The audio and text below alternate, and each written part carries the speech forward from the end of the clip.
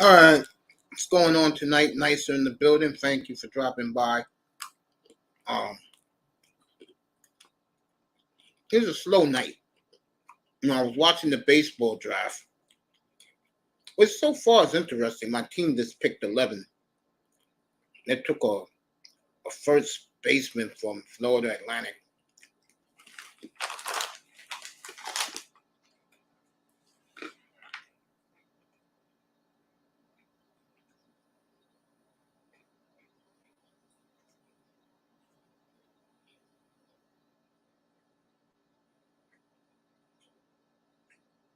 The other side, I'm watching basketball. San Antonio and Portland because Wembayama's playing.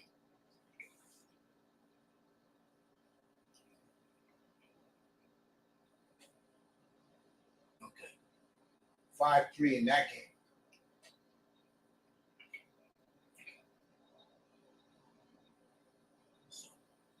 We'll see what happens. I hope everybody had a good day. I know I did. Quiet as hell, but I did. All right, a couple of things I want to talk about tonight. There's no football going on until 2 weeks from Tuesday.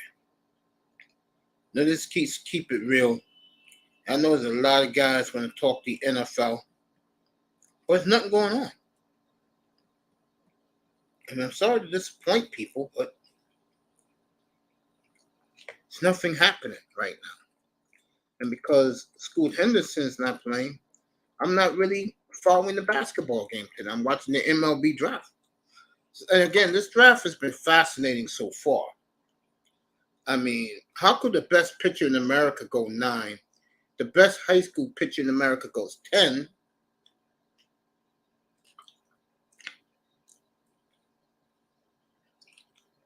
Then this kid from Florida Atlantic goes 11. No, Angels always pick some wild picks. If they hit them, they hit them. You know what I'm saying? So, we'll see. I'll keep you up to date on the baseball draft. I see Popeye's got a new hottie.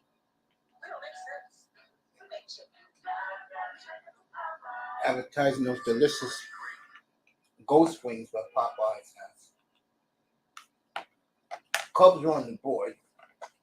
Let's know what they do.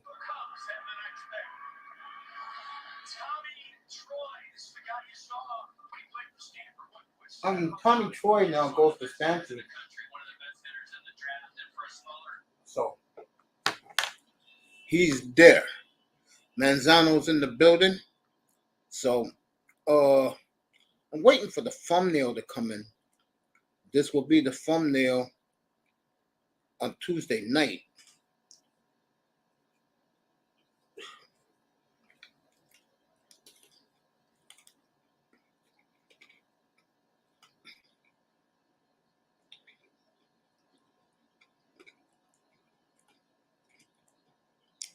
And I'm into this All-Star game Tuesday night.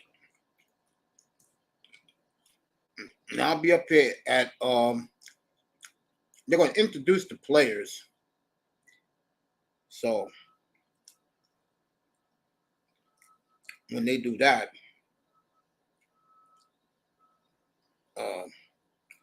then I'll come on the air. Manzano says, Uncle like a bat. Marlins understand that they can't develop hitting, so they're sticking to drafting pitching. Exactly. They sure are. Tony Manzano in the building. Nicer in the building. About to say hello to Nicer. as I'm smiling up here for once. And Tony's right. You stick to what makes you a good team. Look at them now. I told you guys the pitching is going to come through this year. And I said my two surprise teams in the National League was the Diamondbacks and the Marlins.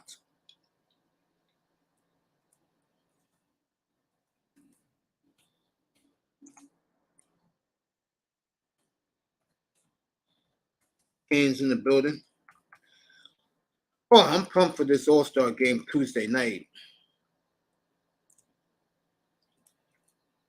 I'm going to go through the roster in a minute for both teams.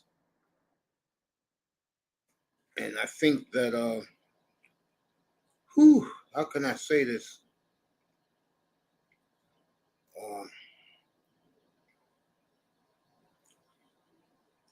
Part of me says this should be electrifying.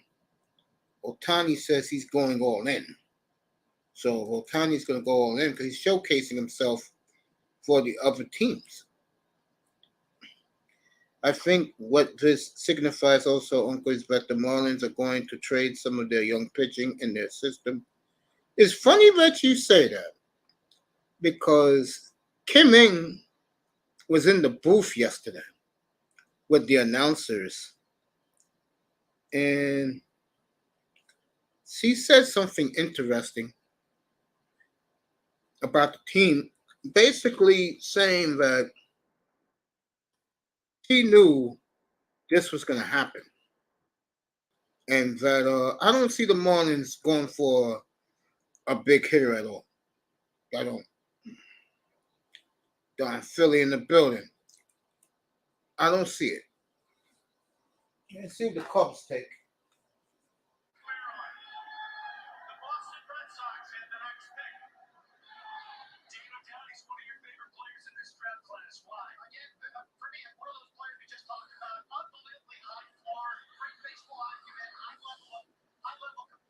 All right, shortstop Matt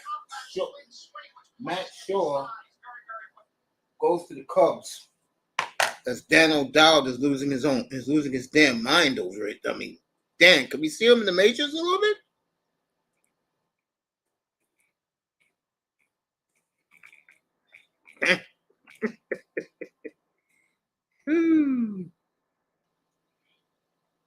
Don Philly in the house.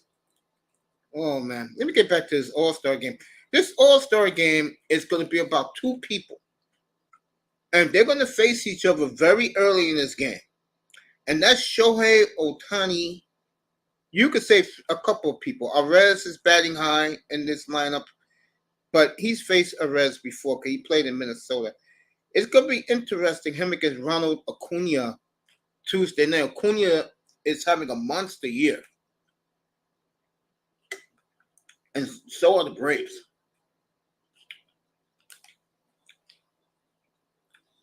This is not a huge prediction, but it makes a lot of sense.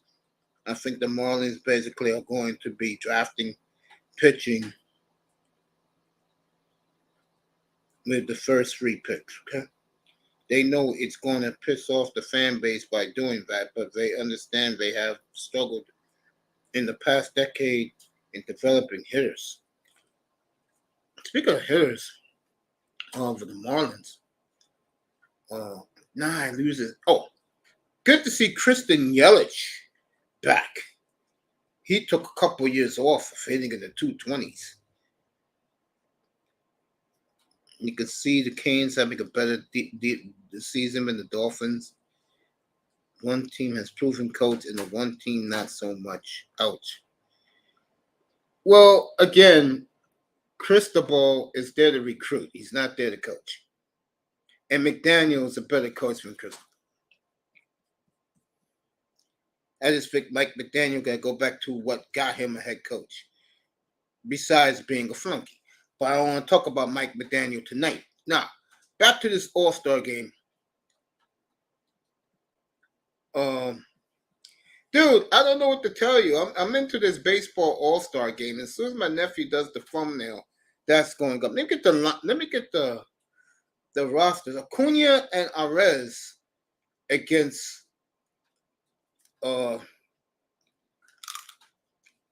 Ohtani Tuesday night.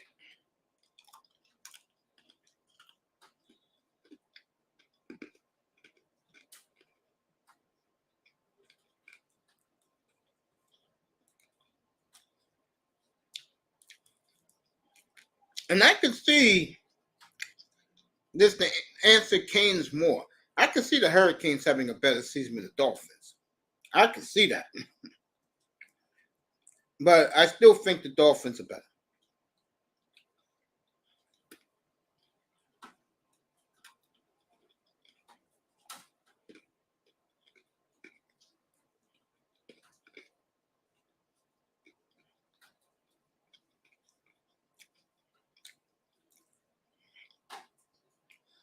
All right, Tennessee is putting on a full court press to get DeAndre Hopkins, which is going to be interesting. Canes have the better offensive line. Yeah, but it's the difference between the ACC, bro, and the AFC East. It's not even close. We'll find out. But back to the baseball. Nothing happening in the NBA, fellas, so you're not missing anything. This is going to be a fun All-Star game.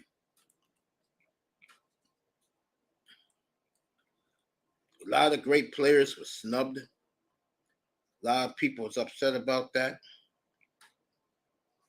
But Rob Manfred's having the time of his life tonight. Rob's doing a good job tonight holding court.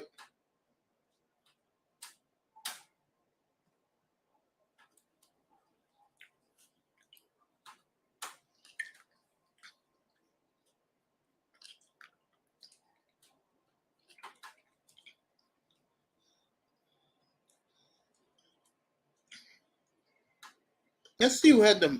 I know the Marlins has Araz as their representative.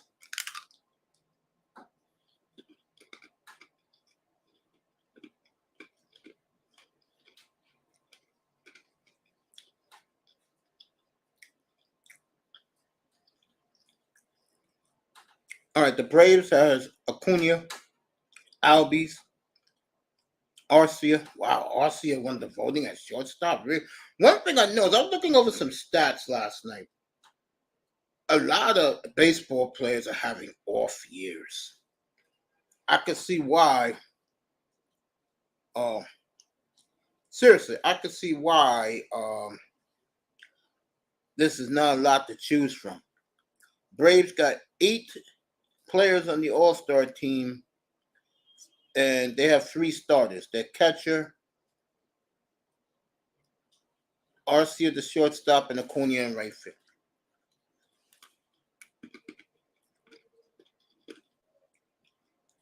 The Rangers got 6.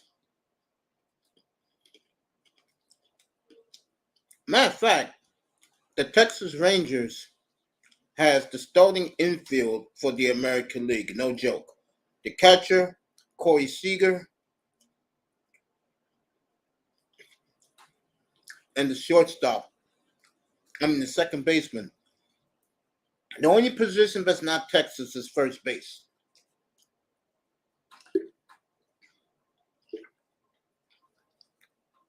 So the whole infield for the American League is from Texas.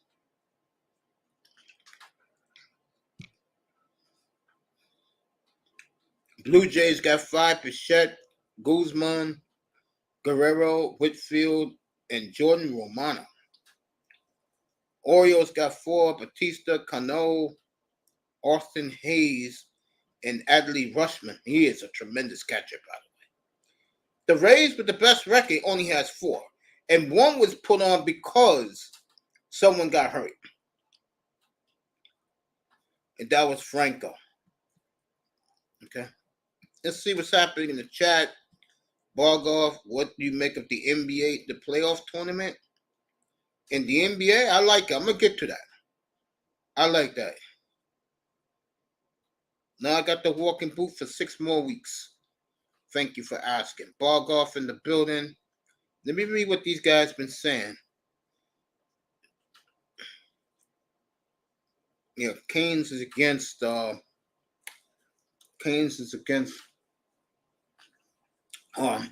Miami's head coach.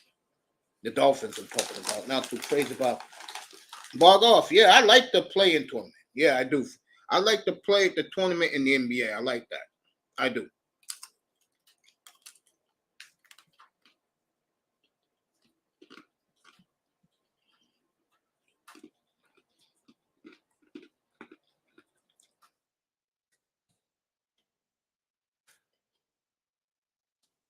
And everybody say a prayer for Jordan. Okay, Jordan Hyman.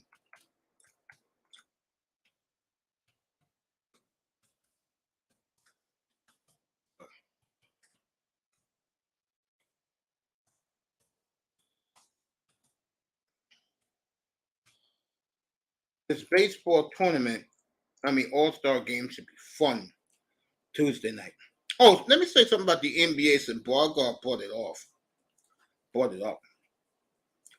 If you didn't notice yesterday, Malika Andrews and Richard Jefferson did the tournament at the in first weekend of December.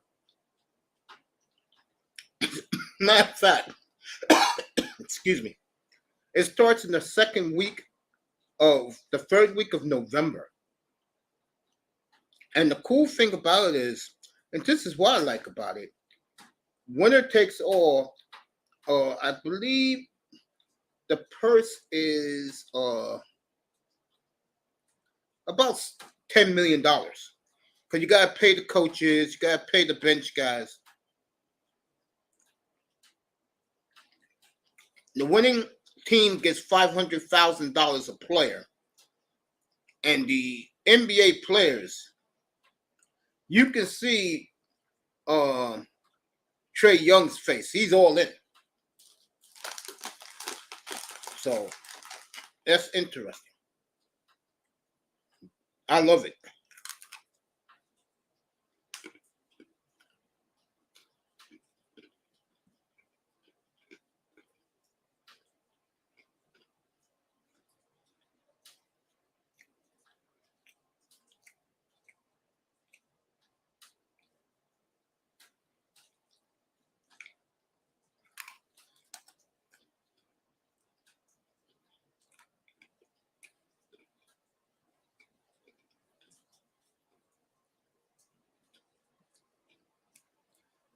All right, Soler and Araz are the two Marlins representatives for the All-Star game.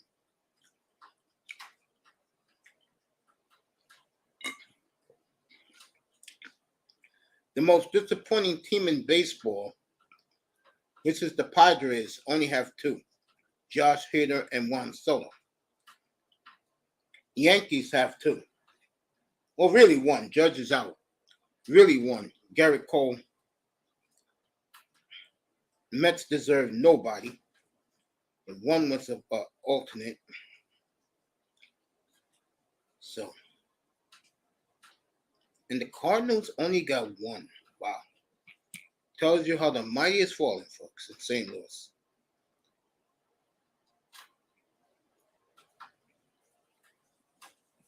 So, I'm going to break down the teams in the NBA.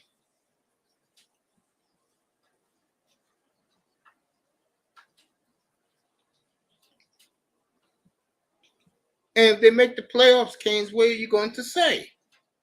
Not a damn word. Let me break down these teams as NBA tournament.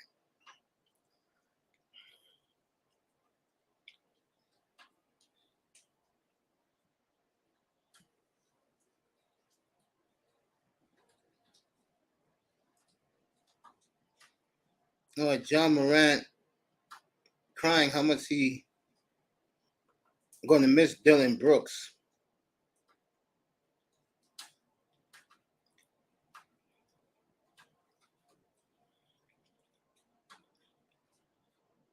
Wow, ESPN ranked the Jets roster the 10th best roster in football.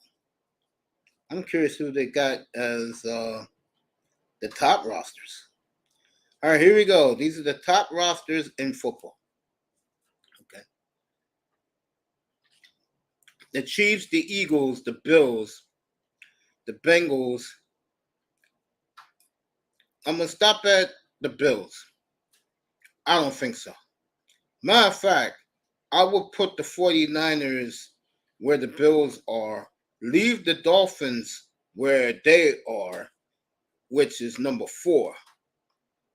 Cleveland's in the top 9, Chargers top 7. All right, let me do this.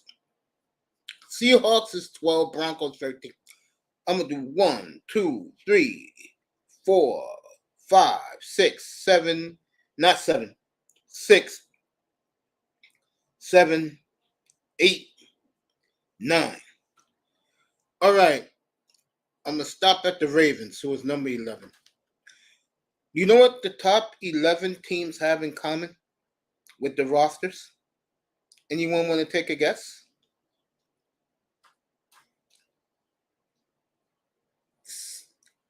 7 of the top 8 quarterbacks are at the top 11. Chiefs 1, Eagles, Bills, Bengals, Cowboys, Chargers, the Browns, the Jets, and the Ravens. The only one that's not up here at the top would be Jacksonville when it comes to top quarterback. Because the 49ers definitely don't have one. And we all know about the Dolphins quarterback. We don't have to get into that. So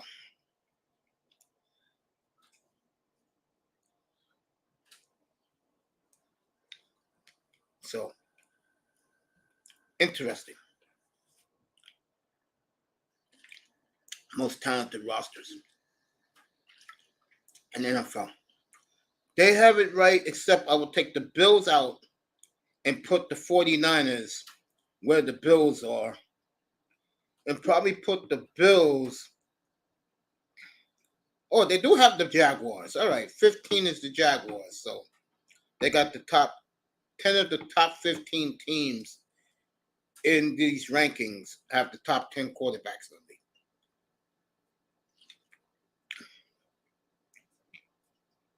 There you go. I will leave Miami at 4. Chiefs. I may leave the Chiefs out. I don't like the defense. And the receivers are, they just got the quarterback. That's it. And he makes up for everything for that team. Well, that's a good list. Just that I will pull out the Bills completely out of the top 10. Because I'm not buying the Bills as a top 10 roster. What's going on in here? What's up, Ed? Thank you for pulling by. Appreciate you, fam. Ed Unchained in the building. Raven Knight in the building. Just popped in. What's up, Raven?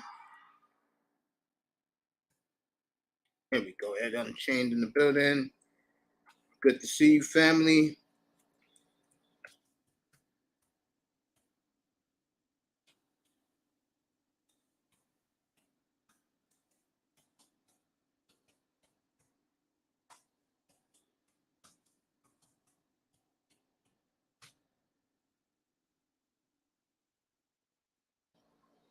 Whew.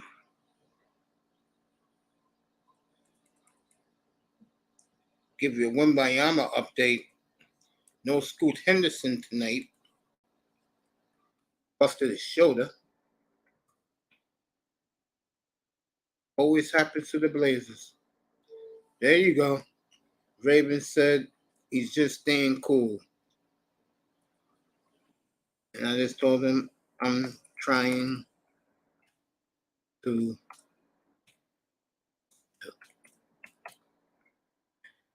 Raven in the building. Good to see all you guys tonight, man. Wow.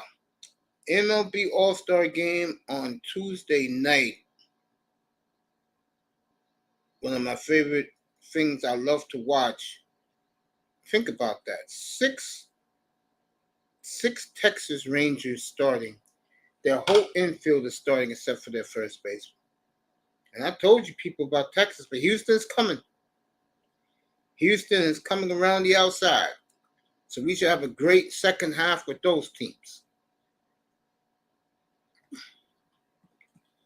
And can the Marlins stay a cool second place in the National League East? That's going to be a question. Because you know how baseball works. Teams get hot in August.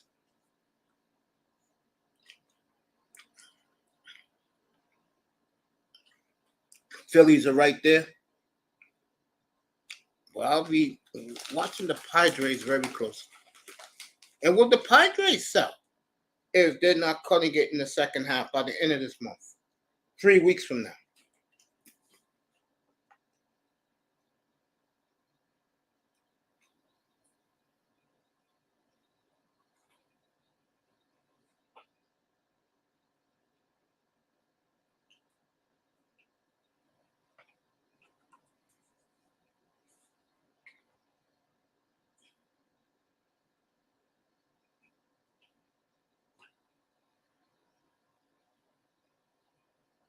Portland up 10.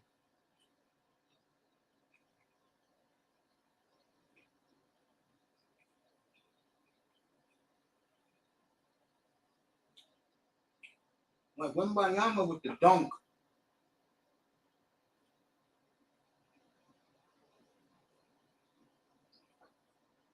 Boy, he can run that floor. All right.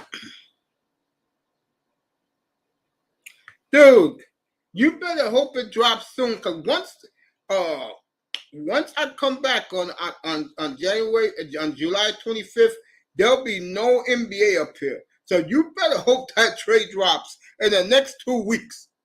Shit.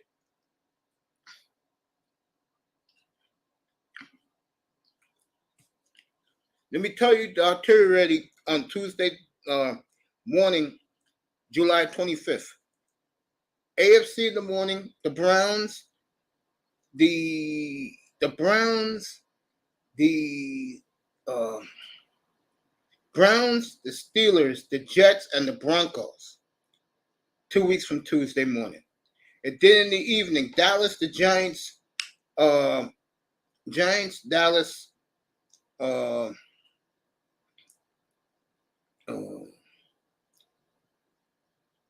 the Bears, and Carolina. I'll be doing those teams on that Tuesday.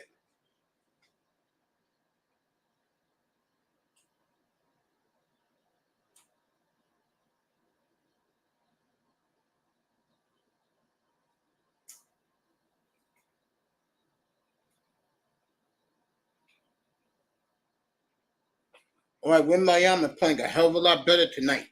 I think on Tuesday night he had the jitters. Let me see something real quick.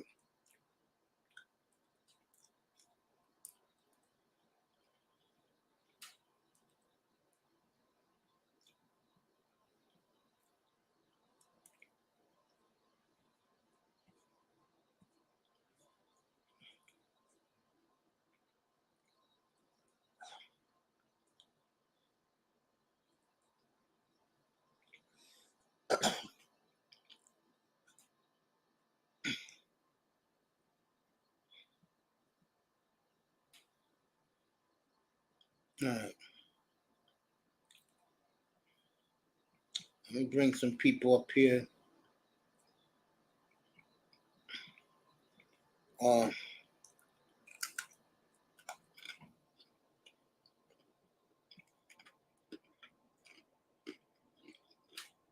What's up, Tack? I'm watching this baseball draft, man. Very interesting so far.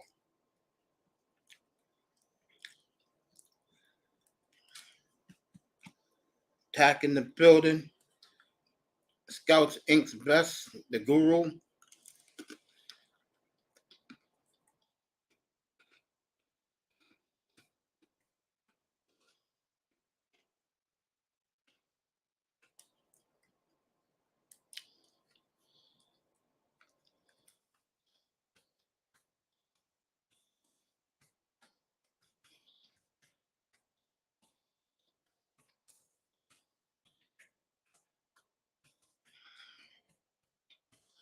Hey, how's that little lefty doing, family?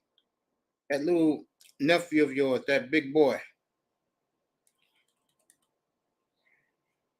How's he doing?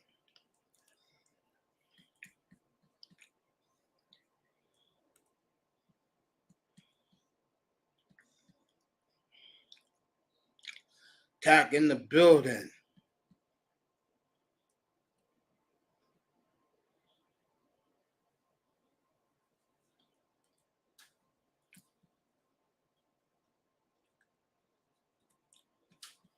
Cannot wait for the morning of the 25th. Got 2 doctor appointments the day before. Basically, the whole summer booked up, so I can do training camp every day for you. I can do that every day for you. 2 a day. Training camp. All right, let's go.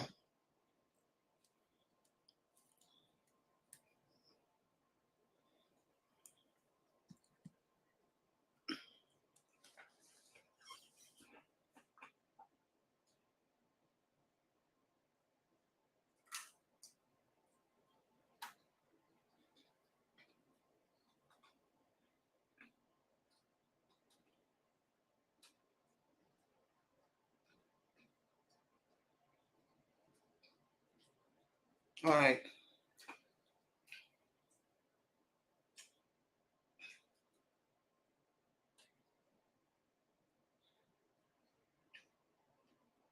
Good job by Wembayama, who did an and one from the outside. And the kid who fouled him, this is why this kid's not going to make the NBA. He's way taller than you. Why are you going to run into him? You know the referee is going to give Wembayama the call. This is why kids like this kid trying to make something of himself, this is why he's not going to make it in the league. A moron say he's way taller than you. Why even foul him? Portland up 15. And Wembayama's on the foul line. Makes both free throws. Boy, that boy got a very, very silky stroke. What's up, Canes? All-Star. What's up, man? No, I'm excited, man. The All-Star game is Tuesday. It's the one event I never did. Damn. I've done everything else. I don't do the Pro Bowl. I don't watch that crap. I got a big issue with some of the guys in the fan base calling Mumbayama a bust off one game. I got a big issue. He just paced himself. He's playing a lot better tonight. Yeah, I don't but pay it's not again. fair to like say he's a bust off one game. That's why I don't pay the Miami fan base no mind. And this is why I'm with EM on this one. And I'll say this much: I think he's gonna have a better career than Tua. You know why? I'm not doing number one tonight, bro. No, I'm saying from a sports fan's perspective, he's gonna have a better career because he has one of the best coaches in the NBA. That's all I'm gonna say. Thank you. I know he is. I'm just not saying nothing. You know. I mean, it doesn't take a dummy to realize that. Sometimes players don't show what they really have until he has his real teammates around him. Yeah, the man is getting his feet wet.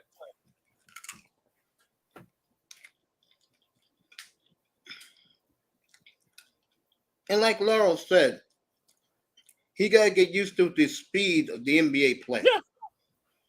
It's different.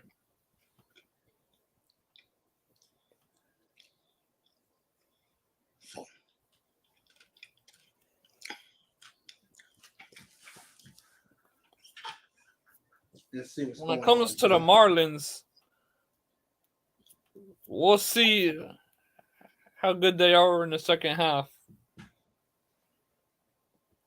Because, like I said, every time I get excited for them, they fizzle out.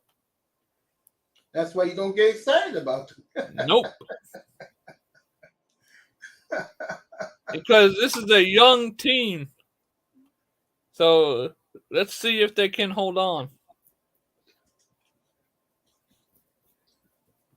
Tell you this much, they got more promise, I'll tell you that. I think getting the best high school pitcher in the draft was a good move for them. Yep. And she was on last night with the Marlin broadcasters during the game. And she basically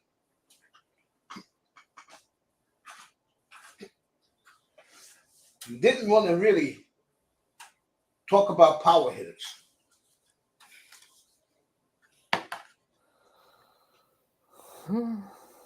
Which tells you, as a fan, they're not going to go out there and get a pricey bat. Yeah, they're gonna do the same old Marlins ways.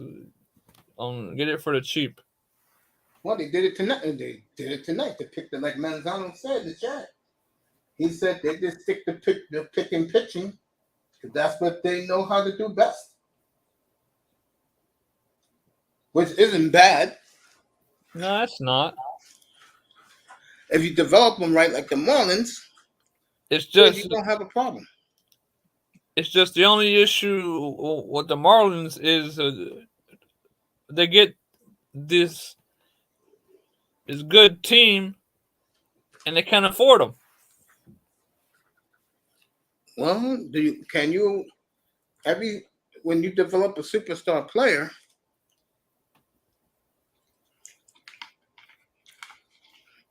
sometimes it doesn't pay. Hey, the Angels going to lose the best player in a long time this winter. Not because they can't afford to pay him, because he wants to win. If I was him, I'd come to the Marlins.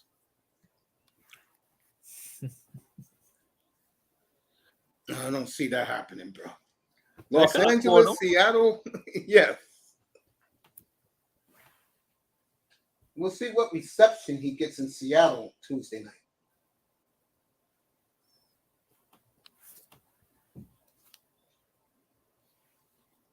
That should be interesting. Now, Tiny jerseys last night at the Dodger game. And Dodgers whipped on the Angels pretty badly. That's one team I don't like, the Dodgers. What I'm better than you at drafting than you are, the Dodgers. I just don't like them, man. It's something about them I don't like.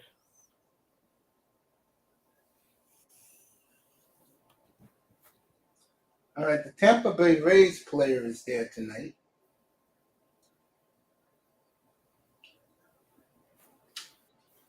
As Toronto's on the clock. Boy, this kid is so happy to be in the major leagues. Well, he hasn't made it, but he was drafted. And for most baseball players, folks, this is as far as they're going to get.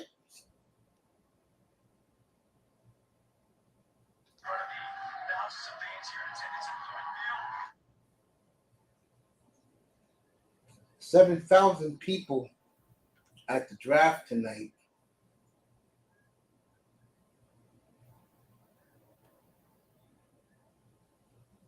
For baseball.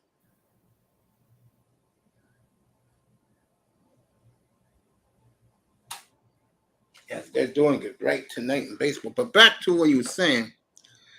Yeah. I'm surprised about I'm always surprised about how teams do things.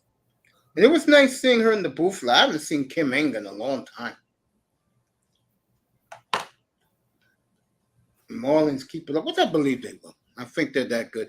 The second to last week in August is going to be tough with the Yankees and Houston coming in back to back. Yankees, no respect for them, so they need sit somewhere. You wouldn't say that if you was here right now, bro. Where I'm at, bro. Puerto Ricans jack you up, bro. Hey, they talk the same shit about the Marlins. Oh, that was 20 years ago. Yankee fans They now still is talk totally shit, different. Mace. Say again? Yankees fans still talk shit. Oh, down there? Yeah. Oh, well, they got all the championships. They got I know all the that's money. right. They can talk all the shit they want to talk. I don't like it even. I live here. That's tough. Yeah, I don't like that they be throwing shit in my face. Yeah, the Marlins are a poverty franchise, just like the Dolphins are. Poverty. And some of the fan base, they can't accept it, but some of us can.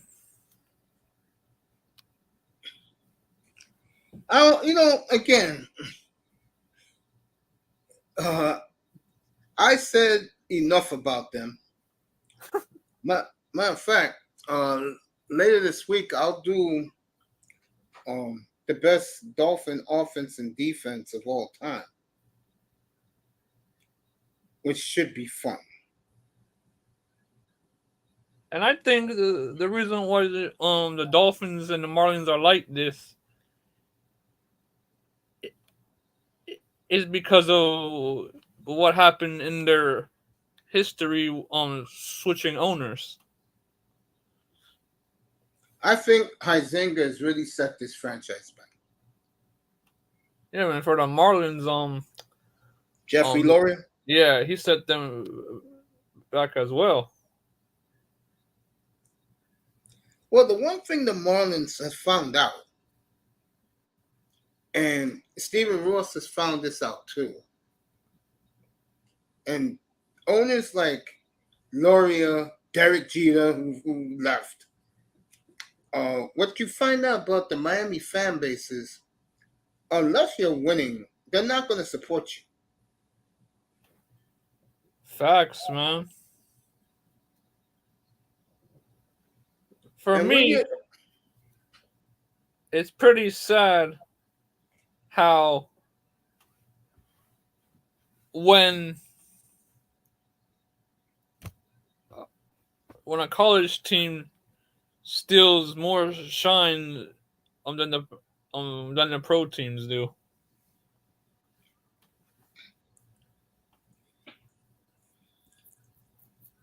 I don't know what to tell you.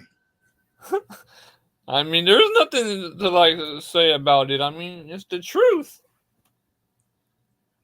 I mean, it's been so bad over the last 20 years? Mm-hmm. And I blame it on the past owners, honestly.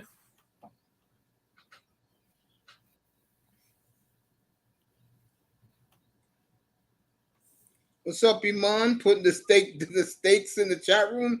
Yo, What's here, up, come Iman? up, bro. Come up here, man. I need a good laugh tonight. Get up here. Yeah, both of the owners, they set the Dolphins and the Marlins back 20 years at least. I'll say it again. Owners are not going to invest money, especially the Marlins, when your fan base is very suspect. Yep, exactly. I mean, the Knicks have been a joke the entire 21st century, but their fans stayed loyal to them. Yeah, they're loyal all the time, even when they're losing. You don't get that in Miami. Shit, even I know that. Miami's more of a bandwagon fan base. Facts. Yeah, and that's why I kill them all the time. I love killing the Miami fans. It's easy, bro. What's up, Giant? Hey, what's happening, Mace? Iman, what's up? What's up? That's Canes, right? What's up, Canes? Yeah, what's up? I'm good, man. That's you need a good good, laugh? man. I'm good. Huh? No, I'm good. Now, Mace say he needs a good laugh. Yeah, with your Giants. Don't worry, we'll be laughing all the way to the bank.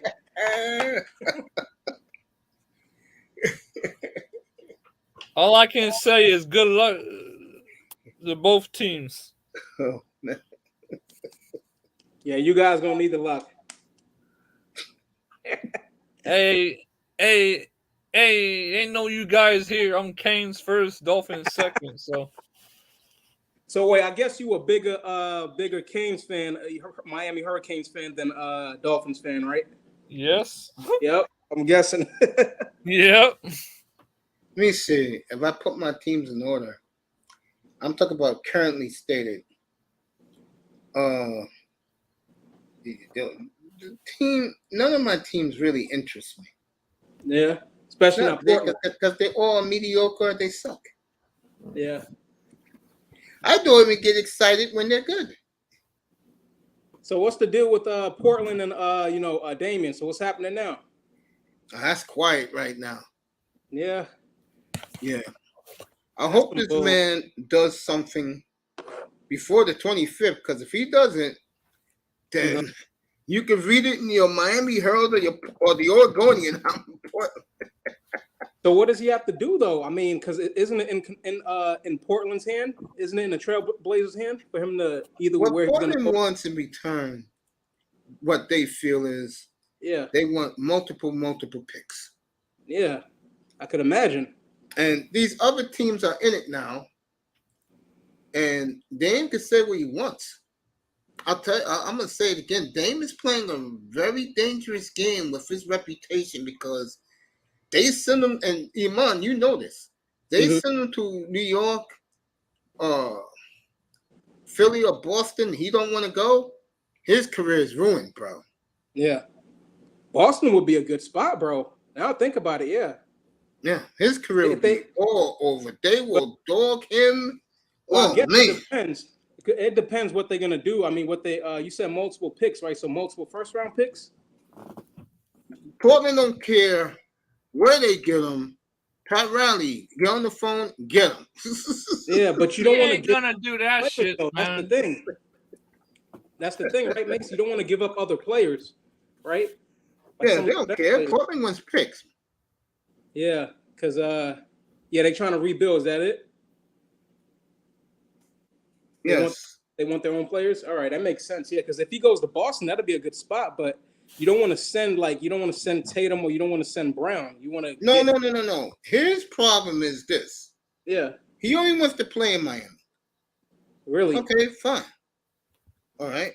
But if he is sent to one of those places, and he says, I'm not reporting, his career is finished, bro. Yeah. Well, and I know Dame, he's going to say, I don't care. This is exactly what he's going to say. He said on JJ Redick, I don't care. The ring culture already considers me a loser. Oh, man. Well, Dame is exactly what he's going to say. He has no leverage, man. He's got to. Exactly. He thinks he has leverage. He don't have leverage. See, LeBron had leverage when he moved around. But he doesn't have leverage, man. Even he thinks he does, but he don't. Yeah, this is why you got to make moves early, man, in your prime. What did I say up here 2 years ago, Iman? Yeah. I said, get the hell out of here now while you're hot. Right. Iman, me and Mace talked about this when the thing happened. I kind of feel bad for I kind of feel bad for Dame in the sense that it feels like even though he gave his life to that franchise, that fan base is already turning on him and stuff like that. Like he didn't take him to multiple playoff appearances without it. Let's be honest, without Dame there, do you really think the Trailblazers would be in the playoffs, Mace? They'd be irrelevant. They're already irrelevant. That's the problem.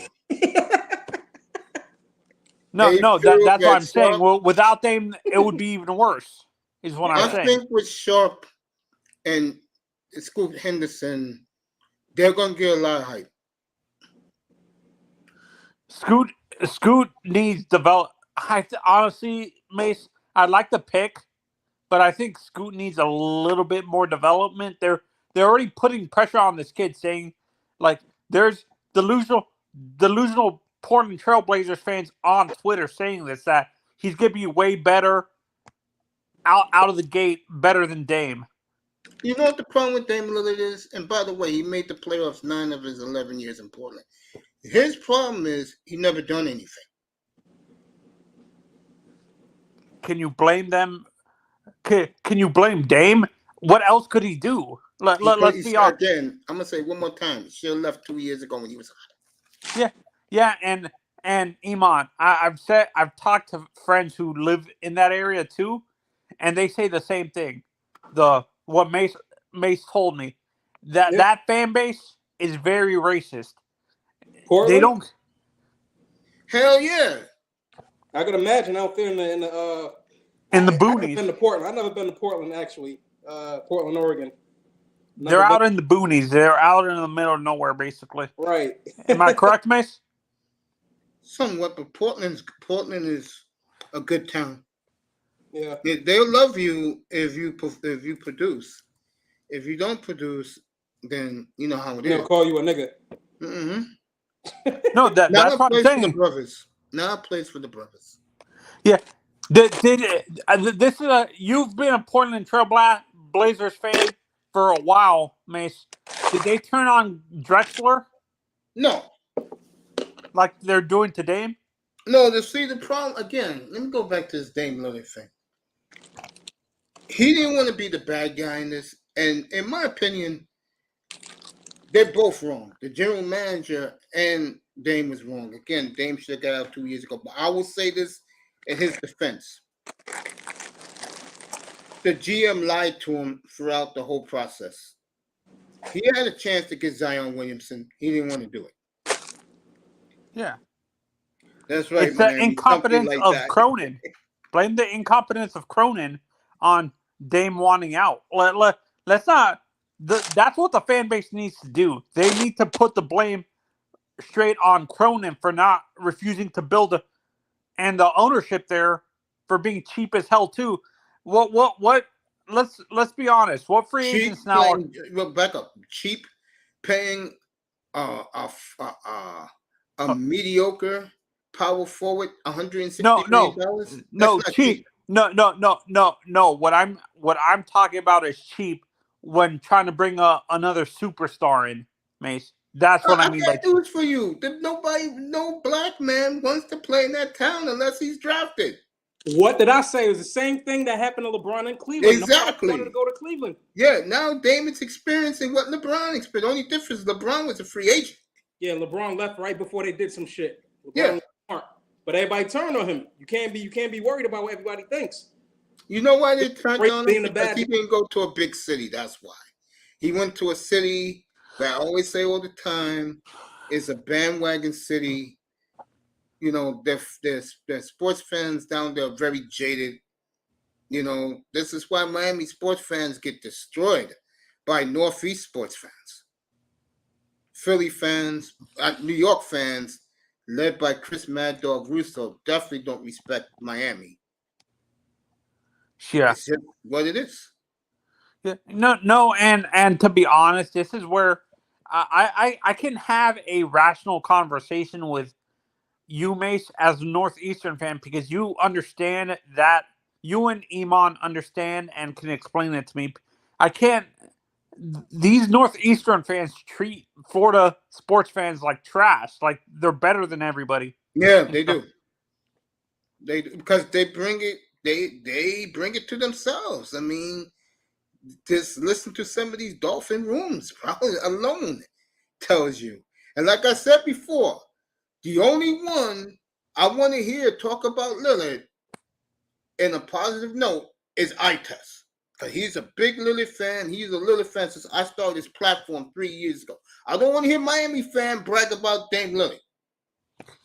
I've actually been a fan of Lillard since high school. Actually, I'm gonna kill Heat fans in here, boy. I tell you, Miami. Who else is on my hit list? Miami, their sports fans on my hit list. Who else Boston? is on my hit list?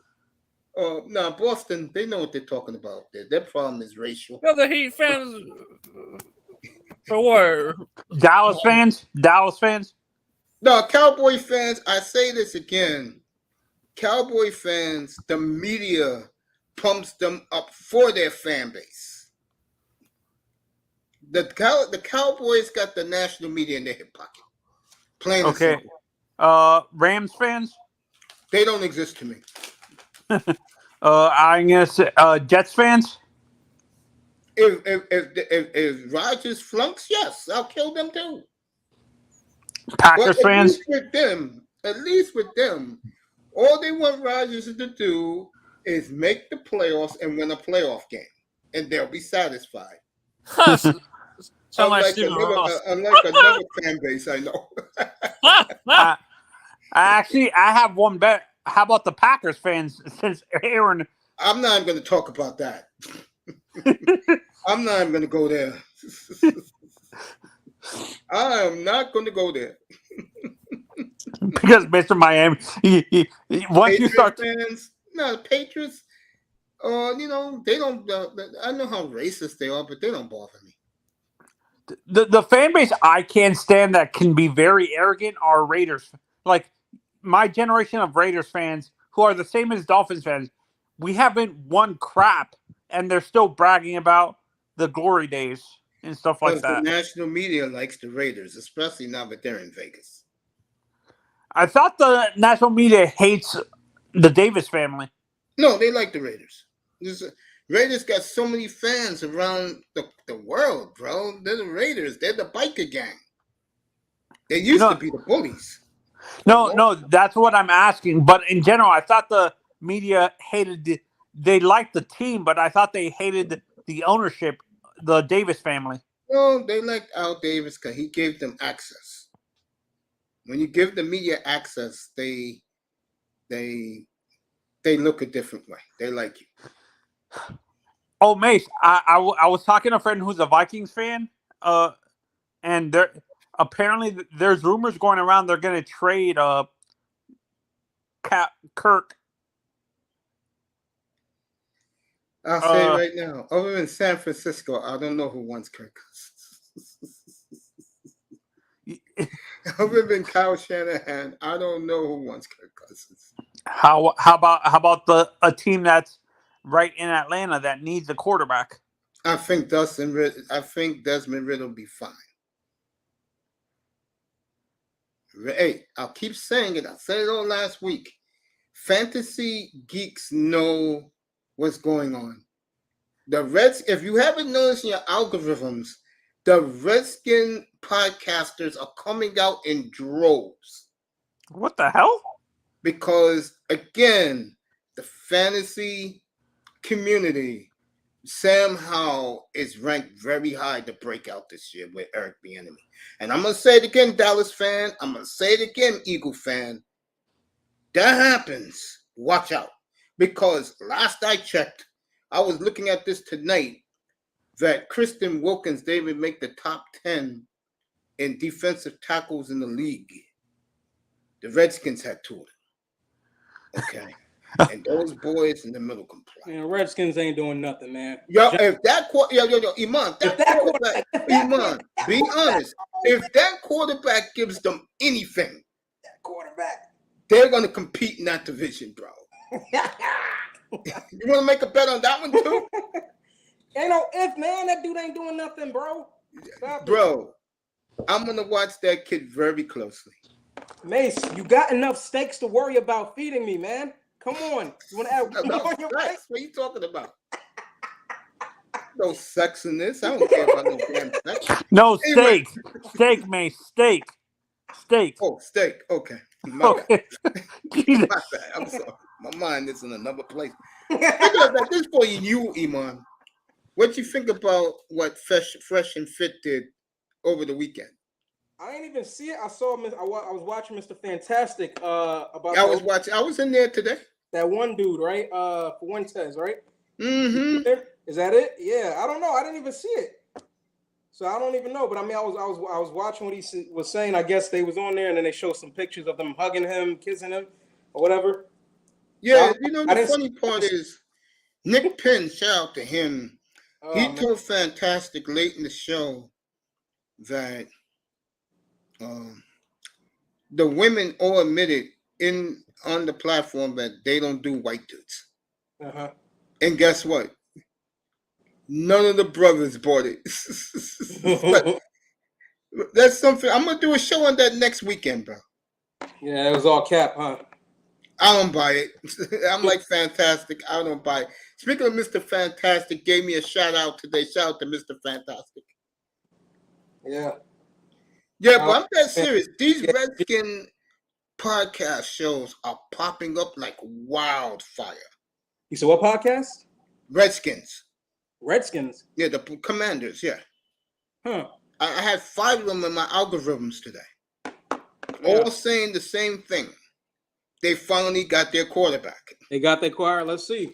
Let's see. That's what I'm saying. I'm curious. I'm really curious about that. All right, the baseball draft, they're up to the Indians pick. And the Indians took a kid from... 5th round pick is their guy. All right, we'll see. They took a catcher from California. So the Indians are coming on now at the right time. So, good for them. Yeah, bro. Let me get back to this. I think in my heart, Dame's going to end up in Miami.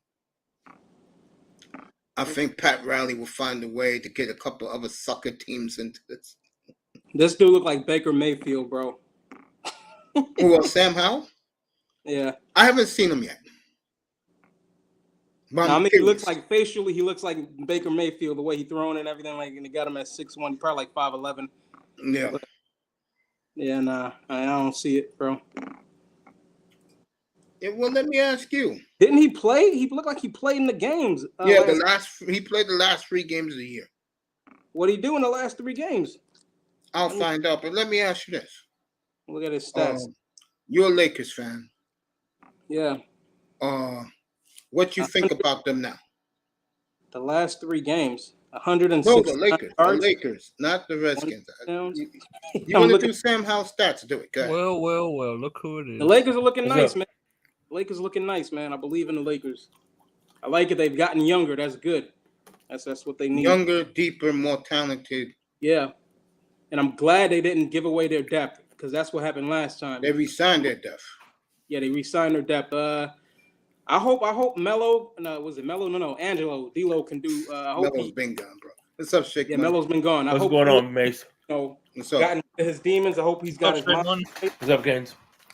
I believe in D'Lo. I think he can get it done. I think it was just that one series. I don't know what it was mentally, but I think he'll have bounce back and have a good season. And I think LeBron will come back stronger than ever. I do too. I think this is his last run.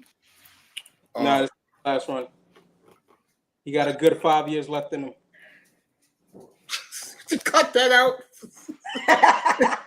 That man could barely run up the court in Game 4 against the. Bro, he had like freaking something in his ankle, man. What is wrong with his foot? Come on, man. Man. You never been 38? Of course. Yes. Nah, I think he'll do good this year, though. I think he'll do good. AD should do good. Please don't get injured. AD, he'll be fine. Yeah, the same guy that cries like a little baby, right?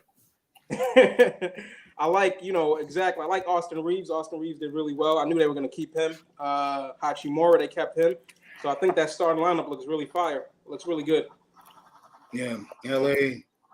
I said it last week. I think it'll be them. They're the big winners of this offseason. Yeah. No question. They're the deepest team in the league now. They went from a team that was old, decrepit, to now a team with a bunch of young guys and just a deep bench. I am still marveled at what they did last week. You know, and then you hear that bandwagon fans across the country. Yo, how come they couldn't get Kyrie? Yo, how come you couldn't get them? That is why I don't like the uneducated NBA fan up here. Yeah. Okay, that's the way I see it. You'll have fun in LA this year, bro. You're gonna have to bet me something else. Yeah. Take money. What's going on? Good. What's up, brother? Let's get that damn steak dinner. Living the dream, baby. How about What's yourself? I'm doing good. Just living the dream, baby. One day at a time. Can't wait for this football season to come around. I cannot wait for the 25th up here. Like I said, in the morning on the 25th, Pittsburgh. I'm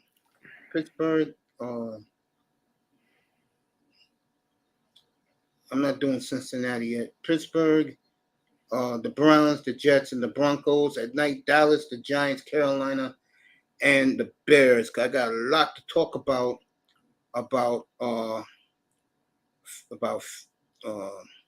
Fields coming up. And I'll be doing some fantasy, of course. Just finished talking about Sam Howell, how the fantasy geeks are crazy about him, and Desmond Ridder. That I will be watching very closely in exhibition what they do. And let me ask you this question, Mace, because I hear Lewis and EM talking, right, about Mbayama, whatever. Of course, EM's on the high end. Lewis is on the low end. So I'm going to come to you because I know you're an impartial viewer. What do you think of him? What can you tell me of Mbayama? What do you think he's going to be? Well, he's playing great tonight. 17 points, 6 to 9 shooting. Yeah.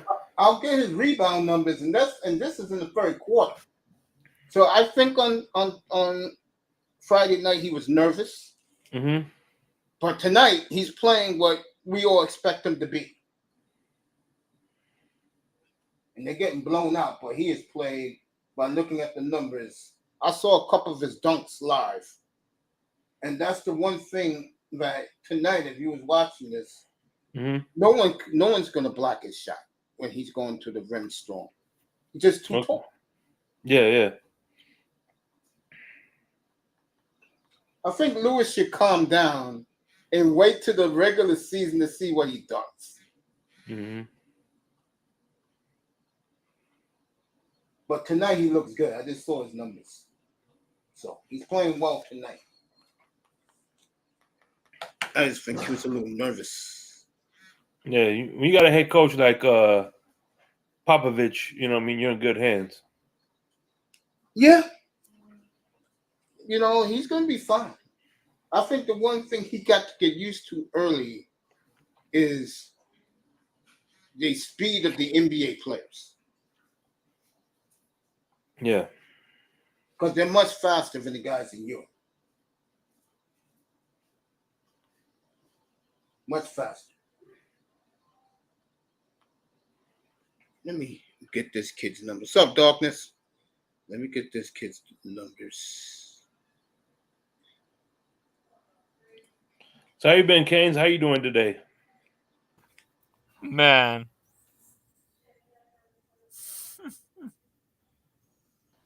That's all I'm going to say. Man.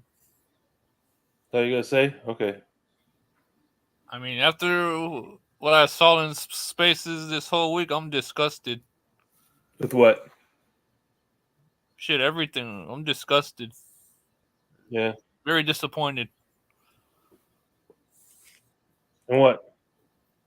How everybody treating each other, man? It needs to stop.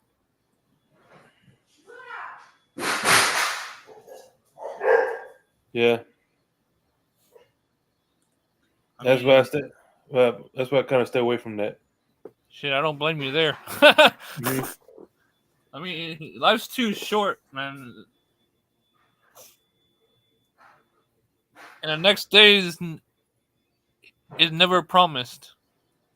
Damn right.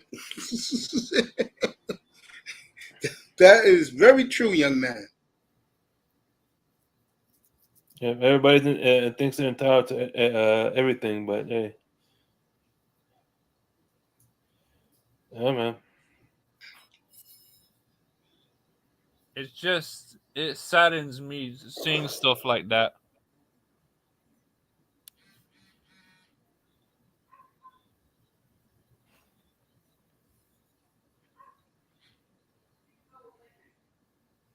Well, I don't take it serious though. You know what I mean?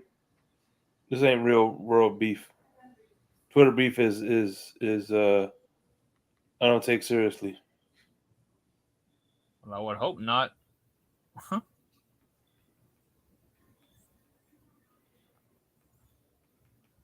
But outside of that, how are you doing? I'm alright. Yeah, man. What about you? I'm wonderful. Always wonderful. That's what's up. Yeah.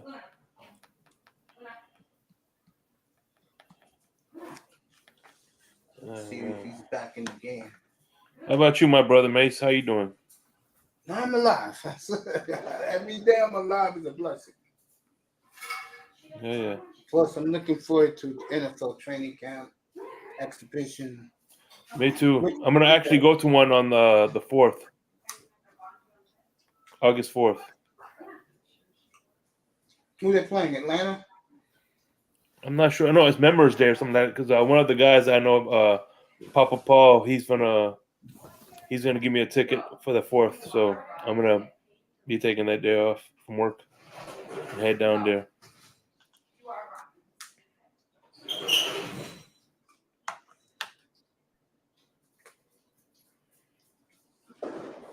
Yeah, it's gonna be nice.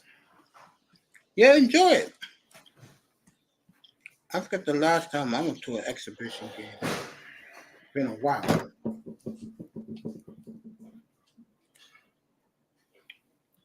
So, oh yeah. Well, let me get back to what I was talking about up here before. I just think right now, when you look at, getting ready for fantasy drafts and stuff like that, it will be interesting that something for the first time at the up-to-date rosters that Jefferson and Chase is 1 and 2. I don't have an argument with that. When you start putting damaged goods running backs like McCaffrey, Taylor, who's the other one? Saquon Barkley. I just scratch my head. Because I don't like injured players. I just don't. With a long history of injuries, right? Yeah, there's guys who get hurt all the time. I don't like those type of players. I never did. I mean, when I did my football draft 2 years ago, I'm thinking about the NFL draft when I was up here. I basically lost my mind when the Dolphins took Jalen Waddle. I'm like, what the hell are you doing? Miami knows, he's in the chat. Darkness was in there that night. I was like, I don't like injured players. Now, I'm going to say this. For the people like me who wanted Micah Parsons or the offensive lineman at 6, the kid from Oregon, Micah Parsons, unless injury happens and he's playing on the right team, and in my opinion, he is clearly the best player in that 2021 draft. You look at everything this kid has done for the Cowboys, bro. He is the Cowboys now.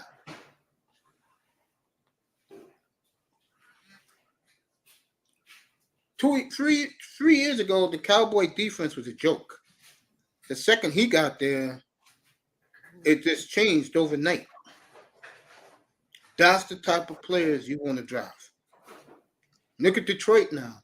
That kid who came out of Oregon. Look at the offensive line for the Lions now. Solid as a rock. Now, in Waddle's defense, and I'll be the first to give Waddle all the praise, he has come through big in Miami. I cannot deny that. He has come through for the Dolphins. Just like his teammate who went to the Eagles, he's come on for the Eagles now. Yeah, hell of a year last year. The kid who went to Alabama for the Eagles. He played good last year. Mm-hmm. So those two guys, for their respected franchises, really paying. Phillips is a whole different world. You know, Phillips, I saw his physique a couple of weeks ago. I said, God damn. And I do agree with a lot of people. He should get 13 to 15 sacks this year.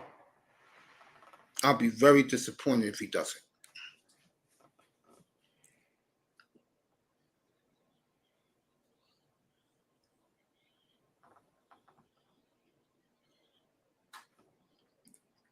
You know, Waddle, you know, he's come through. You know, I expect him to have another big year this year. Mm-hmm. You know, yeah, Waddle came through for them. Yeah, back-to-back 1,000-yard seasons. Yeah, I mean, there's nothing I can say. I like Waddle once he did his first year. You know, and then last year, they was throwing the ball to either him or Tyreek all the time. But I think he'll play well this year, definitely. He's just getting better and better. But we'll see. I mean, that's why they play 17 games. What's up, 305? What's up, everybody? How y'all doing? Hey, stranger. What's going on, brother? What's up, everybody? How y'all doing? Good, man. Good. I was thinking about you last night. Just sitting back chilling. There you go. 305. You want me to rip the New England fans, bro? You want me to do that up here? Get them. Okay, I'll get them for you. I promise you that. Get them. I'll get them for you. 305 hates the Patriots. God damn it. Hell yeah. Can't stand them. Can't stand them. Oh, man. Never liked them. Get ready for this All-Star game Tuesday night. How was your vacation in Miami? It was pretty good, but it was time to come on back home. Where'd you go? That's good. To Alabama. Oh, that's what's up. It was time to come on back home because relatives got into it. It was 4th of July. Time to go.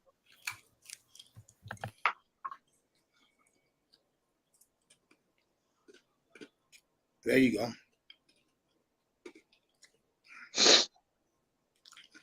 Get ready for Tuesday. The All-Star game from Seattle. Be my first time I'm doing the All-Star game up here. I don't know. Something tells me it's going to be good. But 6 starting Texas Rangers, they deserve that. I told everybody when they hired Bochy, I said, watch Texas. But Houston's coming on, though. Houston rolling. Astros are coming on in the American League West. So are the Indians at the right time. Indians are coming on right now. And the Marlins. Well, the Marlins is, like I said, they've been good all year long. I mean, it doesn't surprise me. You know, she's a terrific, just listening to her yesterday in the booth, it's going to be between her and the Arizona guy. If Arizona doesn't fall off, it's gonna be. I think England's gonna get it though because she's been around so long, and just listening to her yesterday was refreshing. I mean, people can say what they want about Derek Jeter, but like I said, Jeter's not a fool, and he left that team in good hands. And what they do tonight with the 10th pick of the draft, how the best high school pitcher in the nation drops to 10 is beyond me.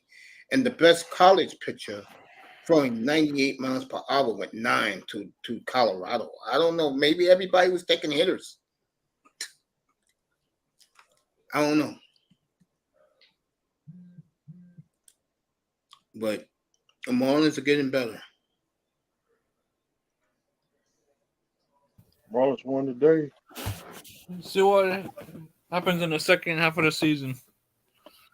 Marlins won today, 305? Yeah. Okay. Reset. See what happens in the second half of the season with them boys.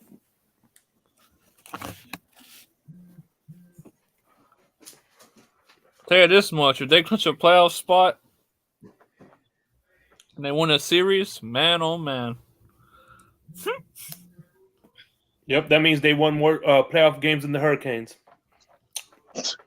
This guy right here, boy, I tell you, never a dull moment. You could say they won. You could say they won more playoff games than the Dolphins this century. Mm-hmm. Damn, shots be taken. Dang. Shots. Just tell the truth. Well, they've been won more playoff games than the Marlins. Oh, goddamn, they won a World Series this century. Yeah. 2003 against the Yankees.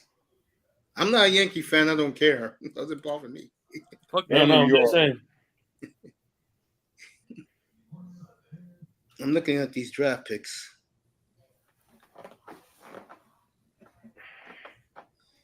God damn, everybody took a damn outfielder.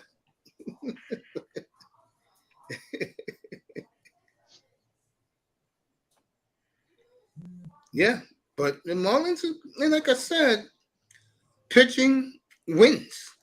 Like the commentator said tonight when they took the 10th pick of the draft.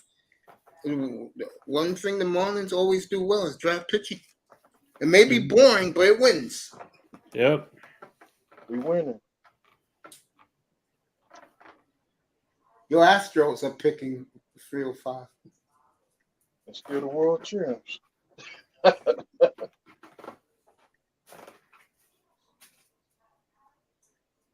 Yeah, the Marlins, I give them more the praise. I'm not surprised they're this good.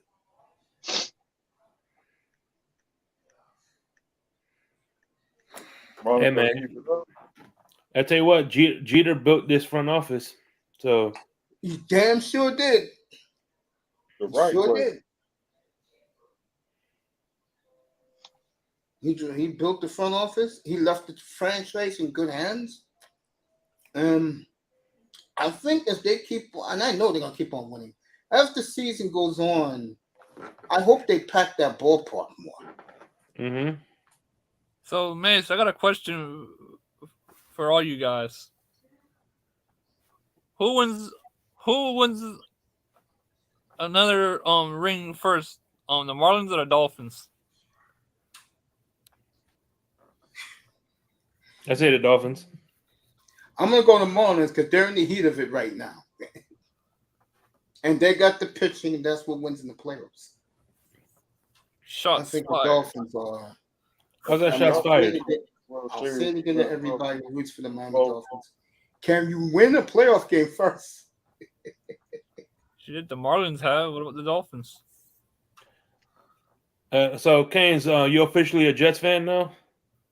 Don't you ever put that damn ring on my fucking name. Quit fucking bashing the goddamn motherfucking Dolphins. God damn, boy, that's all you fucking do, bro. I'm a fan of them. That's what fans do. I have a question for you. Hold up. That's all you do is shit on the team, bro. Shake, hold on. I'm a Dolphins fan too. No, calm down. Then they deserve the last 23 years in this entire century ineptitude. You don't think they deserve to be bashed?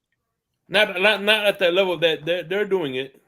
God damn, every fucking 5 minutes. They gotta win something. Okay, Yeah, then what about something? Then how about them sorry ass Canes? When was the last time they won something? I'm Yeah, the but same see, way here's with the Yeah, Canes, exactly. Yeah, trust the Canes I got process. you. Yeah, but we see progress bro. I'm the with the same way. Hurricanes Yeah. with recruiting. No, you're not. Yes, we I do am. see recruiting progress. Yes, we do. Oh yeah, and what about this roster? It is in progress. It's getting better. Okay, then. So what else are we gonna I'm do? the same way with the Dolphins as I am the Canes. You can ask. No, me. you're not. Yes, I am. Bullshit. You think I do it? I can't look. All I Again, know about the is Dolphins, all I know is Canes. You should be what you call it fertilizing that lawn of yours with all that bullshit you're spewing right now. all I know is It's this. not bullshit. It's the truth. No, yeah, hold on for a second. What you say? If What you you think say? the Dolphins don't deserve to be blasted Uh-huh. with all the ineptitude, I don't know what to tell you. Hey, I really don't know what to tell you, bro. And I still 305. You there?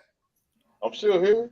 Do you still see in your mind the vision of Lamar Smith in that playoff game against the Colts in 2000, carrying the Dolphins to a victory in overtime? Yeah. There you go. I got that game on video. There you go. Receipts. One of the most heroic efforts in the history of the NFL, Lamar Smith that day. He was a true warrior that day. Carried that team because Dave Feeler wasn't shit.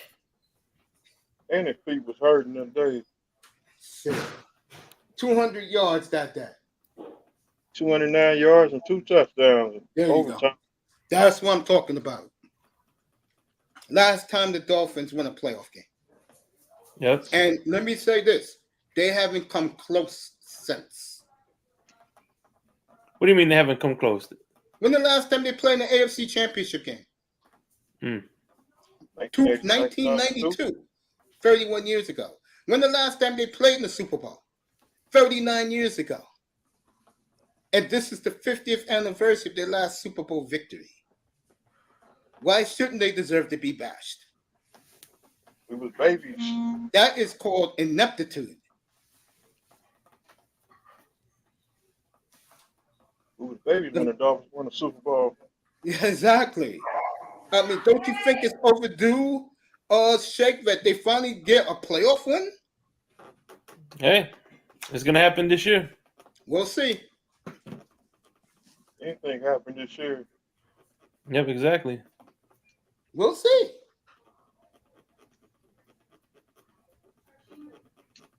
We'll see. And if they don't, I don't want to hear from none of you guys, bro.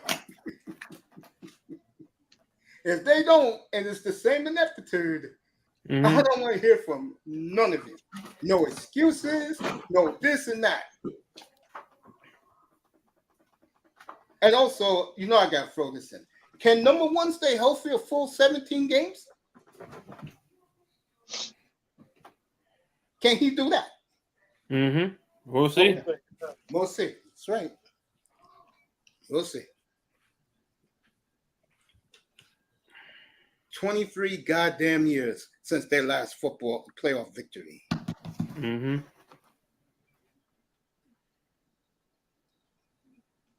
Let's see him do it. That's all I'm saying about them. I'm leaving it alone. Like I said, they'll win the division, and after that, I don't know what they're going to do. Trying to get home field. Yeah, that's true. It don't matter though. You know, I've seen teams win it in on the road. A lot of teams win it as wild cards on the road. So, like Tampa Bay. Tampa Bay, New York, Pittsburgh. Yeah. When Pittsburgh won in Denver in the AFC Championship. Again, let's see what happens. Oh, Green Bay gonna get back up in there. Let's see what happens. That's all I'm saying about Miami. Check money, man. You know it's all love, bro. Nothing more, nothing less. That's all I'm saying. I mean, I can go back and forth with you every day, and it's all love, man. You know this. I know. That's why I don't have to say anything about it because I know. It's the passion, man. Yeah, for sure. I don't take nothing personal. Shit, I don't either. I'm not saying nothing personal. I'm just stating facts. No, I was talking to Kane. I was talking to Canes, bro. Okay. You don't have to get an attitude with me, bro. I didn't. How did I get an attitude with you? I'm just saying.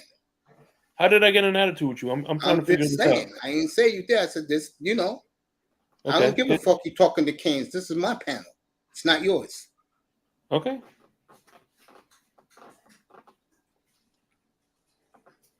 This damn football team gets on my nerves. I'm telling you. 305. I'm still here. I'm just seeing it in my mind right now, bro. God damn. It's been too goddamn long for this franchise, bro.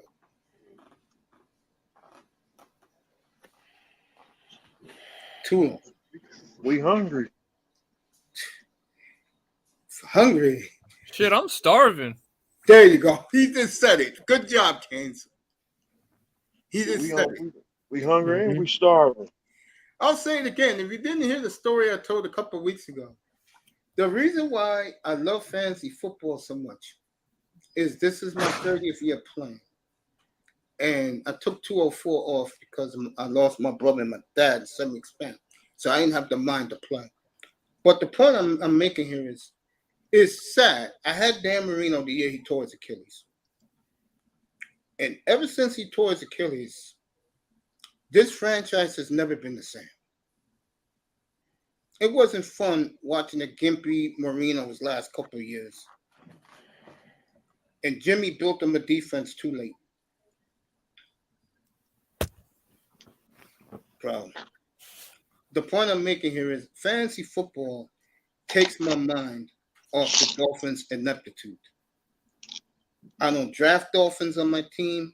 Ever since I had Marino, I have not drafted, and he got hurt that year. I never drafted a Dolphin offensive player again.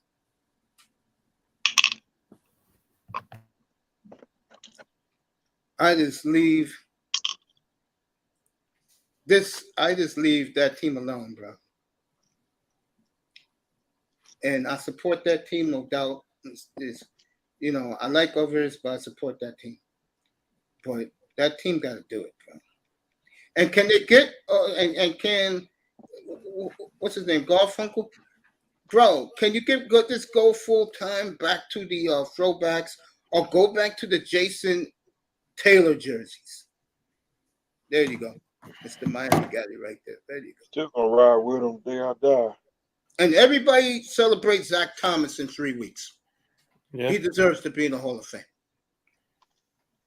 Hall of Fame game. Yeah, deserves to be in the Hall of Fame. Overdue, by the way. Zach Thomas should have been in the Hall of Fame. Let's see. He retired in 2009. He should have been in the Hall of Fame 8 years ago.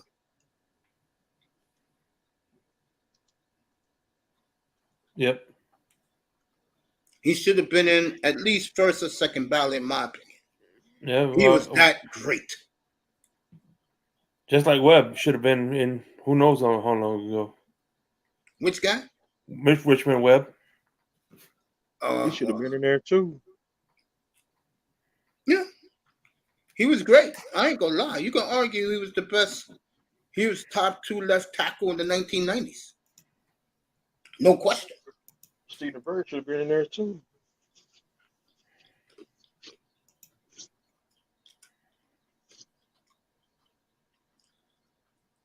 Yeah, I agree with that.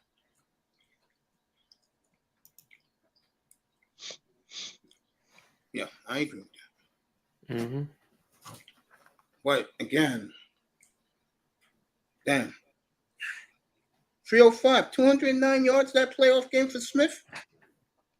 Yeah. And 2 touchdowns. Jesus. It was hot that day too. Hell yeah. I know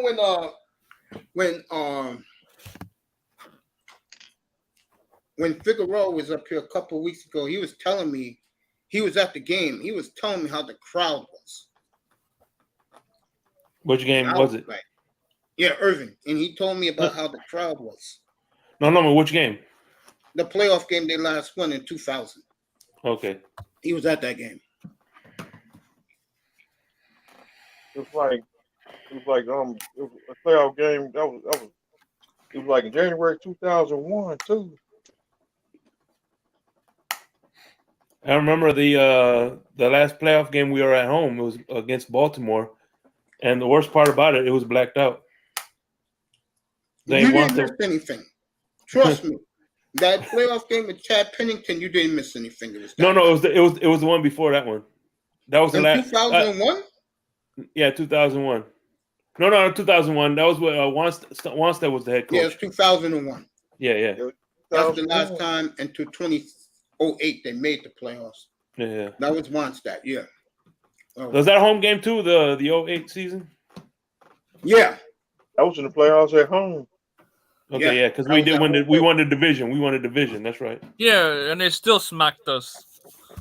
Baltimore got us. I'll tell you right now, that is one team I don't like. Yeah, me too.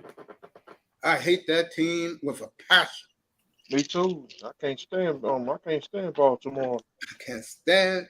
And another sad thing is, they got great fans. They really do.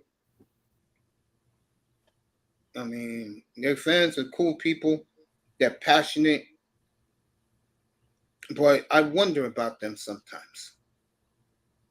And I'll talk about that as the exhibition and training camp goes on when I do the Ravens about their fans. Mixed reaction when they re-sign Lamar. Interesting. Well, we got him back on. We got him back last year. We sure did. In dramatic fashion, too.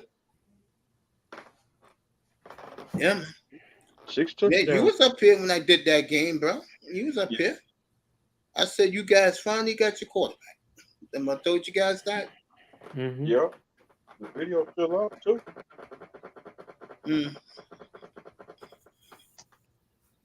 Yeah, man.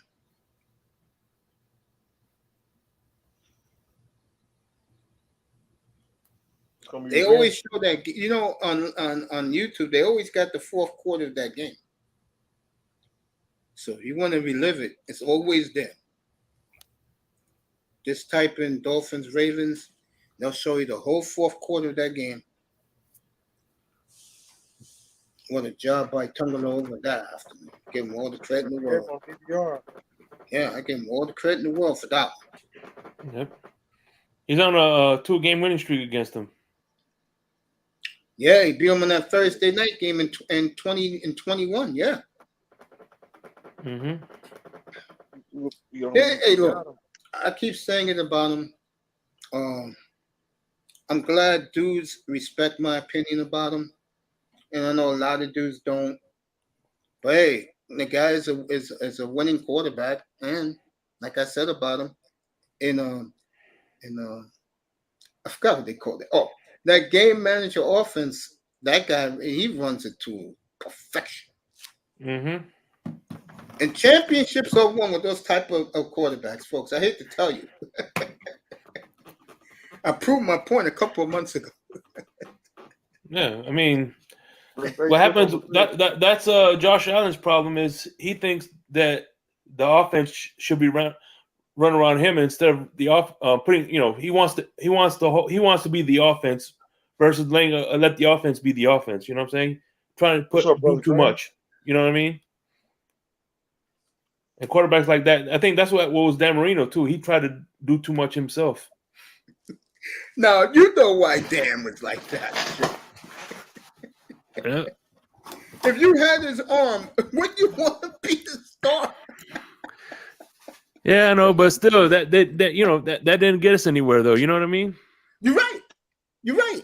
And you know, I think that's the problem. And me and Ian talk about this a lot. Me and other Dolphin people talk about this a lot. Dolphin fan, a lot of them, they care too much about the quarterback. Yo, come on up, bro. They care too much about the quarterback. And that's why we got ourselves a lesson. A lot of them believe that as long as they have a good quarterback, as long as the quarterback's good and putting up numbers, they're happy. And I think that's a major problem with this fan base. I mean, if Tua's run 40 a year, and and they're 8-9, 9-8, I would be very annoyed. Not at him; he's doing his job. I'd be annoyed at the front office. Mm-hmm. And there's a lot of Dolphin fans who are that way. Unfortunately, because Marino spoiled them all these years.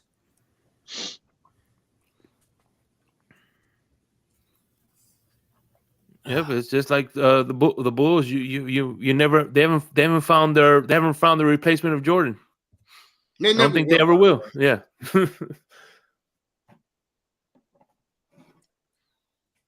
You know. That is facts. That is facts. And the young Bull fan, they're tired of hearing about Jordan all the time. And then there's other young Bull fans that relish that Michael Jordan is the greatest player ever. All right, Auntie, be up in a minute. What game are you looking forward to seeing the most over this year, Mace? Me? Mm-hmm. Deshaun Watson. The Houston game?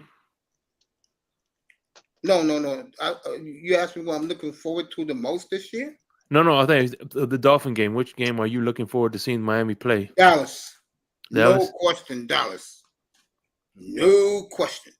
What about the Giants? You got to, because I know you. Oh yeah, of course. Me and Iman got a personal bet. Yeah. You know I want that. Yeah. Miami and Shake, because Canes is very shaky about this game. Mm-hmm. Over under, we beat them by 20 points. Which one? The Giants? Yes. I'm gonna see if I can be at that game. I want to try to be at that game. I am so goddamn confident we're gonna win that game. Beat them in a shutout. Yeah, because the Daniel Jones. Don't get me started, Shake. Don't get me started, bro. Daniel Jones, Saquon probably be injured at that game. Who are the offensive weapons? Who gonna be the offensive weapons? Bro, they can talk all the shit in the world about that defense they got, okay?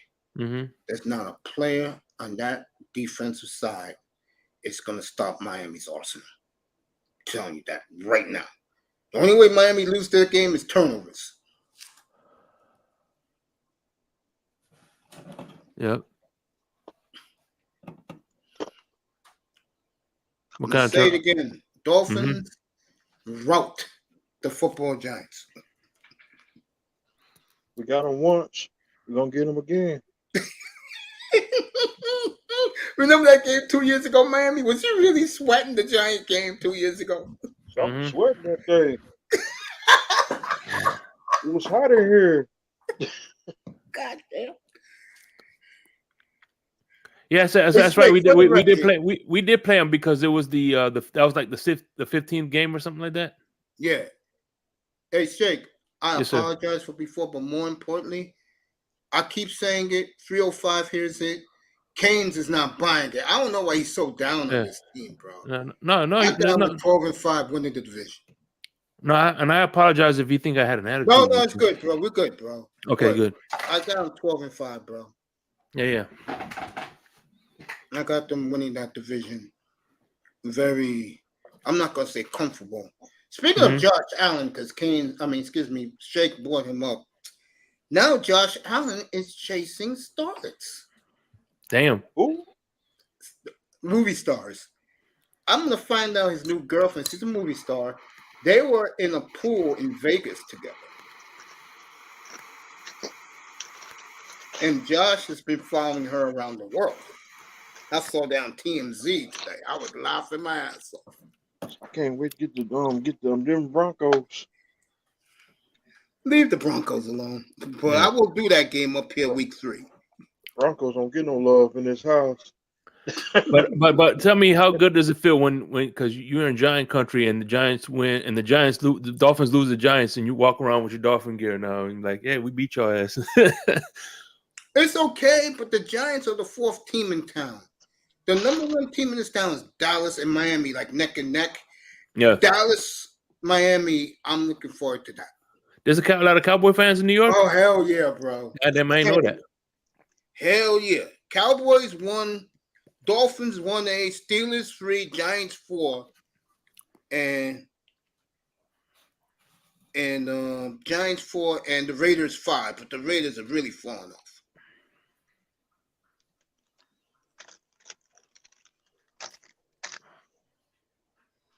Raiders have fallen off the face of the earth. Well, I add them to the list too. Mr. Miami, you drinking some Hennessy today? I'm gonna drink some tonight. All right, TMZ. I'm reading the story right now. His new girlfriend name is Haley Steinfeld. Who? Haley Steinfeld. Oh yeah. Who? Josh Allen? Yeah. I thought he was married. Hey, that's good news for the AFC East. Buffalo sinks lower. Can you chasing those starlets around, bro? And you lose focus. Oh yeah. Hell yeah! I got Buffalo right now, third. Actually, the only one there's only one player that I know who chased could chase Charlottes and still focus. And that was Mr. Jeter. Jimmy G's not bad, even though he chases porn stars. Yeah. Him too.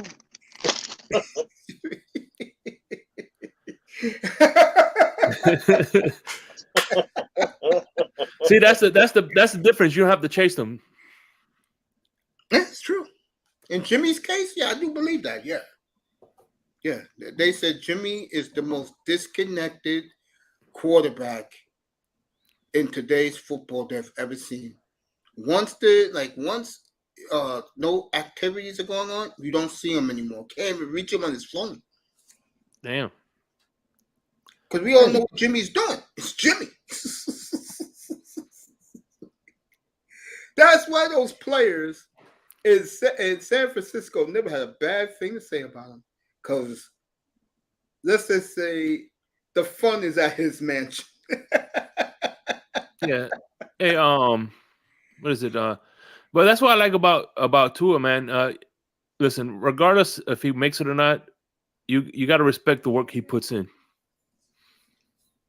He's been putting in lately, you know what I'm saying? Especially how he meets with the this offseason. He's been meeting with his wide receivers and doing work off the field, you know. I'll give him credit for this. He got bigger. Yeah. He got stronger. Which is, his neck got thicker, so he doesn't have to worry about his head bouncing on the ground either. That's good for him, really. That's good for him.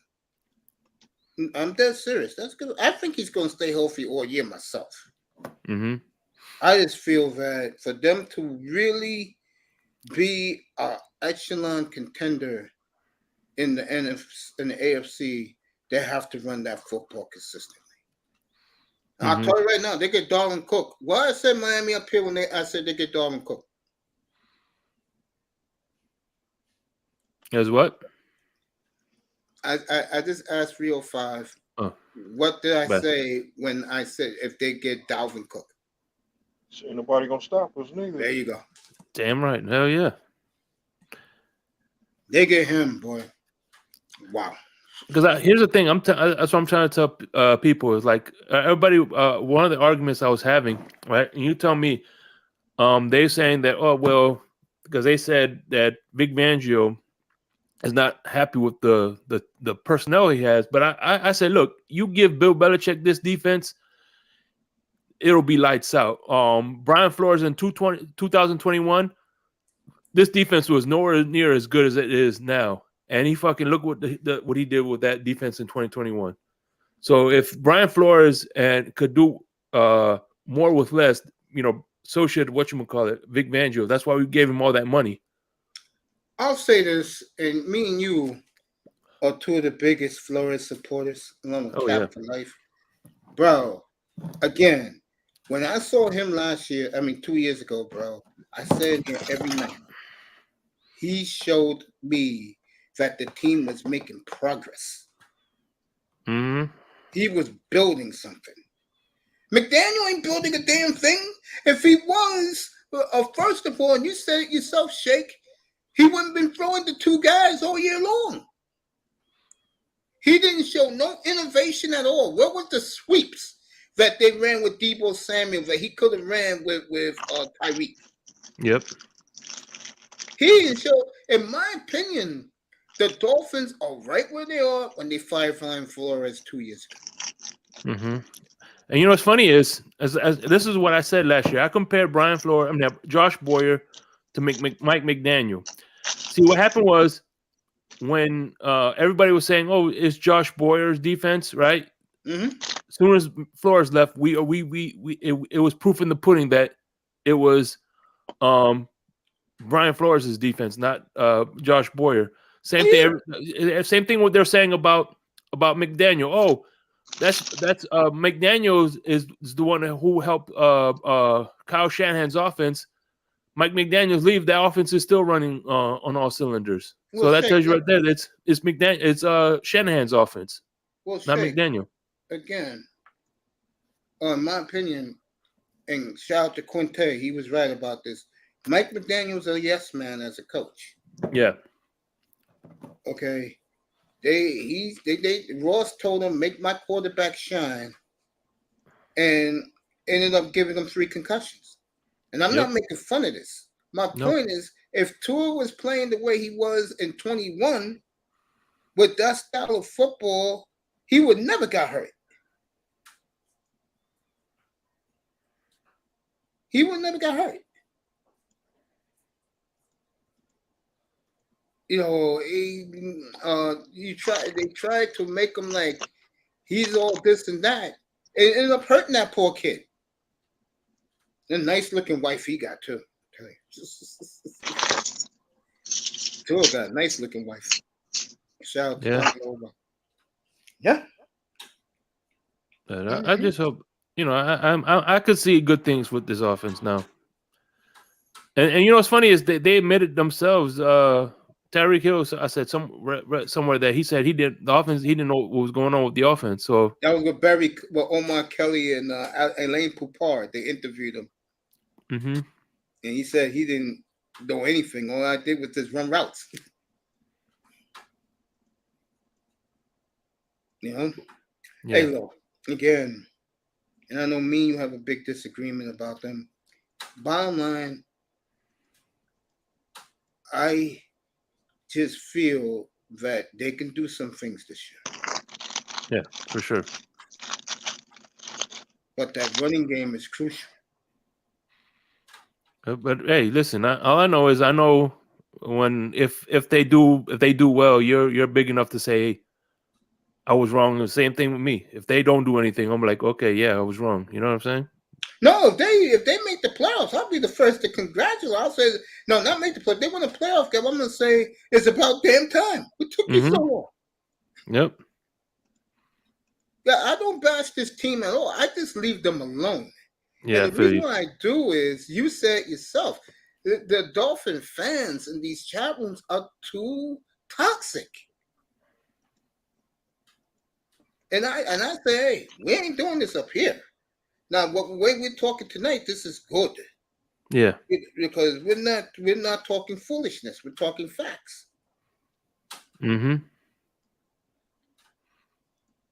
You know, but like I said, I got them winning the division. After that, I don't know. I'll be very disappointed if they don't win that division.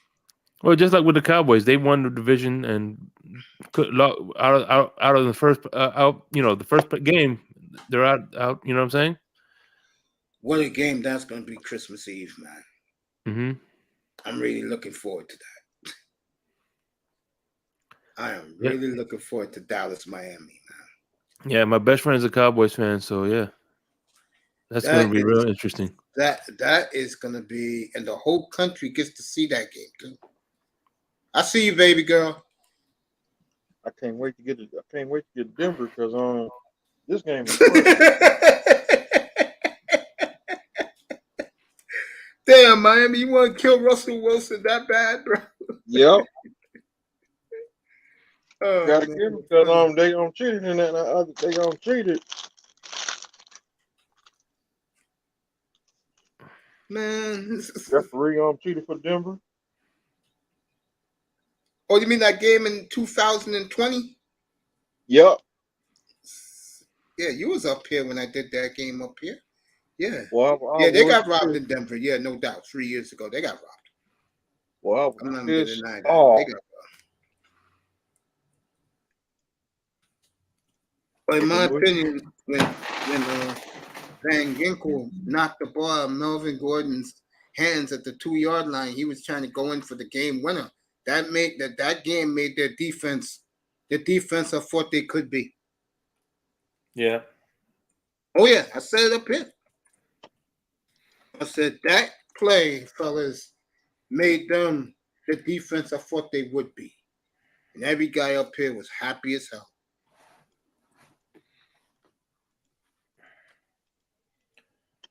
Oh man, I know it's Van. I'm curious. I'm looking forward to see what Van Ginkel is going to look like in the as a middle linebacker. To me, if there's any weak spot on the team, that's it right there, linebacking. Yeah. It keeps, a lot of guys giving me grief. They have the best, like I said, receiving core in the NFL, the best defensive back core, and the word is coming out now. Barry Cunningham was saying this the other day. He said the kid from South Carolina may end up starting.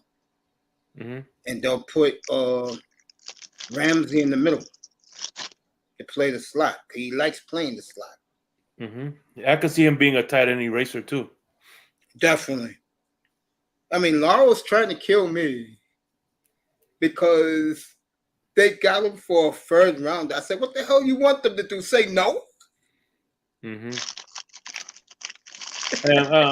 And who's buddy with the who hates us because of the Laramie Tunsil trade? That's Laurel. Laurel, yeah. Man, you should have been in here 2 years ago, Shake. This shit was every night we did the Deshaun Watson watch, and every night he would come up here cursing us all out, wishing Tua can't walk. I'm serious, right? Miami? Yeah, damn. He was wishing all this shit on Tua, and I'm like, Laurel, man, can we, relax? That. And then 2 years ago, when I told him we hit on the 2021 draft, he couldn't believe it. He was like, what? I said, yeah, we hit on our picks. Mm-hmm. Brownie Ellie in the building. Yeah. What happened? We beat the brakes on them 2 years in a row. What happened? Say it louder. I'm talking about we beat the brakes off Houston. Oh, yeah. Last year. Yeah. Laurel's not ready yet. I'm happy that, he got his the QB and the best defensive player in the draft, the pass rusher. I was glad they got that for him. Mm-hmm. No, I don't wish bad on teams, bro. I just love the game of football. I just love the NFL, bro. Oh yeah, no doubt. My team has been inept, but I still support my team. I'm not one of these guys that's about to. And I love Tony, but I'm telling you right now, if Rodgers gets off to a great start and Tua doesn't. Oh shit. How about like this? How about we beat Rodgers? Who? How about the Tua beat Rodgers? Bro, I'd be happy. Black and blue. Ain't nobody scared of I'm not gonna be rooting for the Jets. Hell no. No. I can't do it. Me neither. I can't do it either. Hell no. The goddamn New York Football Jets, bro.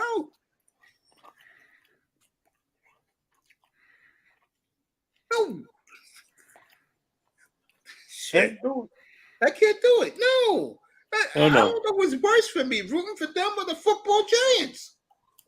That too.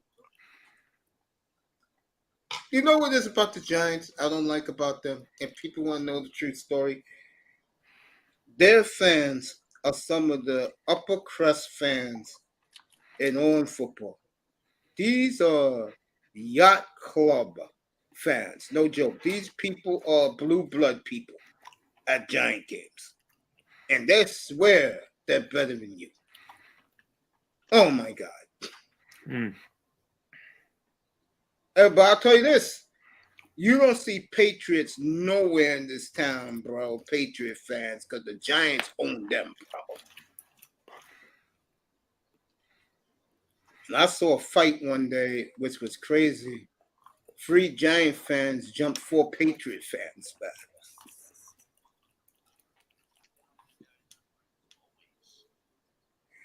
Yeah, Giant fans, they really, if there's one team they like to bully, it's Patriot fans.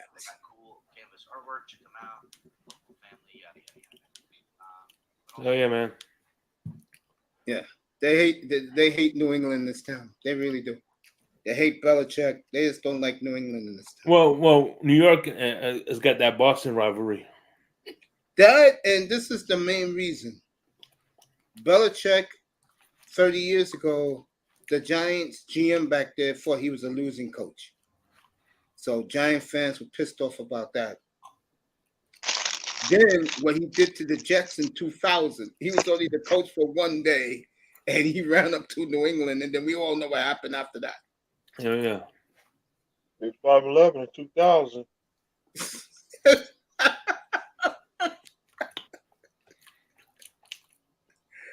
Oh man, I'm gonna leave New England alone, bro. Yeah, but you know what? You gotta admit, Robert Kraft is a lot like Mickey Harrison. You know, hey, I'm here's the check. I'm not gonna get into any operations. This is your baby. I really respect the Heat organization. I do. That's one NBA organization I do respect. I really do respect the Heat. Because that owner never interferes with tries to strongman Pat Riley. Yep, this is yours. Sorry. You know. Again, I know they hate him here in this town, but this man is one of the greatest basketball men in the history of the planet, bro. I love Riley, bro. I've been a Riley fan since he went to the Heat. I'm dead serious. Yeah. When he was with the Knicks, I couldn't stand him. I like Pat Riley when he was man, when he told the Knicks "F you," I was laughing my ass off, man. I told Knicks fans, "You're going to regret letting that man walk out the door." Because all he wanted was a little bit more power, and they wouldn't give it to him. And look what he's done with the Heat in 30 years. He had another ring. A lot of time, and I give him more credit for this. This guy brings in dudes off the street, and they buy in, and now 2 of those guys just got paid.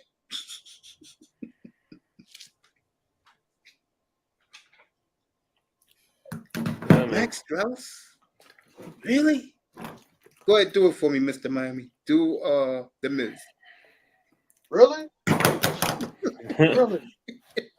Really? Really? Really? Really?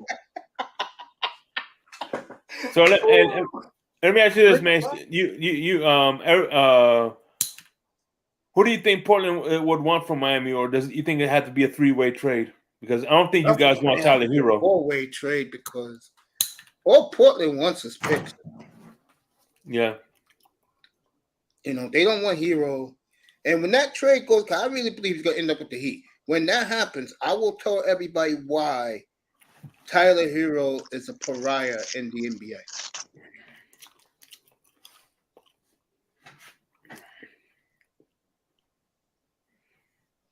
Who? Pat Riley? Tyler Hero. Oh, yeah. Why nobody wants him in the NBA?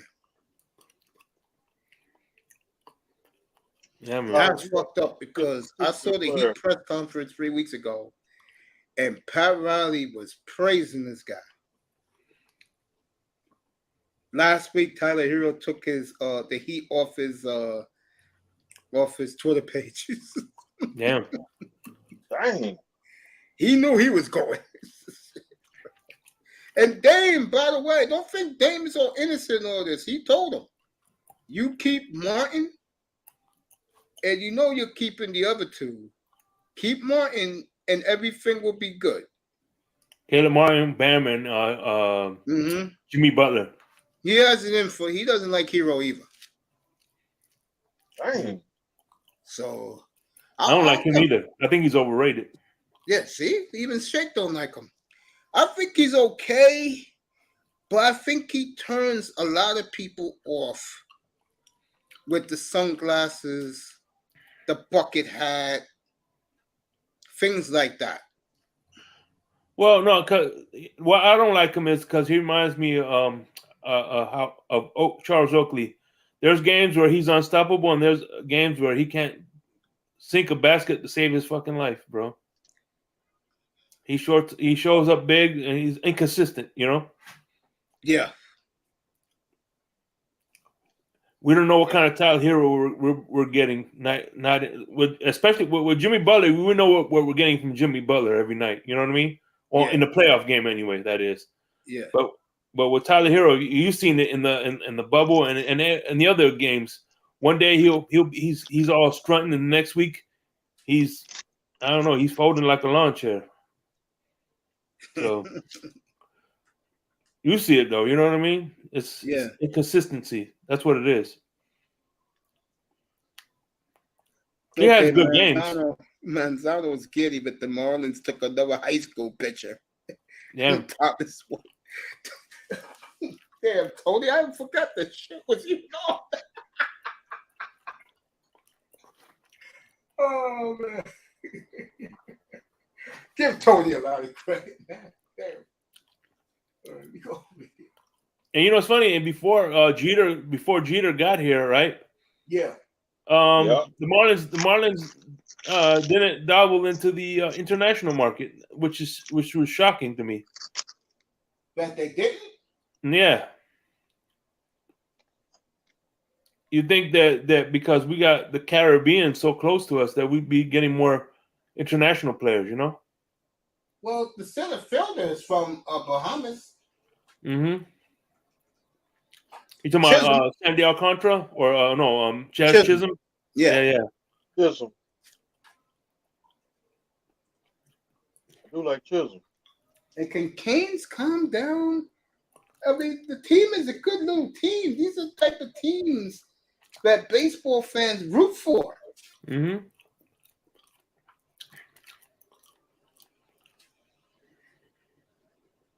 I mean, we want to see the Marlins play well.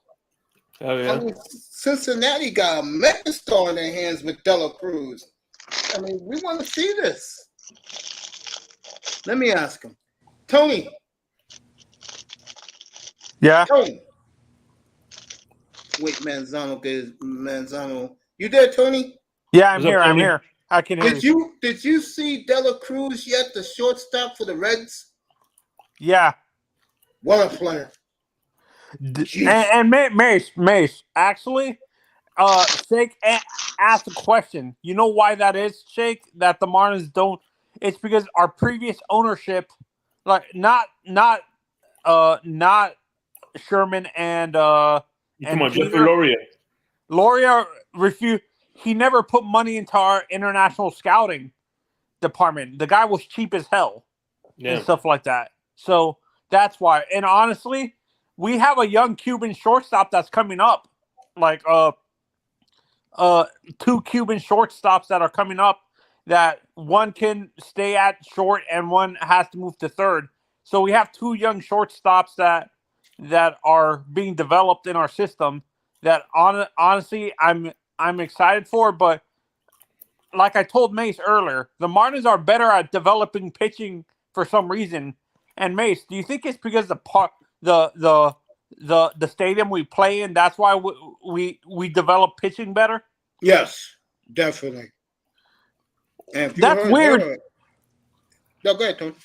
And that's what shocks me. I'm surprised, being that your stadium is more pitcher friendly, the Angels, that you guys don't develop elite pitching, which is the oddest thing. We used to 30 years ago. Trust Damn.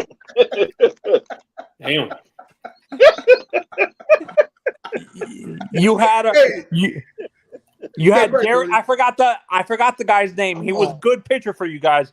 Jared something. Jared Weaver. Oh my Weaver. God! I hated playing. Like, he came to the Mets for a little bit. He played for the Mets at the end of his career. I hated playing against the guy because he didn't have the elite fastball that everybody else had, but he knew how to place his pitches. That's what pitching is supposed to be. You agree, Mace? Yes. Mm-hmm. Yes, he had good location on his pitch because he didn't have a 98 mile per hour fastball. I'll tell you right now, that kid that you took, that kid has a 90-something, 96 mile per hour fastball. Yeah, no, the two kids actually. I think the Marlins are gonna overpay for those kids so they can sign them, because the guys that I was watching ESPN, and they were saying that the Marlins might have to overpay for it because they're committed to Oregon and Vanderbilt. Thomas White is going to Vanderbilt, which I think makes a lot of sense because they develop a lot of pitching out of that school and stuff like that. Yeah, the Marlins got a surplus of young pitching in the minors. They're in no rush to rush those two kids. Yeah, no, and this is why I'm saying, Mace, I didn't say an elite hitter. I said an established hitter. No, I wasn't talking about you when I made that statement. I wasn't talking about you said that. Kim Ng? You think That's what I was talking about, yes. I was talking about her. She was in the booth yesterday for a couple of innings. And she's not surprised that they were playing this well. I always told you guys this. Tony, I told you in 305 the last 2 years. If you have the pitching, they're going to grow up. And this year they're growing up. Like Harold Reynolds said, they have a foundation of aces even in the minor leagues. How crazy is that? When was the last time you can remember a team? You guys have you and Shake have watched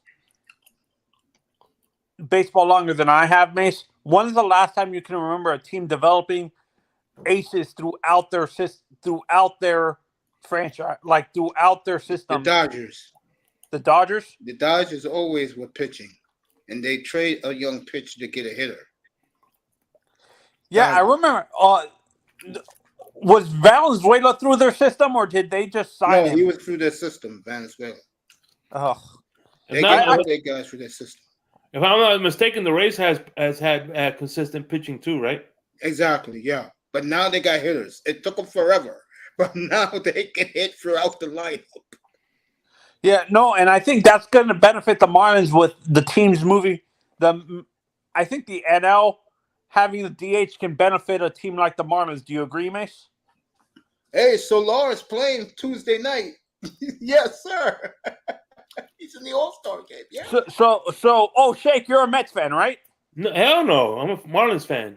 Marlins fan. You got me. You must got me confused with damn Alex. Oh, okay. I'm sorry. No, I didn't know if you were a Mets fan or like. Oh no, Mace, can you explain what the hell is happening with the Mets this year? It couldn't have happened to a better team. They spent all that money too. Hell yeah. You know, and to hear them, the excuses. You know what I'm saying? Now, they played well lately, but, you know, do I think they're going to catch the Marlins? No. Because the Marlins got something the Mets don't have: consistent, everyday pitchers.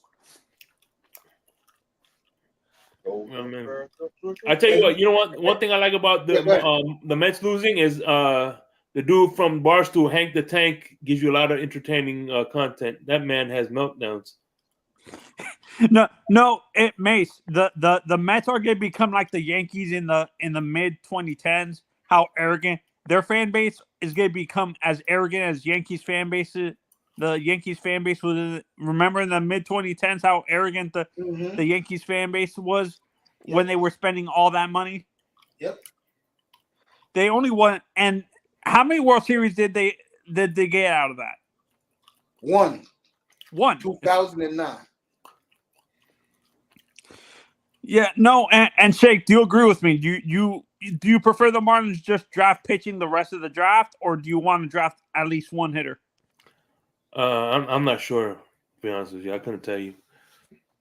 I'm not really a big baseball fan. I just root for the Marlins. Okay. I mean, I listen to Craig's and Mish's, so that's why I'm able to keep up with them. Craig Mish is good, by the way. That's a good dude, bro. Yeah. That's a good dude, bro. Craig Mish is good people, bro. He's very fun. He's fair. He's fair too. He's fair. I like about that's why I like him. He's not too high. He's not too low. He calls it down the middle. Yeah, he's not Omar Kelly. Omar can be too fanboy. Yeah, you got that right. Hey, look, I love old. I mean, I used to roll with old good people, bro, but he can be a little bit of a bitch. I will say that. Did I say that out? No, Omar Kelly. Omar. Yes, what I'm talking about. Yes, he could be a little bit of a bitch. No, my favorite Shake. My favorite segments. I would go on Big O show, and Omar would call him out on his BS. Remember those? Yeah. Then him and Omar Big O part ways. Yeah, because Omar hated Big O hated that him and that Omar would call him out on his fanboy bullshit. Yeah, man. Hey, look, I used to get along with Big O well. I still do. I mean, I may go back when I have the time to say what's up to him, hit him up with a couple of shackles and his what you call it, and his I forgot what they call this thing with the little box. What they call that? Mm-hmm. The thing right here, I got one now, the little box. Oh, the money. Yeah. If I go in his room, super chat. Yeah. But right now, bro, that man is him and Tua, bro. You talk about that's what you call delusion, right there. Oh man. Now leave Big O alone, bro. He's doing his thing. So Mace, were you ever a big fan of David Hyde? Yeah, I like Dave Hyde. Yeah, Sun Sentinel.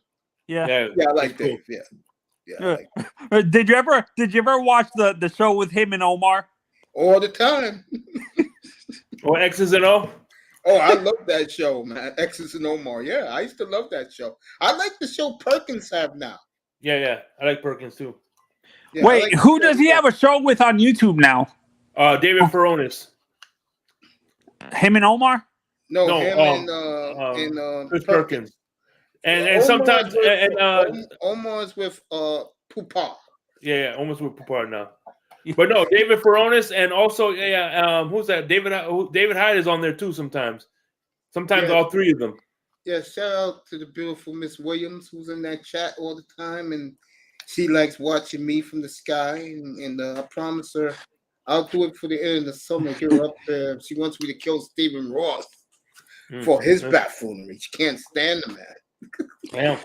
No, the person I used to like a lot, Mace, but he got too like he wouldn't give you the straight answers. He used to cover the Marlins all the time. Now he's with the Athletic right now. Not Craig Mish. Not he used to work for the Sun Sentinel. I'm not sure if you remember who I'm talking about. He's a big Jeff Darlington. I can't stand Darlington now. I can't stand. Darlington did the Marlins? Yeah. At the beginning of his he did all the teams before he went to ESPN he covered all three teams. That's a covered the big Heat. loss. That was a big loss for Miami, the sports fan losing Darlington. Because Darlington, I guess because the way he looks, I'm not being funny with this, he got the inside scoop. The only one who got it better was Salguero. Armando, I don't know what's people's hatred with Armando. You know what the problem with Armando is? No. He's covered this team 33 years. He hasn't seen anything. After a while, you get frustrated. I'm talking dead serious. He told me that. After a while, told me that a few years ago. After a while, when you're covering your hometown team, that when you grew up as a little boy, there was the dynasty of the NFL. And since you started covering them, they haven't done a damn thing. Omar Kelly feels the same way. Wait, Omar's been a Dolphins fan since the 70s? I didn't know that. No, he's been a Dolphin fan his entire life, and he's seen nothing. Yeah. No. How do you think these guys feel? Yeah. No, and Mace, this is where this is why there's such a divide in our fan base. The older generations have experienced success, and our generation, me and Shake's generation, haven't experienced anything and stuff like that. Shout out to Flipside Fishing, by the way. Oh, is Flipside in the chat? No, I always give him a shout out. It's my man.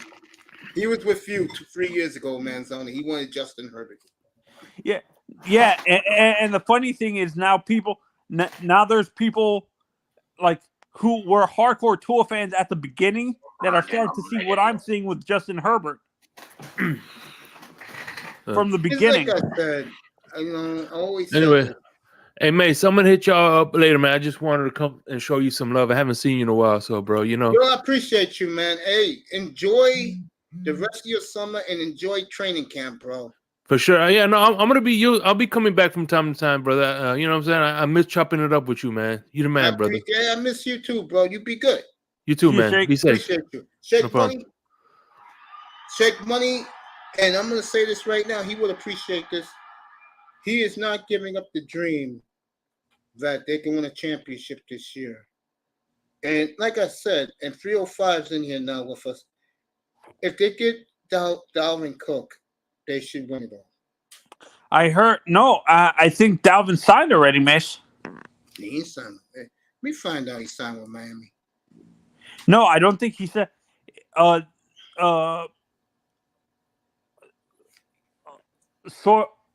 I was reading Armando's tweet, and he says, the Dolphins are not the favorite for Dalvin anymore. No, they're not. And the team that is the favorite, the Cowboys. It's the Cowboys. Are the Cowboys that jumped in this mix? Yep.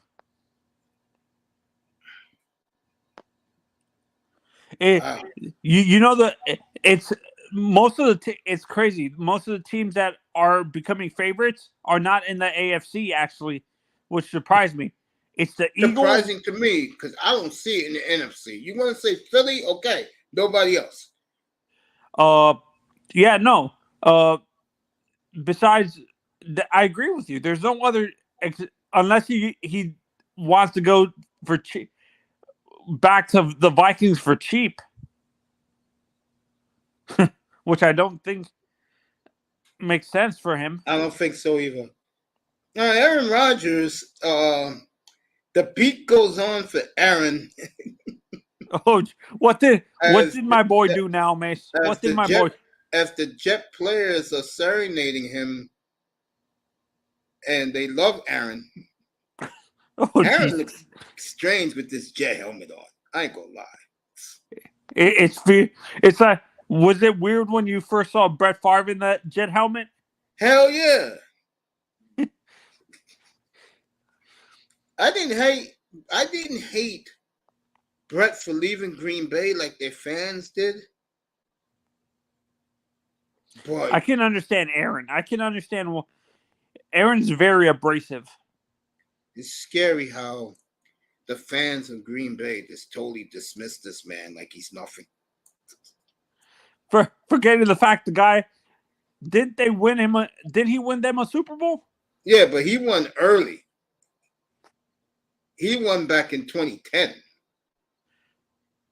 Was that? I'll tell you right now, you want to see Aaron Rodgers at his best?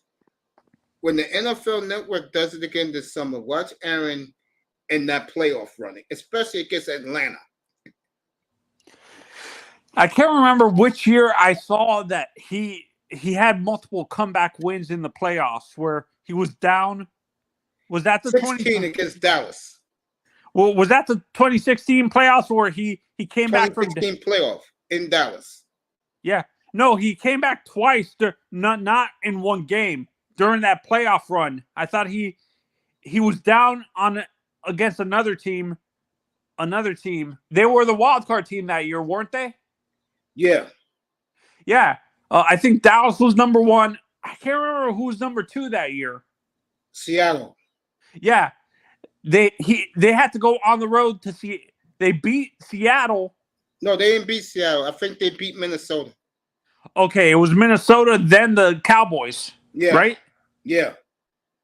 Which is that was the craziest thing I've ever seen. Like, I've never seen one quarterback have 2 comeback wins in the playoffs like that.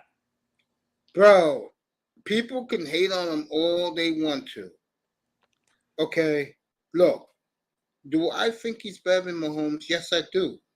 But I'll put him right behind Mahomes the entire planet. Yeah. I mean, Herbert, or who's the other one? Josh Allen. These guys don't compare to Aaron Rodgers, man. They have to unseat Aaron. They have to win a championship before they unseat Aaron, to me. I see that, yeah. And like I said, New York hates Patriots anyway. He wins a Super Bowl for the Jets. I promise you. The New York media will tear Belichick's ass down, and they will tear Brady's ass with it. This is shocking, Mace. If they move on from this kid, Mac Jones. If Herbert leaves, how about Herbert with Belichick? I could see that. Yeah, you missed it last week. I was doing that story. Me and Prince Pierre, we was talking about it. Prince Pierre believes that Alex Spanos should be fired. That should sell the team. He hates the Chargers with passion. No, I think did he compare him to Donald Sterling or something? Yeah, he did. Right, he did. Yeah. Yeah, I think I was going back and forth with him in the chat during that. I can't believe Steve Spanos. If you missed it a couple of weeks ago, Steve Spanos basically said the reason why he didn't give Justin Herbert an extension was because he's tired of seeing Patrick Mahomes win. In English, you are good enough to beat Patrick Mahomes. Why don't you do it? And young Herbert didn't take that too well. Give me a second. You guys can talk among yourselves. Yo, Mr. Miami. Yeah, go ahead. 305. He's on mute. Ooh, man, it's hot here in New York, folks. Yeah, he's back. Yeah, Mr. Miami, did you see? Were you able to see that thing last night? The Forbidden Door thing. Well, last night I went to sleep. You know, 305. I was seriously considering coming up last night. I went straight to bed last night because you know this is for Tony. You know how strange it felt for me, Tony? What? That I was watching baseball last night and I was enjoying it. How odd was it? It's been a while. I was watching the Braves and the Rays last night because I get the baseball package, so I got both feeds from Fox. I got that game and I got the Houston-Seattle game. Yeah, I was watching you from the clouds in the DR on my vacation. Yeah, I told everybody 2 weeks ago that you and Miami were on vacation. No, Miss Molina knew because I talked to her on Twitter and stuff like that. She hasn't been here that much. Oh, Yeah. bro. So Mace, for you, what is there anything that can happen with baseball that you think could actually make it popular again with the younger crowd? This is going to surprise you. First of all, the pitch clock is working beautifully. Games are getting over with quickly. Beautiful idea. You know I can't stand Manfred, but I gotta give the devil his due. You know what? Wait, Mace, I have a question. Yeah. Who do you hate? Do you hate C-League or Manfred more? I like Bud, but Bud let it happen, so I'll never forgive him for that. Oh no, I can't remember. There was a, there was a guy. Family, the link is in the chat. Come on up, champion. Oh wait, Sean's in the chat. Oh yeah, Sean's in the chat. Yeah, brother Sean. He's watching summer league basketball. Come up anyway, bro. Yo, you know what? What did Wembanyama do tonight? I know he had a monster game through 2.5 quarters. Oh, he's watching his Nuggets. All right, then come up after the Nugget game. Yeah, no, and Mace, I thought there was I thought there's a commission that was hated more than C-League.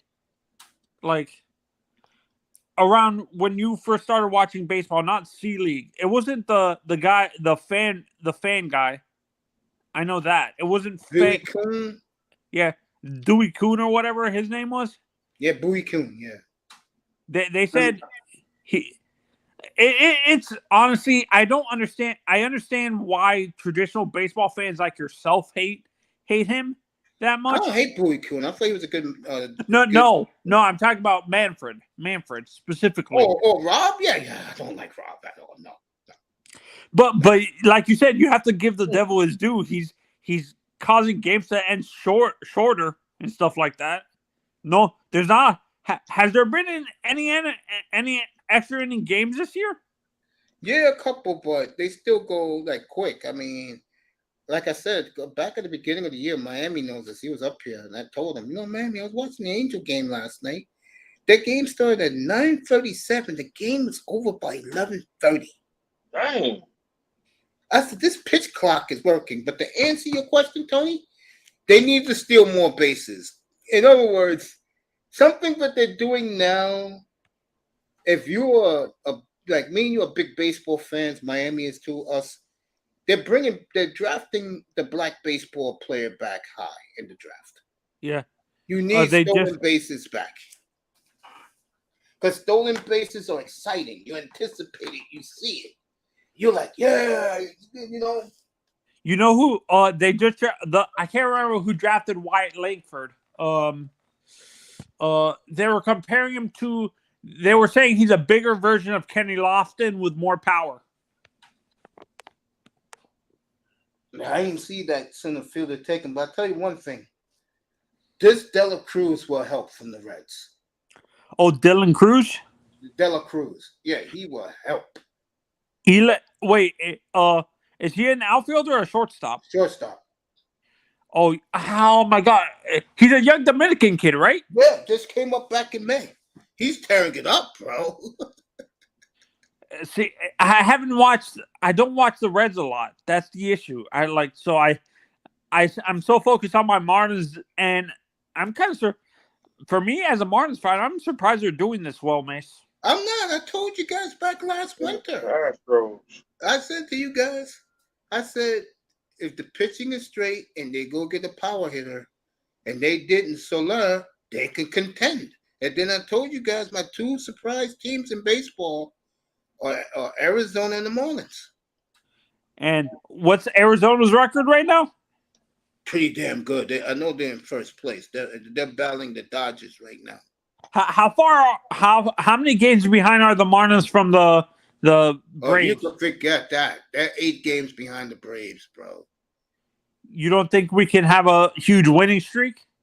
Yeah, but the Braves own you guys, man. And the reason why the Braves beat you all the time is not because you guys are soft. You guys are not soft. The problem is they got the lineup is all power hitters. Yeah, they got the guy from Arizona, not Arizona, Oakland, right? Matt Olson. Murphy. No, they got the first baseman and the catcher. Yeah, Matt Olson. Yeah, they have Ronald Acuna. Ozzy Albies is not really. Albies is up there in home runs and RBIs, bro. That's a midget. What player you speak the Kansas City Royals? They were comparing him to. It's funny. They compare him to a lot to Altuve. Albies. Yeah, Albies is good. The Braves got good players, man. Yeah, I think that's the issue with the Marlins. We don't have a consistent, like, besides the guy who's leading who is he behind? Arez. Yeah, and Soler. Our other people in our lineup are not that consistent and stuff like that. That's true.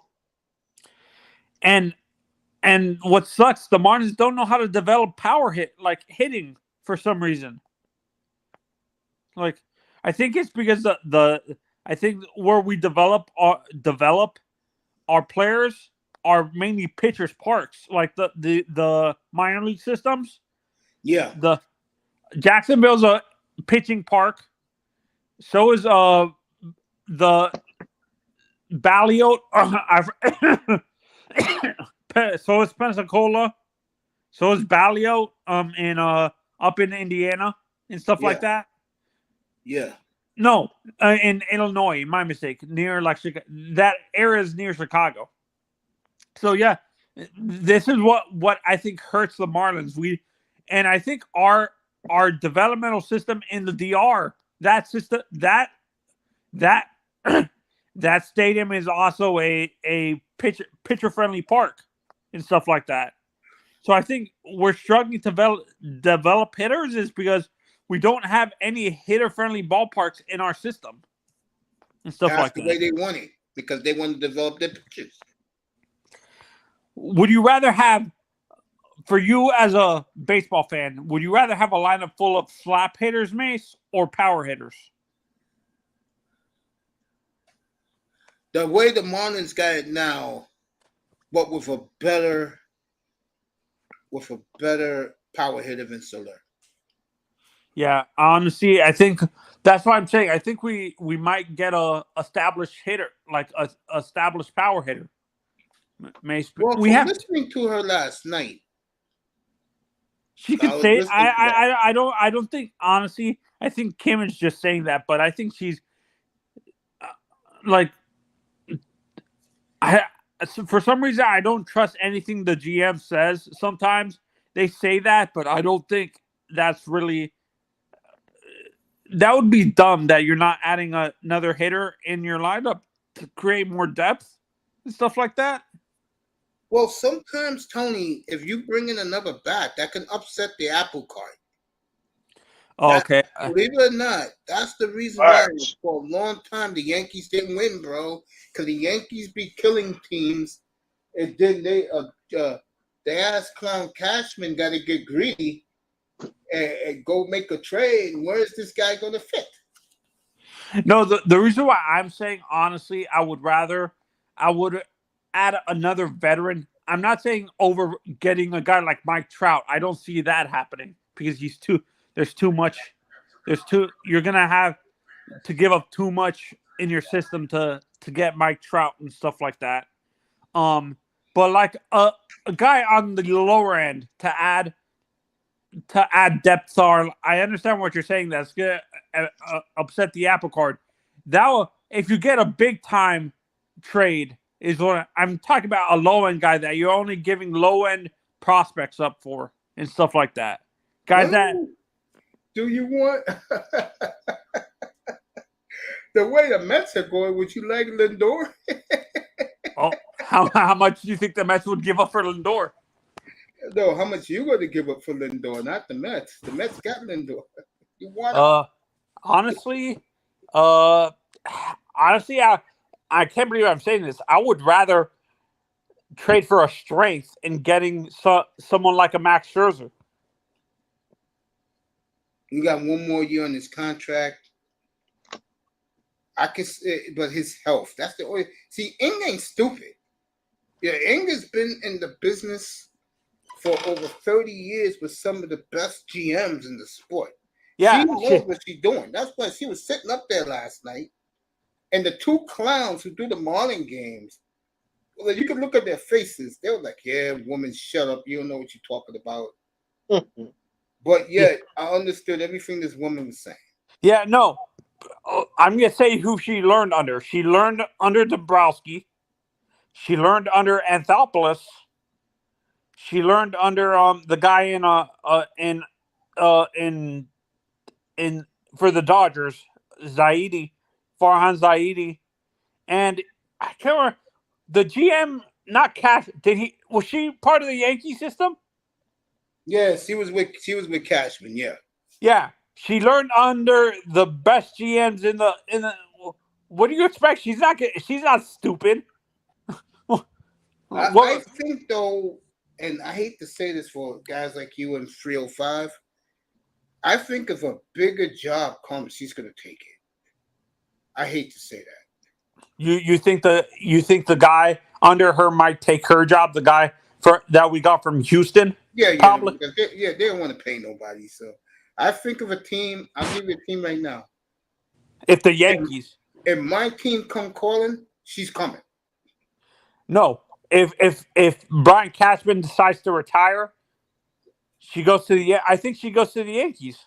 To be honest, Randy Levine and Prost and Levine ain't gonna do that. Or something like that. Wait. Why do you say that, Mace? Can you explain that to me? Prost and Levine? Oh, shoot. Why they not gonna do that? Why? It doesn't look right to them if Kim Ing is over those two clowns.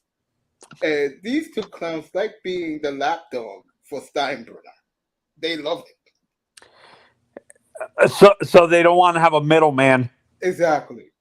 They'll get a flunky to take that job.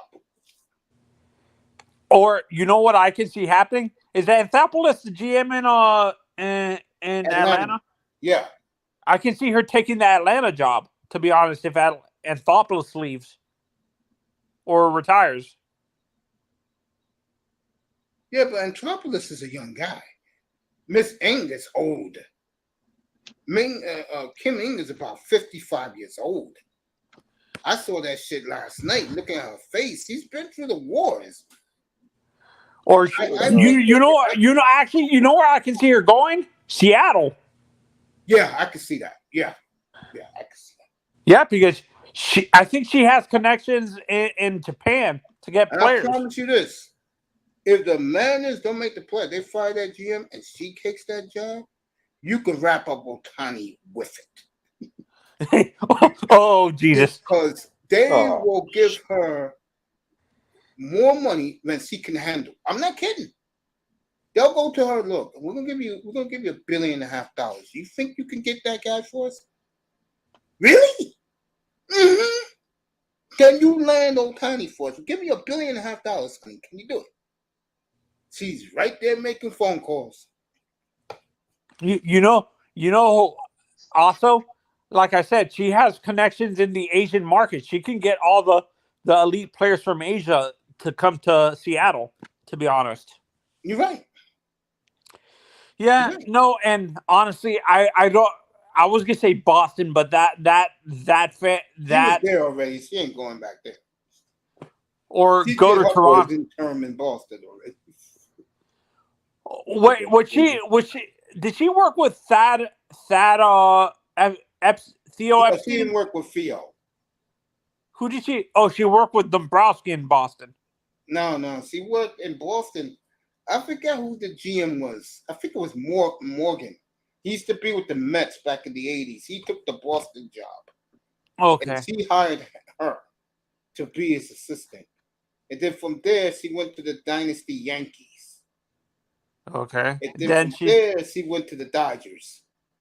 No.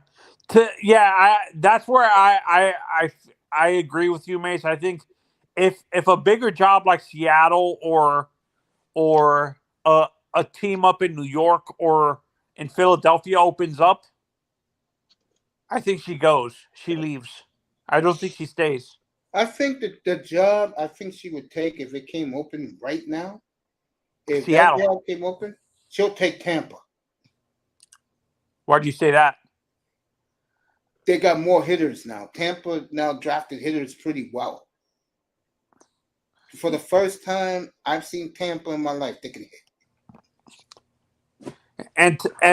And honestly, you know what? I think if Kim leaves and goes to Tampa, like you said, I think our drafting, our development system changes with this because he came from Houston and they know how to develop hitters and stuff like that. That's another reason why Jeter gave her the job before he left, because you can trust her.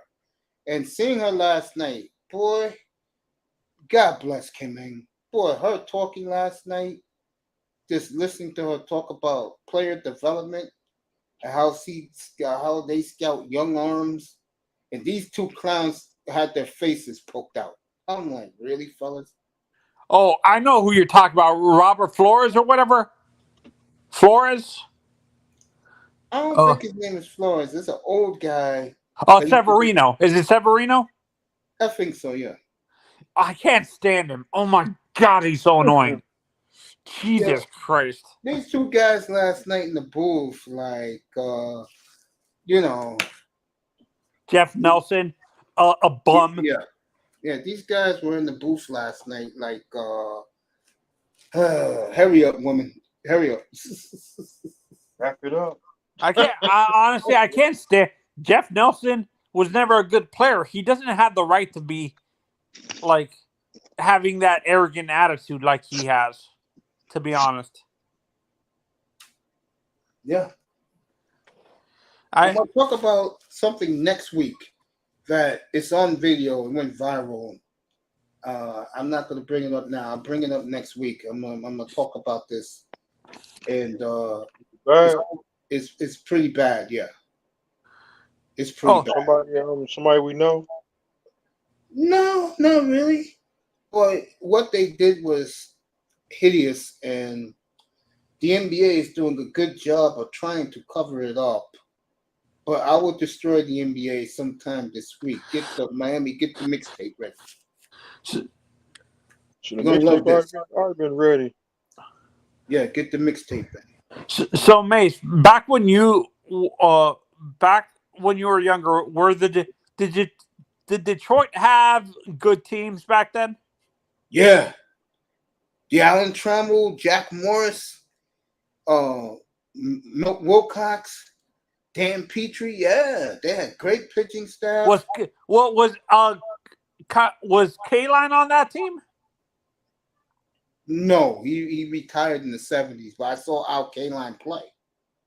Oh, he was he wasn't in his prime when you saw him play. No, basically.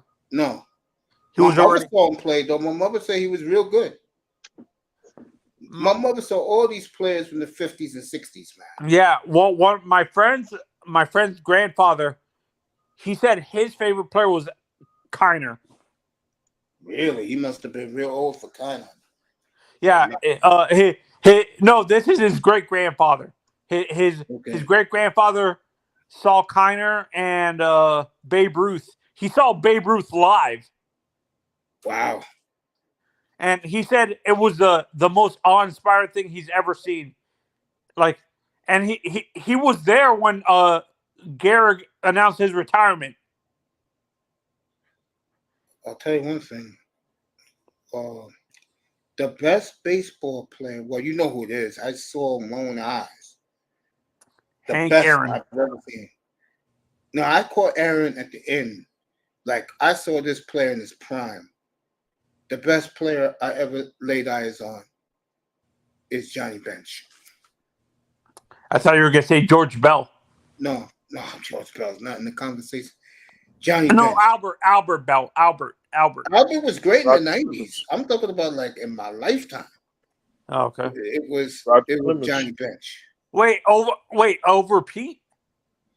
Oh, Pence is over Pete. Even Red fans would tell you that. Oh, jeez. You know why? Because at that time, catchers didn't hit 47 home runs, bro. Catchers were more slap hitters, basically. Yeah. This man did it. This man, you gotta see the documentaries. It's good. It's real good. It's on the MLB channel. It's crazy. A lot of the Latino fans would say, I talked to a lot of Latino Reds fans. They don't say bench. They say Perez. Yeah, a lot of people say Perez. I saw Perez in his prime. He was awesome, bro. He's an RBI machine. Well, was he good? Did he hit for power too, Mace, or was he more average? Hell yeah. Yeah. How deadly was that Reds lineup, Mace? You know, with me, I saw Oakland beat him in the World Series without Reggie. He broke his leg against Detroit. But I saw them with my own eyes in the stadium in 76 games, 3 and 4. They destroyed the Yankees, bro. There was a reason why the Yankees went and got Reggie. They destroyed the Yankees. Yeah, did it? I can't remember. Were Cobra and Reggie on the same team? No, Cobra never played with the Yankees. No, with the Oakland A's. Yeah, Reggie's end of his career. Oh, when did Dave Cobra? When did Cobra come into the league? I think 72. But he didn't really develop to 75. 75, Dave Parker was a great. And shout out to what's up, boy? Jones, Officer Jones. He's a huge Abdul Jones. Shout out to Abdul. He's a huge Dave Parker fan. We agree with that. I told him, bro, go watch Dave Parker and M.L.B. His story, The Cobra. It's gonna make you cry, bro. He was a big Dave Parker fan. Well, Mace, it's weird. Like, I talked to a lot of fans, and they give the greatest outfielders, and no one talks about Dave Parker for some reason. He was, unfortunately, disliked by the white media. And yes, race had a lot to do with Dave Parker, why he's not in the Hall of Fame. It's the goddamn joke. When you put their numbers side by side, who had a better run, Cobra or Albert Bell? Oh, Bell. Not even close. Not even close. I read you those numbers, bro. Yeah, no. I'm just because people said Dave Parker's numbers were crazy too, so that's why I was asking. Bell, bro. That was ridiculous. Albert Bell.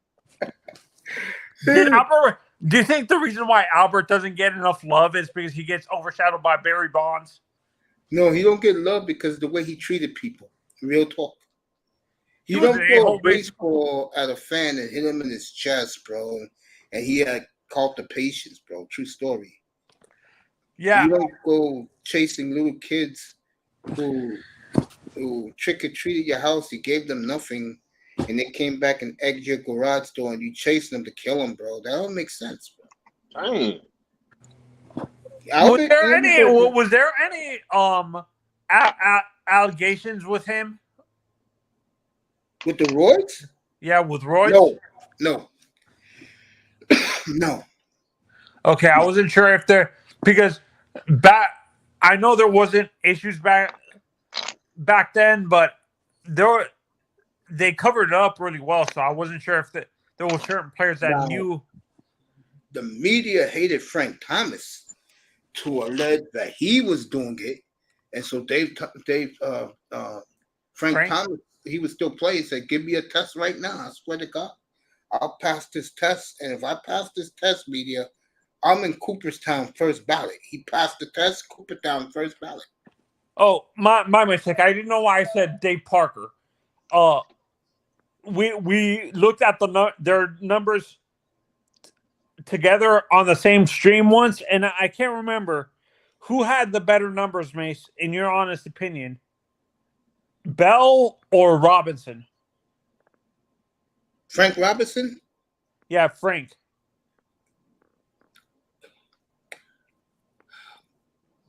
I'm gonna say Bell, because Bell played 30 years after Robinson, and but Bell could never do what Robinson did, win MVP in both leagues.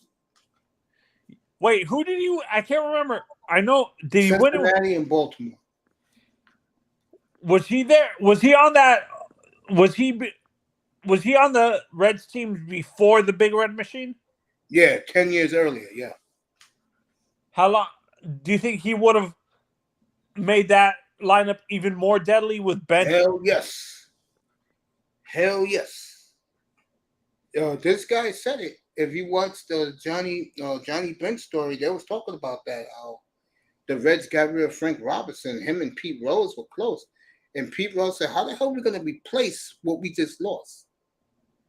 Next thing you know, they did it with Tony Perez. But they really did it with Johnny Bench. For you, Mace, who's the most underrated catcher in MLB history that no one gives respect to?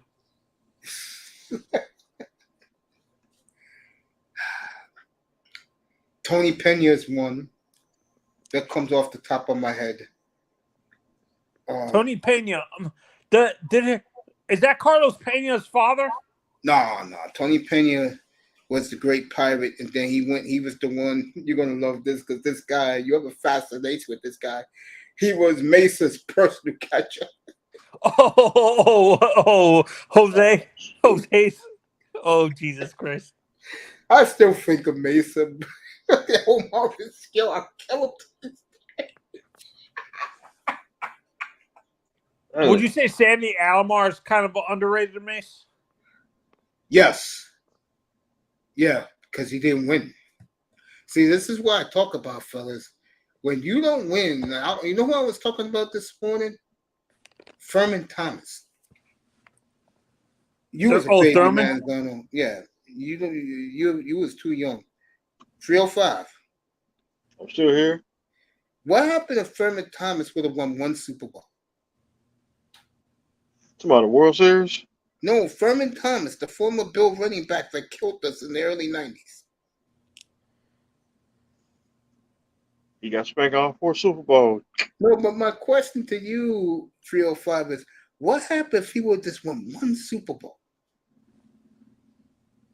The media would have laid off on him. Exactly. We would be talking about Furman Thomas right now, Tony, if he would have won just one Super Bowl, just one. Because to me, if this is going to sound crazy, and 305 will agree with this, 25 years ago, you couldn't get a word from Barry Sanders. Well, Furman Thomas was always whining about something. Today, you can't shut Barry Sanders up. I saw him the other night. I'm like, bro, where did this come from? Wait, who's the? My God, who's the baseball player we make fun of? Max Scherzer. We're you weren't like this talkative like this in Washington, but once you got to New York, you can't shut up. No, he went to the Dodgers. That's when he couldn't shut up. I'm like, bro, what was this? You didn't even celebrate when you won with the Nationals. Oh my God. No, and to Mace, you know what? I actually, as a young fan, I understand why people make fun of the Bills, but let's be honest. When you look at the teams that the Bills had compared to the Cowboys teams back then, let's be realistic. Do you really think they could have beat the Cowboys or the Redskins? You know, I think, and I remember Michael Irvin told this story. When it was Super Bowl week, the Bills would go to the clubs. They'll be talking a lot of shit. They'd be partying, acting like they won the rings.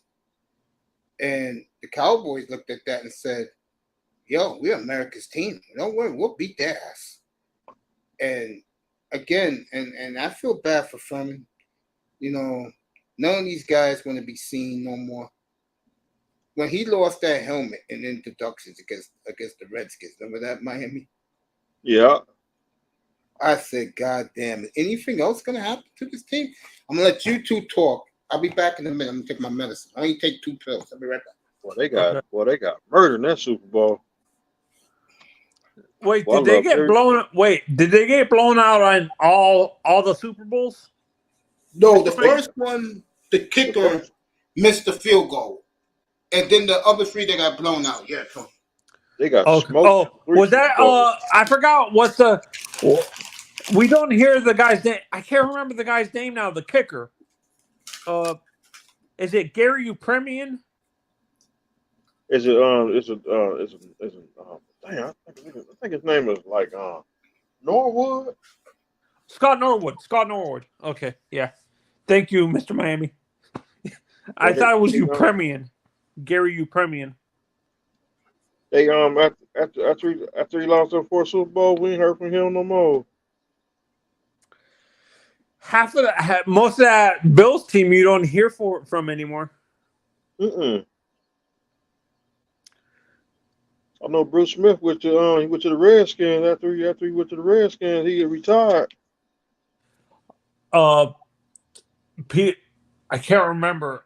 I was watching an interview with before he went to the hospital, Jim Kelly and stuff like that. He was doing an interview and he says, "Please don't bring up the Super Bowls. I can't stand even talk about those." And I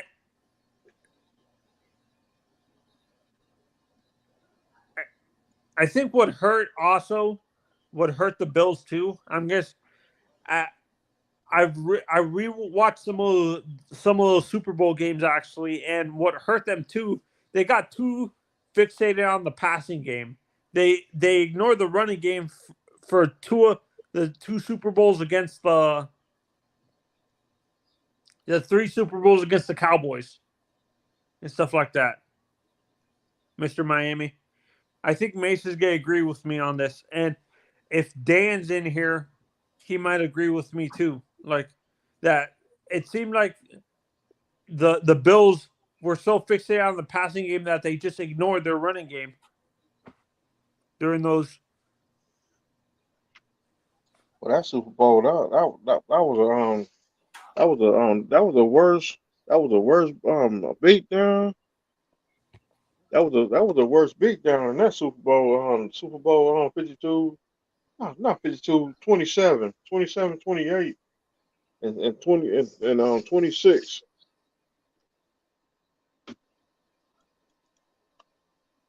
Because Jim Kelly, he got laid out in 3 Super Bowls.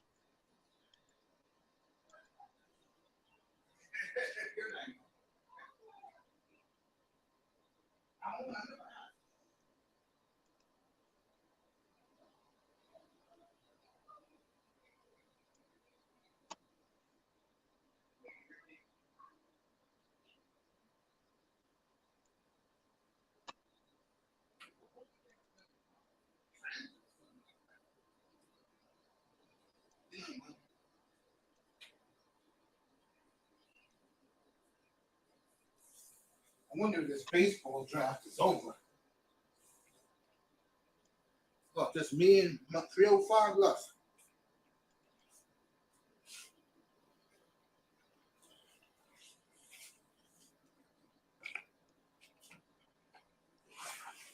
I'll tell you off the air about that Houston Rockets story, okay? All right. Yeah, I'm not going to say it up front now. People in the clouds, welcome. We had a long night, and I'm going to find out right now how much Wembanyama I had. All right, that's what I'm talking about. Wembanyama, 27, 12, and 3 blocks.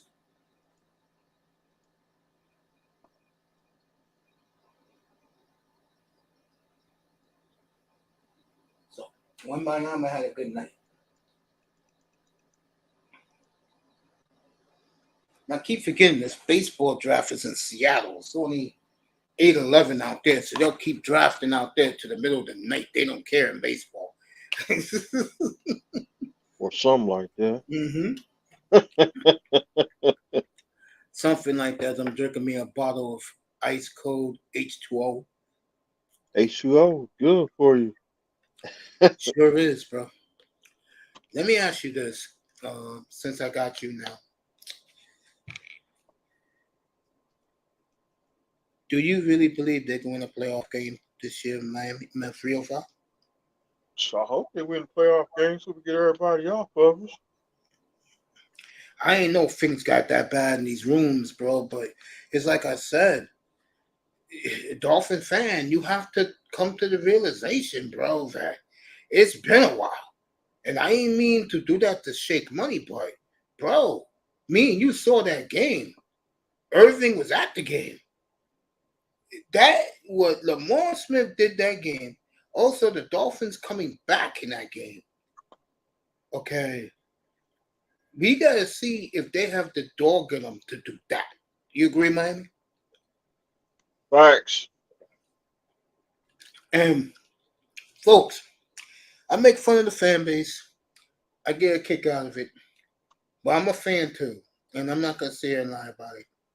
If it wasn't for fantasy football, folks, I don't know what my mind be right now. I probably hate the NFL. I'm dead serious.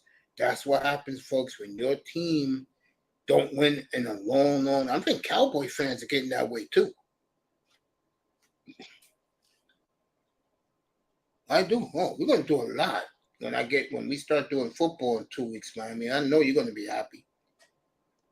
I'm gonna get background sounds of the pads popping, the whistles blowing, guys fighting in practice. Or something like that. You think Dolphins go 12-5 like I do? I got them 13-3. I mean 13-5. 13-4. Or 4 or 5, one of them two. Four. M.L.B draft, the Seattle Mariners select Ben Williamson, a third baseman from college at William & Mary. The Cleveland Guardians have the next pick. Boy, I tell you, why can't the NBA draft be like this? God damn, baseball's past you.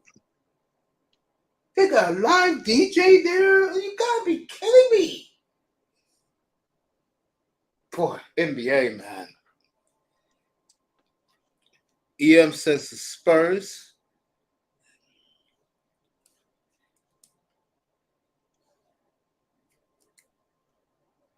Oh, iTest is here. We bring him up. That's right, EM Spurs, bro.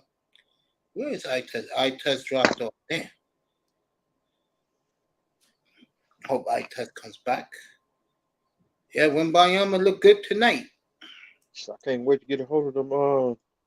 I can't wait to get a hold to the I can't wait to get a hold of Green Bay too. They still on my list. Yeah, give me a second, bro. Give me a second. Be right back. Stay right there.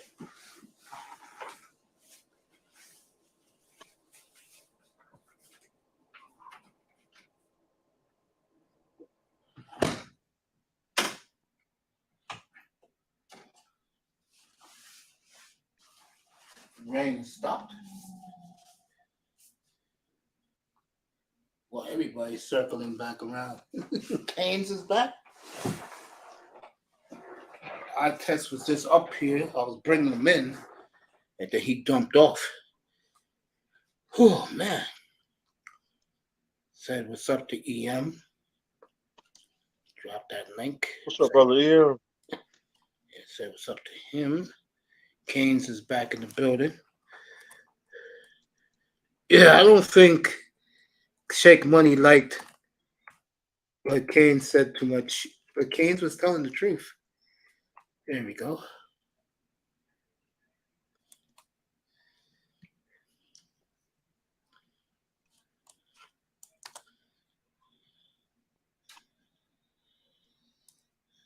Let me see. Oh, we're gonna see about Aaron Rodgers. What about Aaron Rodgers? I can't wait to get Aaron Rodgers. Week 12, Black Friday. And then week 12, Black Friday. And then week 15 in Miami. Miami plays 4 of their last 5 at home.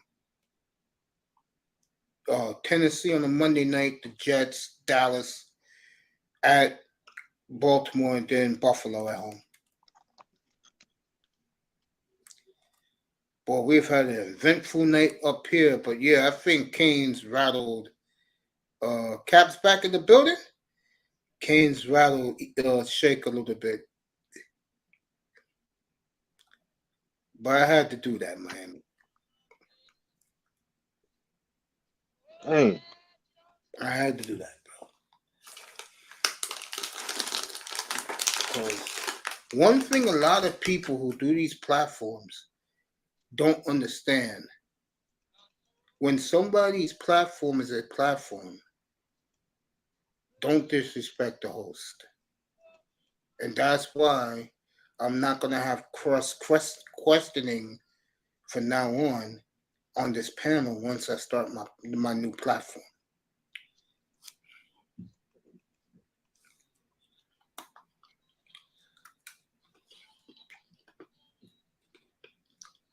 I'm going to keep things simple and on topic. And I think it's going to be a better atmosphere up here.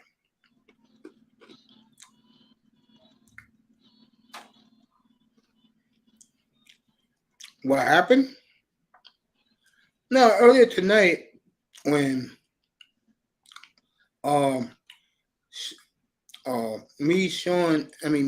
Shake Money and Canes were talking. Canes were talking. Shake Money said to me that he wasn't, the way he said he wasn't talking to me, he was talking to Canes. I said, bro, this is my panel. And I let talk who talks. I talk to who I want to hear talk. And I think coming up in 2 weeks, people are going to find out very quickly. And I'm talking to you, 305. You have, is that your, what you call it, for your shorts? What's that? Your email. No, I ain't got no email. I'm gonna leave this alone, man. You gotta be kidding me. Nah, that's my channel. What the people want. I don't know what's been happening with these Dolphin chat rooms, but you felt a little bit up here about it tonight. And I don't know what's going on. I'm not there. Thank God I'm not there.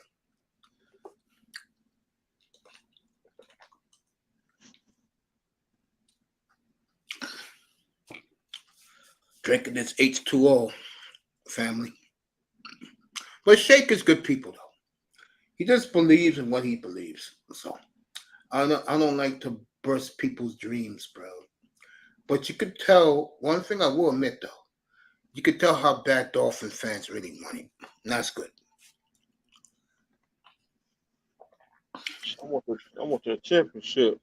My question, though, for Dolphin fan is,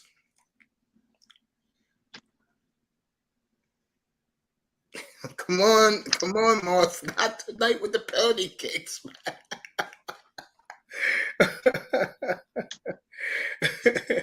You know damn well Team USA is pretty good, bro. Cut it out with the soccer team. They're pretty good.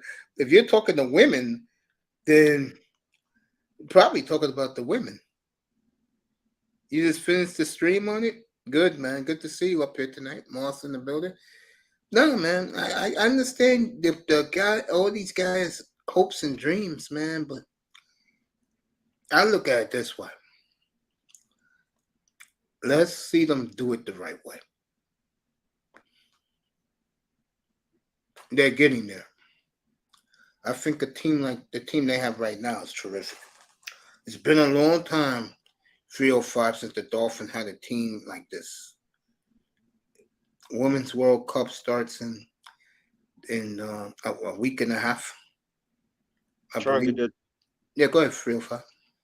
Trying to get that world championship.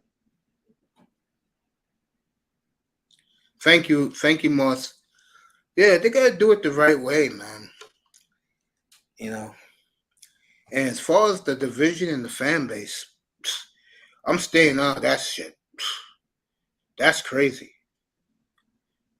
That's crazy. You know, you all should be in the same boat, pulling for one another, hoping that they can build something nice. Because, folks, I got news for you Dolphin guys in here and all over the place. They don't win this year, next year. They're blowing that team apart. Okay. I mean, Stephen Ross is broken to a point now where all he wants to do is see them win a playoff game. If this was a man that used to boast, we're going to the Super Bowl. He don't even think that way no more.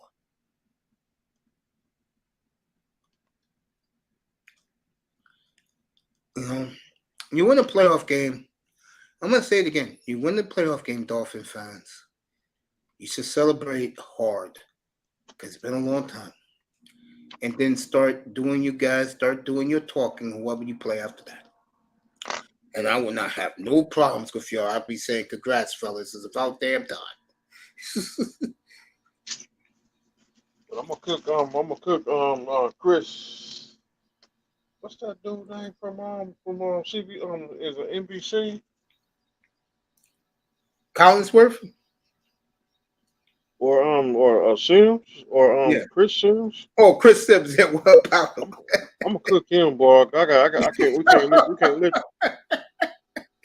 Oh Yeah, hell I like no! He been bashing. He been bashing us too.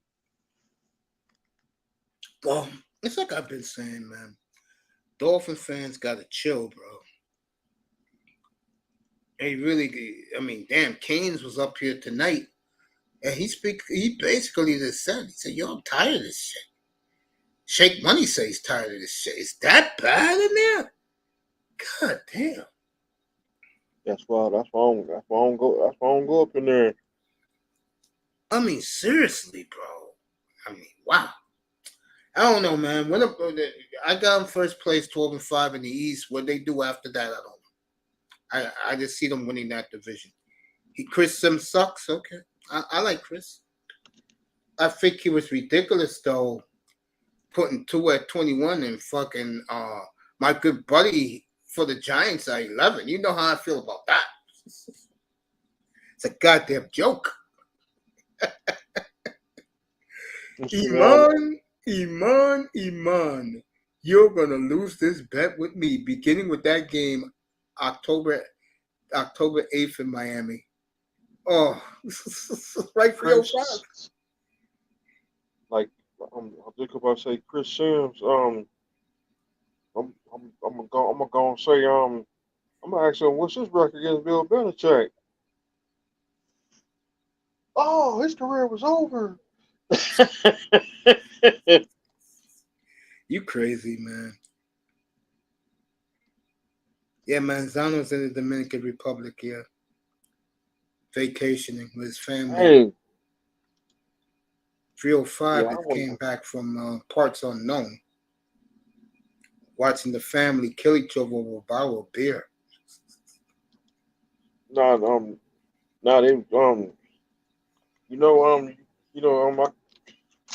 family they cool sometimes, but they everybody always all families they go through some stuff. But I told him I said I won't be back. Hey Moss, are you surprised ain't too many hockey trades happen? Are you surprised, Moss, that Calgary hasn't emptied the gun yet? Say what's up to Moss. How long I've been on tonight? Damn, over 3 hours. Okay. Came on at 8:05 on the nose. No, I should have stayed on. I should have stayed at home. There you go. You would have been up here and you'd be cooking those delicious chicken thighs that you had in that grill, all sauced up. Moist. And right. Isn't it good to cook on your own? Yeah. Moss is in the building. He's a big soccer nut. Have Loves a his female. NHL. Loves the Raptors. Have a female do that. Think I just heard Benecrat went and signed with the Red Wings. Really? I'll tell you again, and Moss is much more in tune than I am because I used to be all in on the NHL. I'll tell you, that league, I don't think there's a luckier commissioner in his 31 years of running a league than Gary Bettman. He's had all the big markets in the Stanley Cup Finals since he took over. He had the Chicago dynasty, the Red Wing dynasty, the Sid Crosby years. But I don't know, maybe waiting a while for the Connor McDavid years. I love Connor. Maybe look at base. What did the Senators get? Do you know? I'm gonna find out right now. I'm going there right now. I think next year I know next year I do want to go to Key West next year. Yeah, you have fun down there, man. Gotta relax. Man, I'm just happy you're alive, bro. I'm happy all of us are together tonight. It's good to see everybody. I mean, it really is. I wish iTest would have came up, bro. I wish EM would have came up. And let's see what happened in this trade with the Red Wings and Ottawa. Okay, the Senators. Where's Ottawa at? There we go. Ottawa Senators. All right, here we go. One of the coolest theme songs when they introduced the Senators. They've had it since they came into the league. Don't ever change it, Ottawa.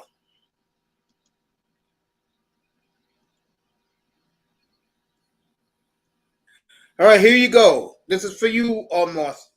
All right. The Brennicat signs a 4-year, I'm going to say 8 times 4, $30 million deal, AAV. Hockey does it different from anybody else.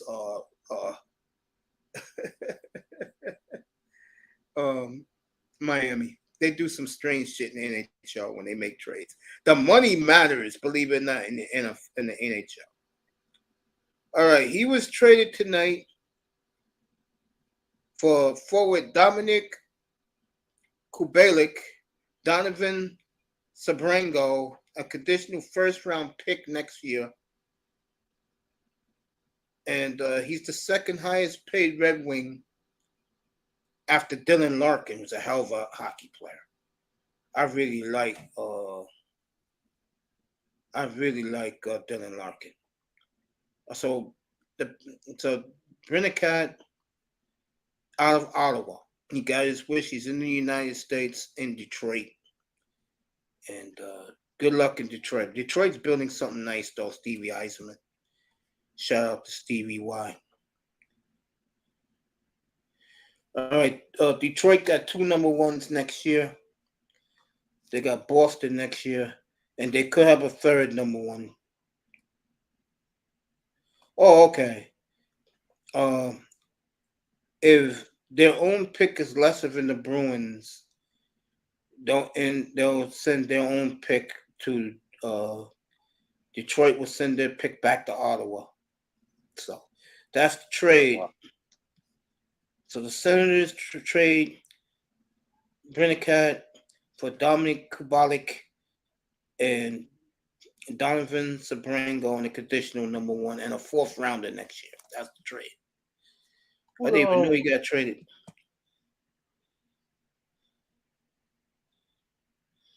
Bug up sins. Bug up sins. Oh man. The Marlins, I mean not the Marlins, but the Heat. Who the Heat picked up? The Heat didn't do nothing. They're waiting for Lillard. I'm waiting for Lillard to get there. Somebody on the free agents. They got some third string center, Thomas something. They were 305. Trust me, everybody knows this. They're waiting for Lillard. Once they get Lillard, then they'll fill out the rest of their team. They'll get Lillard.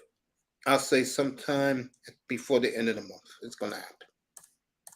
2090. You funny 2090. No problem, Moss. I mean, you know, I follow this. You know, I just said out of the blue. I haven't heard nothing from the NHL. Now this trade happened. This is a very interesting trade for the league. I tell you that.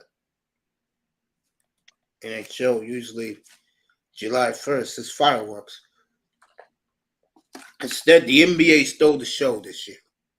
And I want to thank Adam Silver. I'm dead serious. He gave me a Friday night, and the big money came down and talked about when I was doing the hockey free agency that Lillard wanted out. I said, yo, I'm sorry, I got to do Lillard.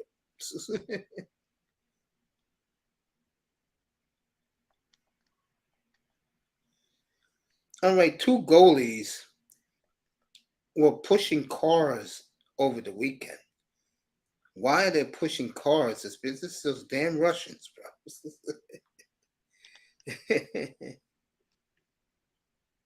Or something like that. Somebody got married, and he had ice castles at his wedding. Vinny Lettieri and his wife, and congrats to them.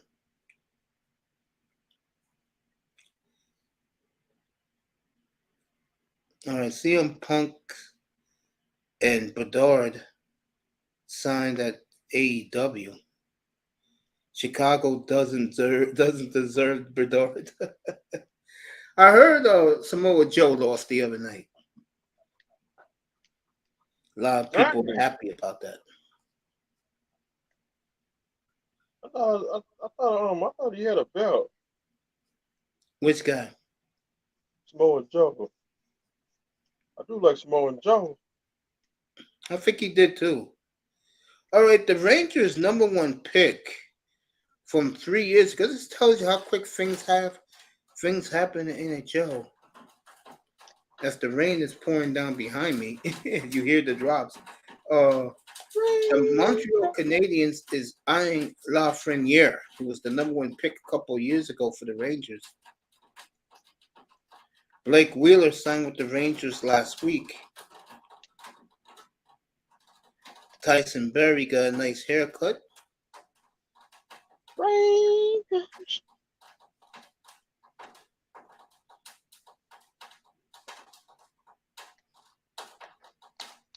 Today was National Video Game Day.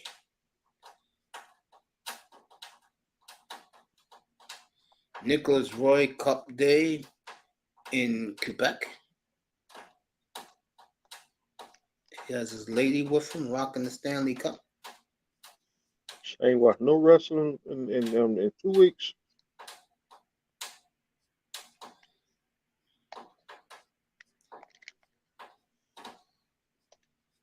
So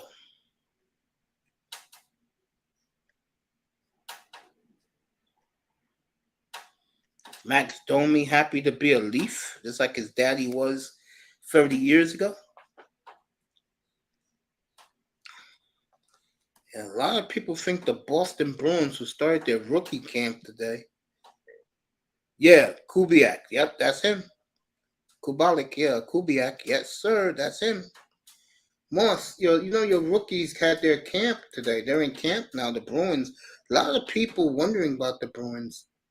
And again, I said this about the Panthers, and they proved me right. When you lose the President's Cup, usually the next year you're going to come back strong.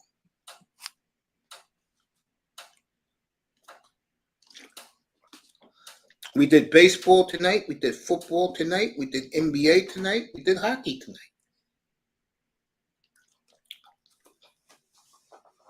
And I got Chris Sims tonight. Baseball still having their draft as we speak. I got Chris Sims tonight.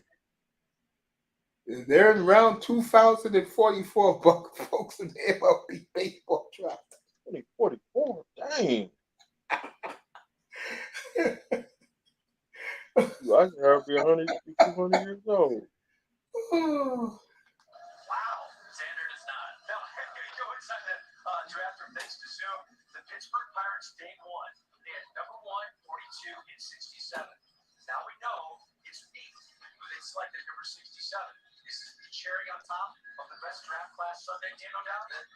Well, I think whoever they took with this slot, they got the best player we've seen in a draft in a long time. So I think they focused on pitching. All right, Pittsburgh has had a hell of a night draft-wise. And you saw they just showed the war room. Everybody was hugging each other, packing their stuff because they're going to bed. Remember, you can't trade draft picks in baseball. We trade owners? Mm-hmm. So the Pirates are packing up and they're going to bed. They're happy as hell. Shit, if I had to do a baseball draft with 67 rounds, I'd be able to go to bed too. Who the Marlins picked up in the draft? Say that again, family?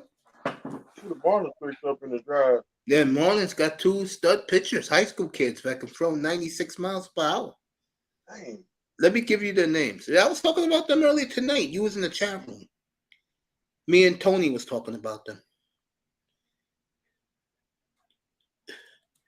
Don't worry, Shake Money. They'll win a playoff game, family. Keep the faith, bro.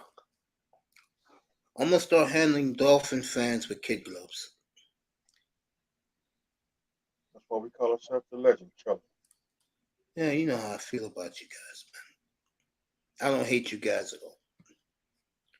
If I did, you wouldn't be up here right now. Sean wouldn't be my info man. You guys are here for a reason. And that's why I love you guys, man. I love you. I love Sean. Moss. I love all you guys, man. If I wasn't a Dolphin fan, you wouldn't be in here. I'm right.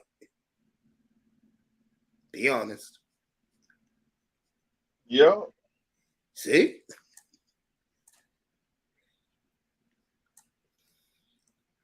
That's why you got upset at me when I was talking about Jordan Love so much. No way. You know, I love him. And let the Green Bay fans talk all this shit about it. I'm going to keep my mouth shut. All right, let me find out your boy. Let me get the Marlins draft. Hey, look. You know, the other day they tried to give me an olive branch. I said, hell no. F you. Who? Packer fans. What they trying to get you to do? Hey, you treat me the way they did, F them.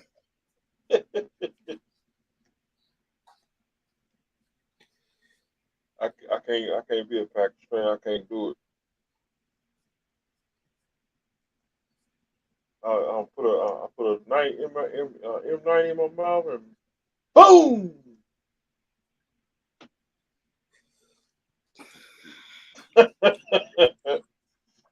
Can't do it. I'm sorry.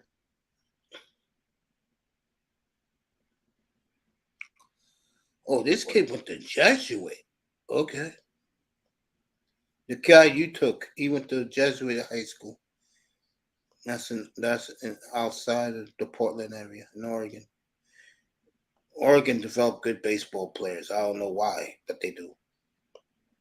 All it does is rain up there. Oh, you took a lefty, 6'5", 210. He's the best left-hander in this draft, and he throws a 97 mile per hour fastball, and they gave you an A+ for drafting him. These fools still on fire. And you finally drafted a power hitting outfielder. Look at Miss Ng. Kid hit 376, 19 home runs, and 61 RBIs. 6'3", 265. This kid, Kemp Alderman. So the Marlins had a great day. You got all A's, family. Cool. Don't fool around with Miss Ng, bro. She know what she's doing. Keep telling these Marlin fans this. Don't worry. She knows what she's doing.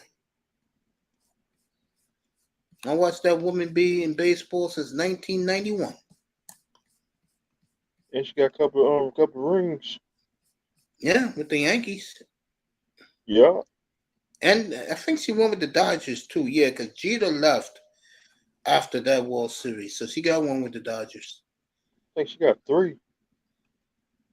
Yeah, she may have more than that being with the Yankees, bro. I think she'll stay there as long as she wants because it's a nice place to be if I'm her. If she get a ring with the Marlins, it'll be 4.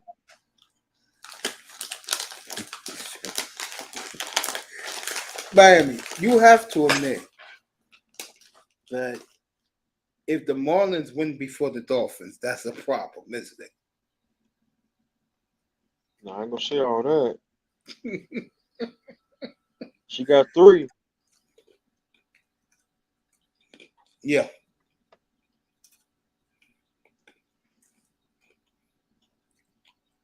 I'm a huge fan of hers. I think she got 2 with the Yankees. And one with the Dodgers, right? Yeah.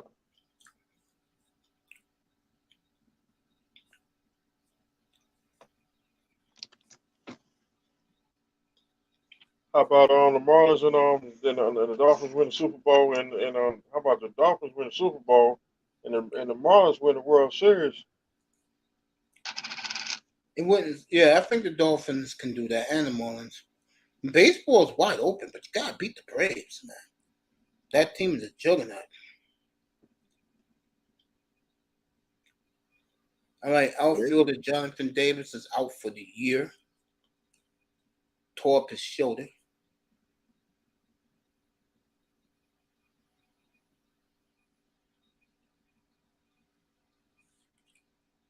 So, Moss, good looking, bro. Tell me about that trade.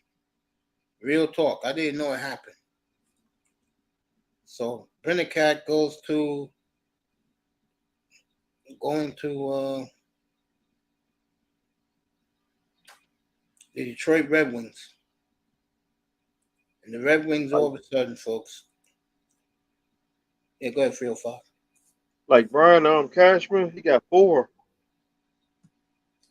Yeah, he does. He got 4 World Series rings. He didn't win the first one. This guy did. Bob Watson.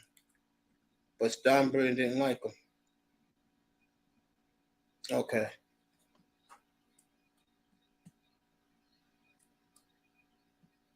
He got one. He got 5.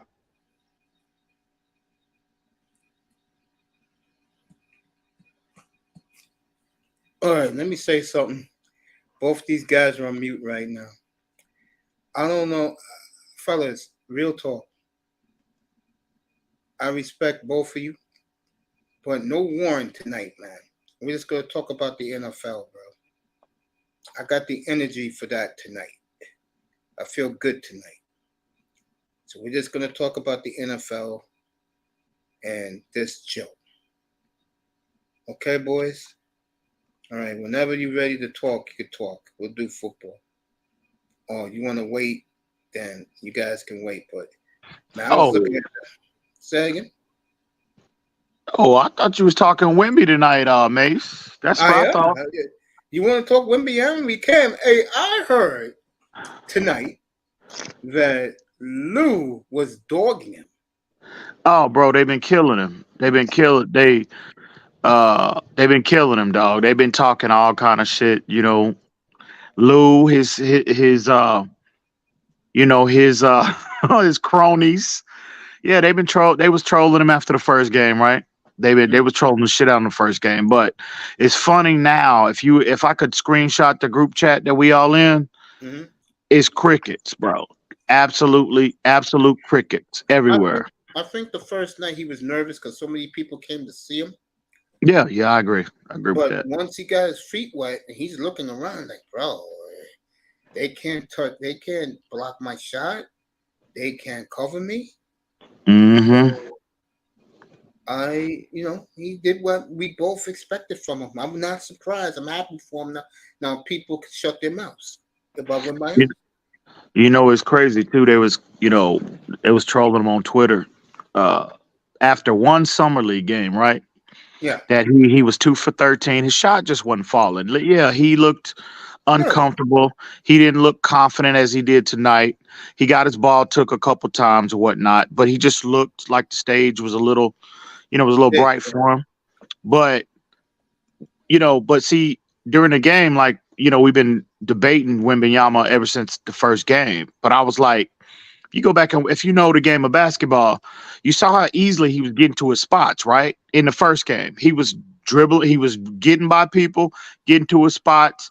His jumper just was not falling, right?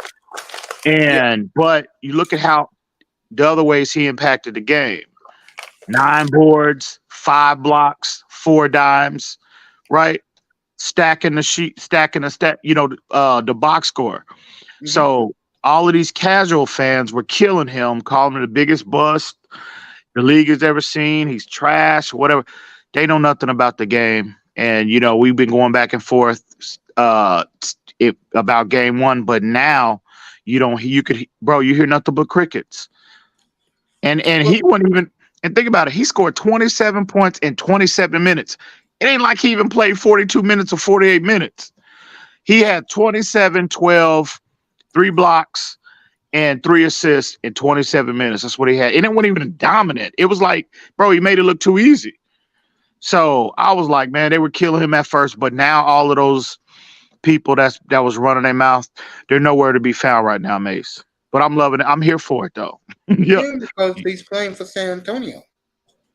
I'm here for it. If he was playing somewhere else, they wouldn't be dogging him like they do. He's wearing that dreaded uniform that people said for 27 years was boring.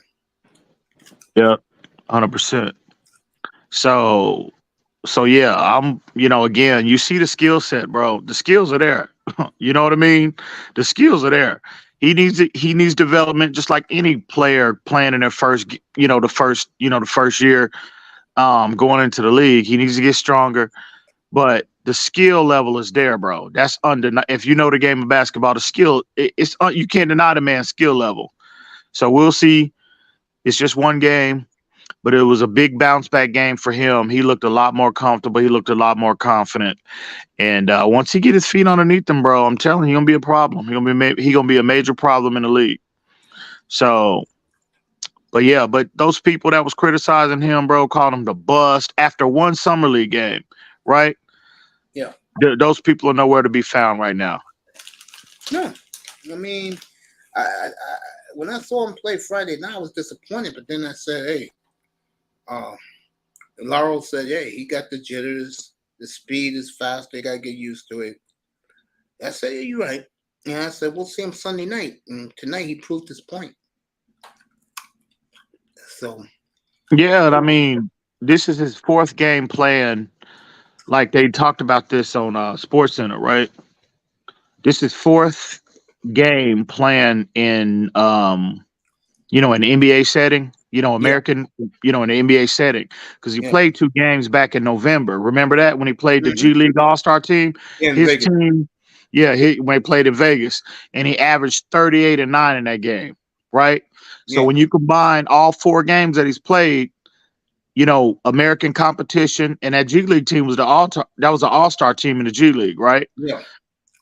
So when you combine all 4 games, he's giving you like 26, 27.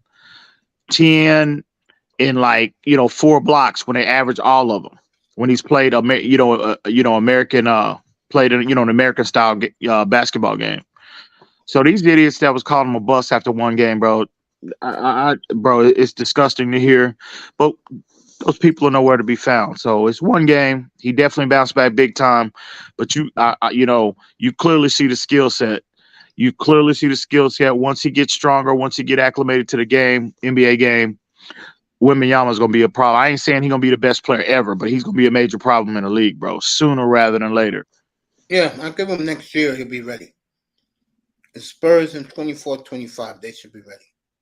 And like I said, they're one of the teams like Oklahoma City that they're going to make a big trade next summer. They go get that one missing link for both of them. They both were right there at the cuffs. You know what though, Mace? I think San Antonio going to be a lot more I ain't going to say they're going to be a championship level team, but San Antonio is going to be a lot better than people think this year. I agree. We talked about this before. We felt like they could have been way more competitive this year if they chose to. But we all know the fix was in. We know that. You know what I mean? So yeah. So you see the thing with Wemby, bro. If I'm Popovich, because we had this debate on Twitter the other day, I was in a Spurs space. Mm-hmm. My strategy with him at least early on, I'm not gonna put the scoring burden on him yet, right? If he gives you 15 to 20, 50, I would say 18 points a game, 18 to 19, maybe 20. That I think that'll be sufficient because you already got 220 plus scorers on the team already. Keldon Johnson, Devin Vassell.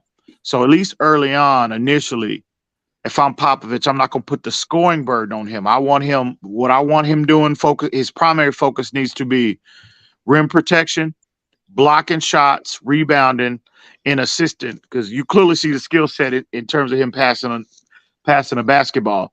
That, I didn't even know he was that good of a passer, bro. And you saw flashes of it in these first two games. So that's the areas I want him to focus on, at least early on. But if he if he comes out the gate averaging 25, so be it. But you already got 220 plus. Well, at least one. You got Keldon Johnson averaging 23. You got Vassell averaging right at 20. So at least initially, I'm not gonna put the scoring burn on him yet. So, yeah, man, I'm pleased with what I'm seeing. That first game, bro, he had a bad shooting night. Nothing more, nothing less. It happens to the best, right? Yeah. So, Wemby will be fine, man. He'll be everything that we will be. I don't even worry about him. But when they told me that they were dogging him, I'm like, bro. Yeah, bro, it was ridiculous. I mean, bro, they were trolling the shit out of him, calling him the biggest bust in history, bro. After one bad shooting night in the summer league, I was like, bro, but again, man, they're idiots, bro. Right? But I told him, like, when I was going back and forth with him on Twitter and these Twitter spaces, where's that energy now? You know what I mean? I could at least respect somebody that's consistent, but where is the energy now? So, but again, those people are nowhere to be found, bro. But I'm here for it. They're waiting for Dame Lillard to get traded. Mm-hmm. I don't know if that gets done, Mace. What you think? I think it will. But I think what Portland wants is more picks. They don't care who they get it from. They just want more picks. What do you think about? Because I'm hearing rumors about San Antonio might be possibly trading for Tyler Hero. I don't know, man.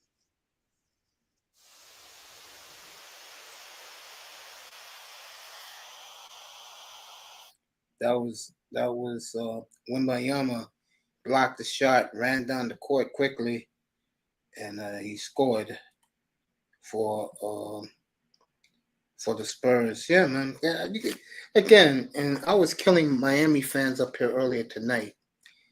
They gotta just calm down, man. Oh, one game?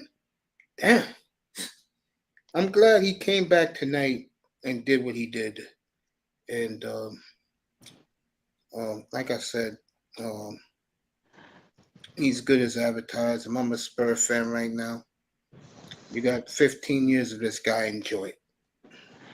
And I mean, I mean, he's literally like, if he don't turn out to beat up like 30, 28, 30 point per game scorer that a lot of people are projecting him to be.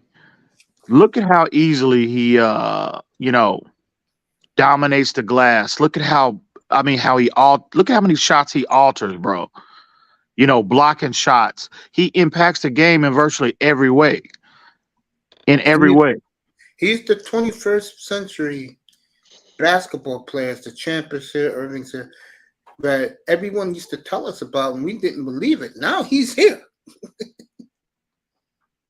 7'5" will probably go to 7'8".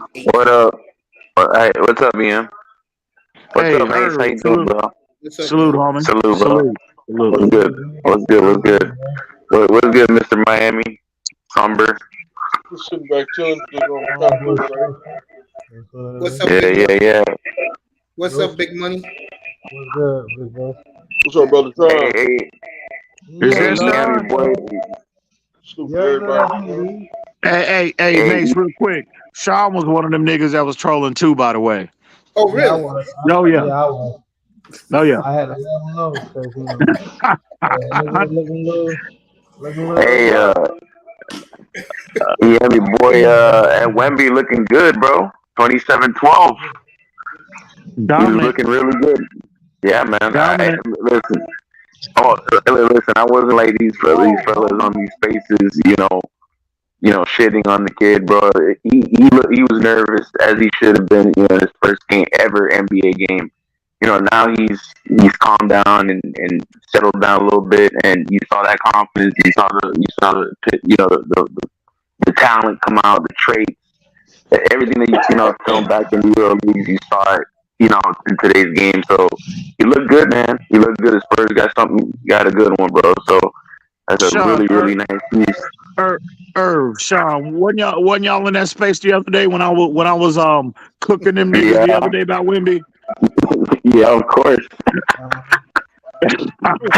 bro, they were mad disrespectful, bro. I was like, what? Y'all crazy, bro. Man, bro. Where are they tonight, cricket? Everybody hates, bro. Yeah. That team is too boring to people. Yeah. Boeing got 5 flags up there. I'll tell you that, and a $500 million facility open next month. Listen, I like to give EM. When it comes to the Spurs, I like to give him shit, but I'm also very objective when it comes to the Spurs, bro. I ain't like these other basketball fans that are delusional and stuff like that. I like the Spurs, bro. They're one of the reasons I fell in love with basketball. So, because I love the way they play basketball. No, I'm saying in terms of like pop system, like there's no ego. It's basketball. It's the team first, and I love the way they play basketball. The way the ball flies around, and everybody gets a touch, everybody gets a roll. So that's always been my mindset when it comes to like basketball. It's always been my I love that brand of basketball. Two predictions I made April of last year. Number 2, the Spurs will win the lottery this year. They did. They'll tank it. They did. Number 1, that this young man's team will be the world champions. How you feeling, champ?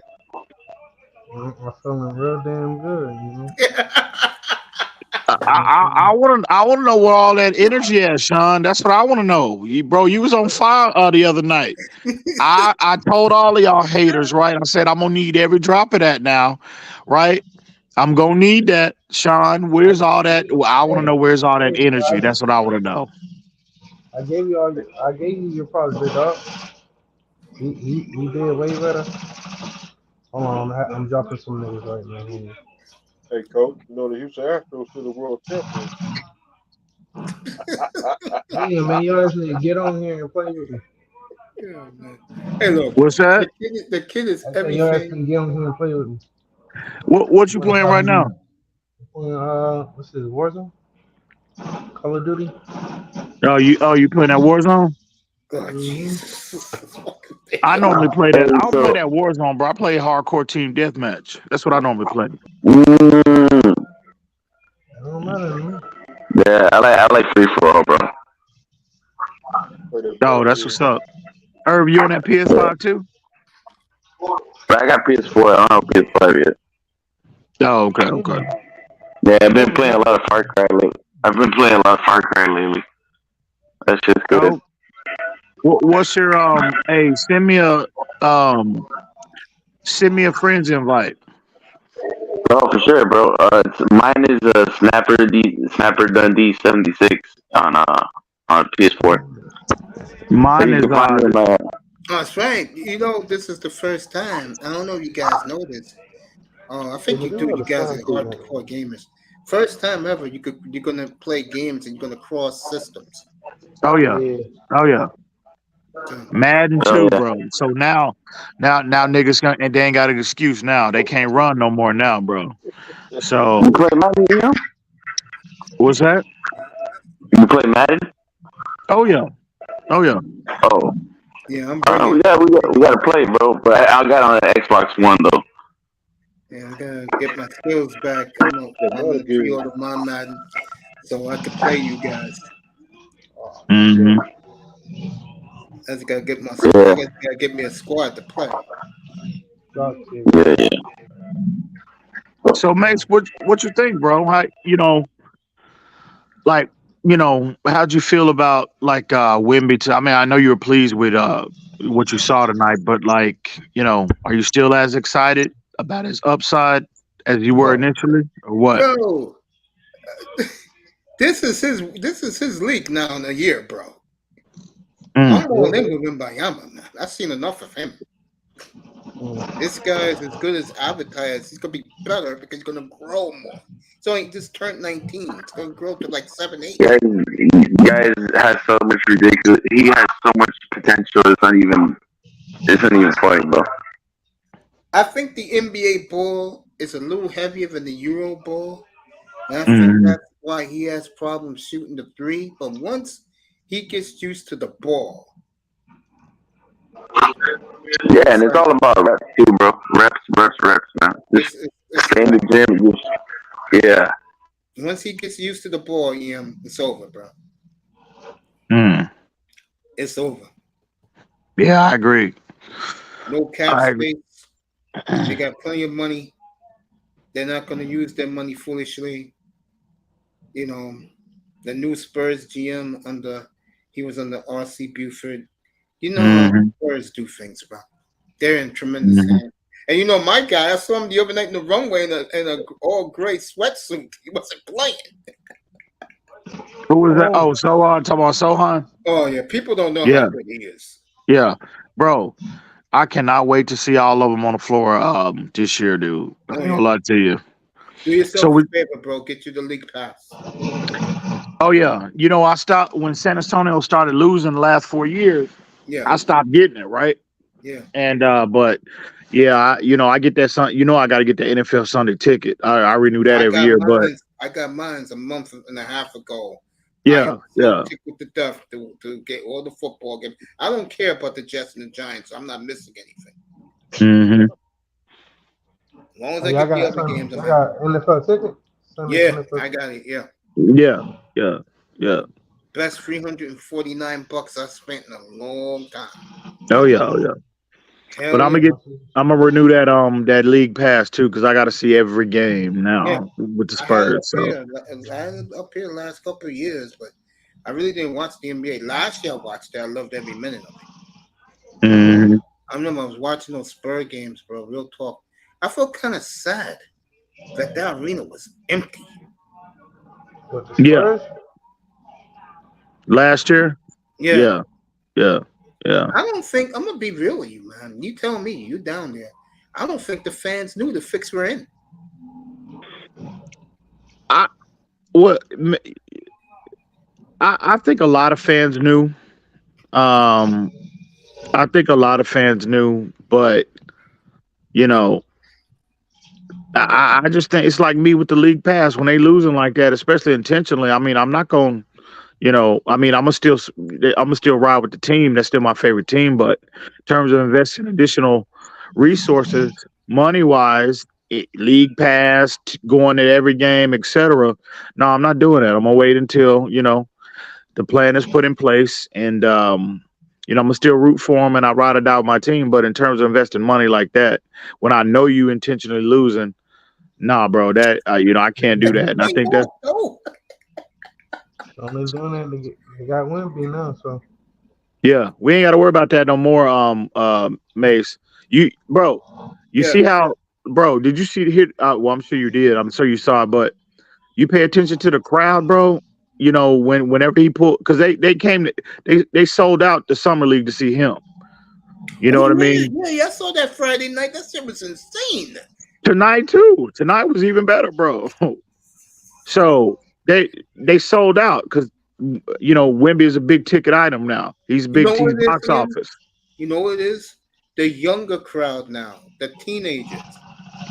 You know what I'm saying? This may be their version of Kareem. Might be. They're excited, but they got someone they can cling to. 100%. This is this baby alpha, young Zillennial. This could be their guy. He will be their guy. But this is going to be their star. Like Generation X had Kobe and Jordan, and the millennials had LeBron. Yeah. Right.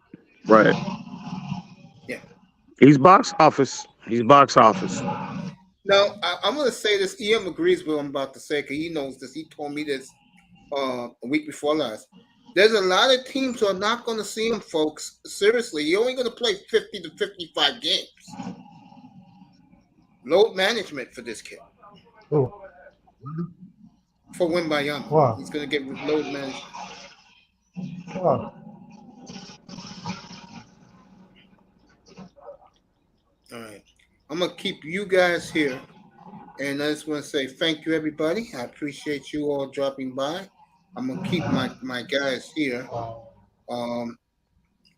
Matter of fact, go ahead, Moss. Let Moss stick around a little bit. Let me stay on a little bit more. Keep talking. Yeah. I mean, right now, the NBA is dead. I mean, all you're doing is waiting for Lillard to get traded and for James Harden to get traded, and that's it. I agree. Say that again, 305? I love it. What about Lillard? No, I'm saying No, I said that I said the NBA is dead right now. What do you think about your coach tonight getting a big award from the NBA? Well, his dad yeah, they presented Mike Malone with a big award tonight. Oh, did they really? I didn't know that. Yeah. Yeah, that's actually his dad award. It's just his dad not here to accept it, so he accepted on his behalf. All right, Sean. The West is set. You don't worry about nobody. You're gonna do a job. You don't worry about nobody in the West.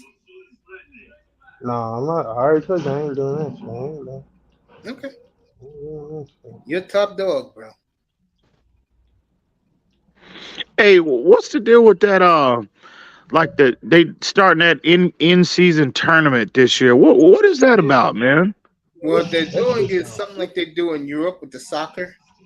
They're gonna have these groups play against each other. The games are real into the title game. But the games are what real. Is that shit? Say that again? I don't understand it. Like, what's the meaning? I don't either. Now here you go. Yeah. Let's say, give you an example. One bracket in the West is LA, Utah, Memphis, Phoenix, and Portland. Okay. And they're gonna play each other for real in a 3-week span. Okay. If they come out of that, whoever comes out of that, let's say for sake, let's say Phoenix wins that. Phoenix goes automatically into the semifinal. And each team, they're gonna play each other for real. The games are real. And whoever comes out with the most wins in that 5-game window between November 18th and December the 5th. They played December the 9th through 7th through the 9th in Vegas. to win the tournament championship, and you get $500,000 a man. That's why those players were so excited yesterday about it. I still don't get that shit. And he explained it. Yeah, I mean, so how does that count? So what are they gonna do after the tournament? Just play the regular season? Yeah, keep playing the season. Yeah. Like So when you look at your schedule, right? Let's do the Denver Nuggets. Let me get it. I'll give you an example of this. Yeah, explain that shit, boy. I'm trying. So the incentive is that what the winner gets, each team member gets 500 grand. Yep. Is that? Yeah, he announced that yesterday. But none of, like, if a team wins the tournament, their win total and all that don't count towards the regular season. No, it all counts except the championship game. It all counts. You are really playing these teams for real. I'm trying to find a bracket for you to explain it better. Yeah, I can't. You got it yet, Ian? I still ain't get it yet. No, I'm still cloudy, bro. I got it right here. Okay. Like I'm slow. Let's do the West. This is for Sean. Okay. In this bracket is Denver, the Clippers, New Orleans Pelicans, Dallas, and Houston. Okay. They're gonna play each other for real. Okay, they're gonna play each other for real. 2 in Dallas. You're gonna play 2. Like Denver's gonna play 2 against the Clippers home and home, 2 against the home and home, the Pelicans, 2 against the Mavericks home and home, and 2 against the Rockets home and home. Whoever has the best record of the head-to-head between these 5 teams, they move to the next round. Now you understand? Yeah. Sean, you still don't understand? I get the next round. It sounds like playoffs, kind of like exactly. That's what it is, but it's a tournament. But all of the wins and losses count towards the ultimate goal, the regular. Yeah. Okay. So do they still play the 72 games this season? No, it's 82 games, but these games count. I mean, 82. And this tournament starts November the 3rd. So Malika Andrews is wrong again. She said the 18th. It starts the 3rd. Let me blow it up for you guys. Let me blow it up. This includes the 82 games. Say again? This is like these games and plus the 82. No, this counts in the 82. They haven't done the schedule yet. Okay. They haven't done the schedule yet. But every team don't play in that tournament initially, right? Every team plays in this tournament. Everybody. Okay, everybody's playing. Yeah, I'm gonna show it to you right now. Even your Spurs. Man. Yep, even your Spurs. All right, here you go. That's the teams. Let me blow it up a little bit so everybody can see it. Yeah. I'm lost for words, though. I don't know why. So I guess they're trying to make the first half of the season more competitive, I guess. Exactly. So guys like Jimmy Butler don't say out loud, I don't take the regular season seriously till after the All-Star break. That's what they're trying to prevent. That's players gonna do that anyway. I think with $500,000 on the line, I think players are gonna look up per player. They're gonna treat this more seriously. Yeah. There you go, guys. In bracket A, you got in this bracket is murderous. Memphis, Phoenix, Lakers, Utah, and Portland. I can tell you right now, Portland's not going to be involved, bro. The other 4, I don't think Memphis is going to be involved either because they ain't going to have a job. And what happens is these teams in the bracket, they're going to play each other, I guess, 8 times to see who wins. You know, and whoever wins in the bracket, whoever has the best record in the bracket gets out of the bracket. And then you play the winner of the other bracket. So A will play. I guess they're gonna do A versus B, and C will probably play a team in the East, and then the two Eastern team, the winners will play. I think that's how they're gonna do it. So like the teams that get bounced out of the tournament, right? Yeah. The teams that don't move. So what do? They just sit and wait until the tournament's over, or what? Yeah, they do. They sit and wait. Yeah. Yeah. Mm. Like after the 8 games you play, if let's say Denver has the best record, then in their division, in that bracket, they come out with the best record. They're gonna play probably the winner of West A, which is the Lakers, the Suns, the Jazz, the Grizzlies, and the Blazers. But I don't see how all the teams gonna be able to get 82 games in. If like, like for example, the Spurs get bounced out in the first 3 games, right? Okay, well they only played 3 games. They gotta wait until the tournament's over with. How are they gonna get? No. Family, they play each other twice, no matter what. It's like a round robin. Oh, okay. Yeah, and whoever has the best record out of that round robin, they play the other division. You get it now? Okay, I see. Yeah, you're gonna play 8 games with got the it team in in this box. Let me know. Yeah. Okay. Yeah, if you come out with the best record, you move on. Okay. Yeah, I'm looking at that in the East. I'm looking at that Knick bracket, bro. With Milwaukee and Miami. Wow, bro. That will not be easy. Well, your bracket is not bad. You got OKC, Golden State, the Timberwolves. I can't wait to see them play Rudy Gobert, by the way. Yeah. I can't wait for that. Yeah, he likes Gobert. Now you guys understand what I'm trying to tell you? Yeah. Ian got it. They play each other 2 times. 1 home, 1 away. Yeah. I was like, I mean, well, I'm gonna give it a chance. You know what I mean? I'm gonna watch my Spurs regardless, but I mean, I don't know. We'll see how it works. I mean, I was good with just the play-in tournament. You know what I mean? I think they might be reaching a little bit right here, but hey, we'll see. I mean, we'll see. If this works, they'll have another one right after the All-Star game.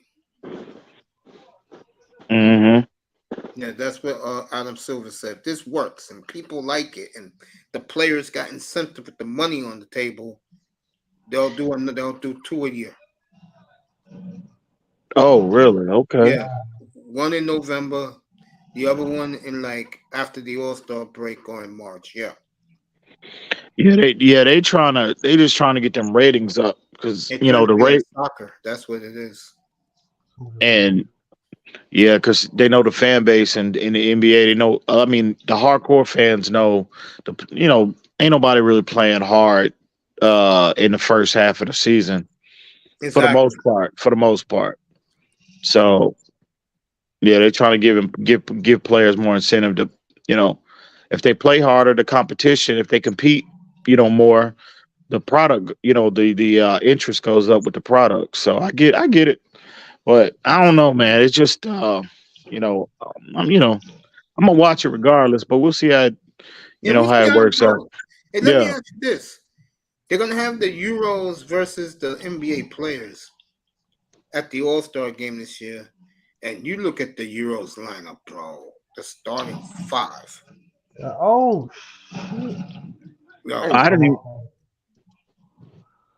I didn't know that, Mace. The EuroLeague team is going to be playing the All-Stars. I didn't know that. No. They're going to break it up. It's going to be the NBA Euros against the NBA All-Stars.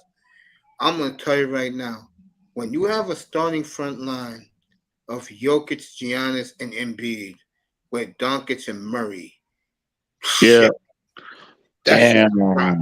And you bringing Wembanyama off the bench. I know, right? You bringing Siakam off the bench. Yeah. Hilligus off the bench. Shaden Sharp. Yo, the American team has no shot. None. I didn't know they were changing it up like that. I like that. Yeah, I like that. Yeah, Silver threw that in a couple of weeks ago. Wait, hold on, explain it. And oh my God, CJ McCollum, bro. CJ, I love you. Oh, crying on ESPN. No, that's not fair to the other NBA players. Oh, the American players. No, you got to break this up to 2 or 3 teams. And I'm like Stephen A. Smith. Stephen A. Smith said, hey, that's tough. If these guys can't make the All-Star game, that's tough. Yeah. Bro, you're not good enough. I don't want to hear was he crying like a baby? He crying like a bitch?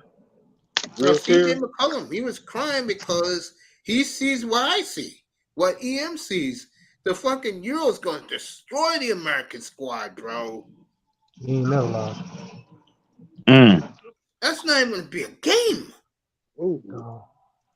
Yeah, that's going to be crazy. And you got that's going to be crazy. Bitch. So Mace, explain that the Euro versus Americans. Explain that one again. Okay. The Euro Americans could be the All-Star game. So on one side, they already got the starting lineup: Doncic, Murray, Giannis, M.B, and Jokic up front. Jesus. Oh my goodness. Then you bring in Wembayama off the bench. That's nasty. With Siakam. Yeah, I'll be crying too. You can't do that. Shit. Hilligus. Sharp. Oh my God, bro. You talk about and you know the Euros don't like American players. They're gonna take it seriously. Oh yeah, for sure. They're gonna run the American team off. Bro, they ain't got no choice to, bro. They're gonna run the USA team off the court, bro. It's not even gonna be funny. He ain't gonna have no choice to. They ain't gonna want to get bored like that.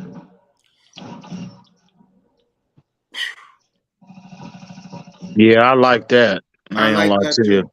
Yeah, and Alan Silver said, I don't give a what they think. Mm-hmm. They're gonna do it this way. Ooh, that's why you miss. I'm tearing their ass up right now. Yeah. I'm working on my sniping. That day when CJ McCollum started crying. Well, other guys can't play. Hey, tough. I know, right? Tough. If if the American guys don't have the depth to make this team, that's their problem. Wait, what do you mean American players can't play? You only 15 guys on the team, Sean, and there's going to be a lot of angry American players, but they didn't even make the team, bro. They're going to be pissed off. Yeah. Damn. Because the Euros are easy. And also with the Euro player, bro, you saw Jokic yourself. He didn't want to be at that damn parade till he got there. He wanted to go home. Yeah. The money go to China, and then he started having then he enjoyed himself. And it was over with. What parade? What, 6 parade? When is parade? Thursday? No, I'm going home. No parade. That shit was funny by Jokic. I was crying up here when he did that. Oh, they cheated. Yeah, that shit was crazy. Of course, Iman had the peek in here. American U.S. got the GOAT. That's his boy. That's his boy, LeBron. Yeah. To him, LeBron's the GOAT. Is Canada with the U.S. or the Euros? Canada's with the Euros, family. Mm-hmm. My man said LeBron the GOAT. Yeah, he loves LeBron, bro. I can't say he the GOAT, but he the second best player I'd have never seen. I'll give him that. But he ain't Mike. He ain't MJ. Yeah, Look what Moss said right here. Moss hit it right on the nose. Damn. Siakam, Africa, Canada, Murray, Hilligus, Sharp. He said, oh my God. Yeah. Patel, Barcelona's Europe have the big men. Yep, that's going to win the game for Euros. They have plenty of depth on the bench. America, you're going to have to dig deep. Plus, you're talking egos and nobody's laughing and smiling. The Euro guys want to crush the foreigners want to crush the American guys. And knowing CJ McCollum, that's a good question Moss asked in the chat room. He ain't gonna want no Canadians on his team, bro. And Moss, don't take it the wrong way, bro. CJ's gonna go, no, I need my American brothers on this team. Who? Now I'm on the game off. Oh, yeah, they're gonna CJ because CJ. You wonder why I keep bringing him up. He's the head of the players' rep, and it's just not gonna look good. I mean, I think that game's gonna be ugly, bro. That is gonna be a bad look, bro. You talk about beatdown.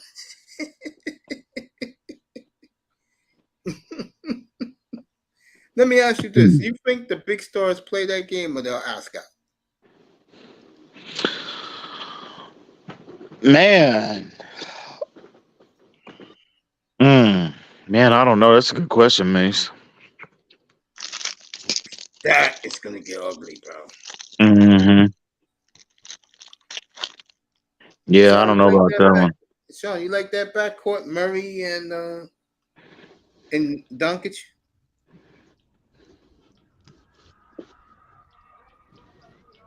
Ooh, that's a nasty backcourt. Ooh. Yeah, I like team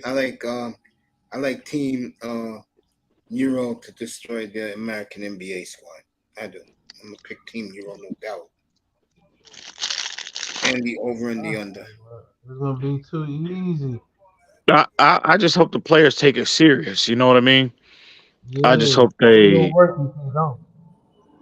Yeah, exactly. That's why. Yeah, that's why the Pro Bowl is not, what it used to be, because it's players don't take it serious, man, and the fans know it.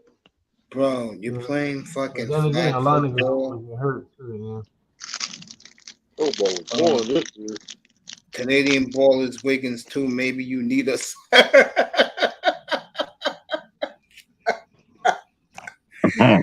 I think CJ McCollum may have to rethink that. I love CJ, but bro, Adam Silver wants this game, bro, and when it goes down, CJ, you got a problem, bro, because you're gonna have a lot of egos that when you announce that team ain't playing. Yeah. Isn't the World Cup FIBA next year? It's not. I don't think it's the Olympics next year. I think it could be. I know they're about to play the world thing now with the basketball. Canadian ballers, Wiggins, yeah. So Team World versus, yep, that's what it is. Team World versus USA. That's exactly what it is. Yes. Yes. Ooh, that's gonna be. I will bet Team World by 17 points. That's gonna be ugly for somebody. Yeah. USA will be punched inside. Jokic will have a field day with Giannis on one side and Embiid on the other. Lord help the USA. I really want to see how this tournament going to turn out. I want to see. That's a pretty old team on that USA side. You guys think? Curry, Kyrie.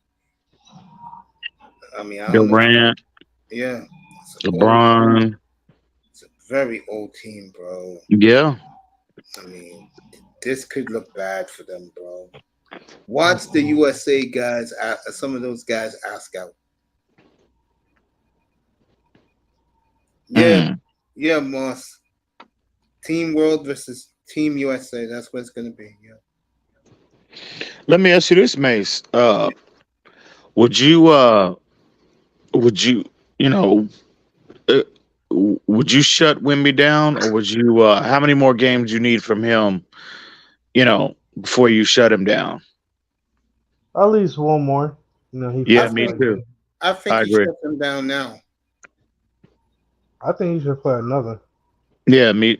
If he would have came out and had a game like this in the first game, then Yeah. I would have shut him down after this game. But Hmm. I kind of want him to get a little more experience. Get a little more acclimated.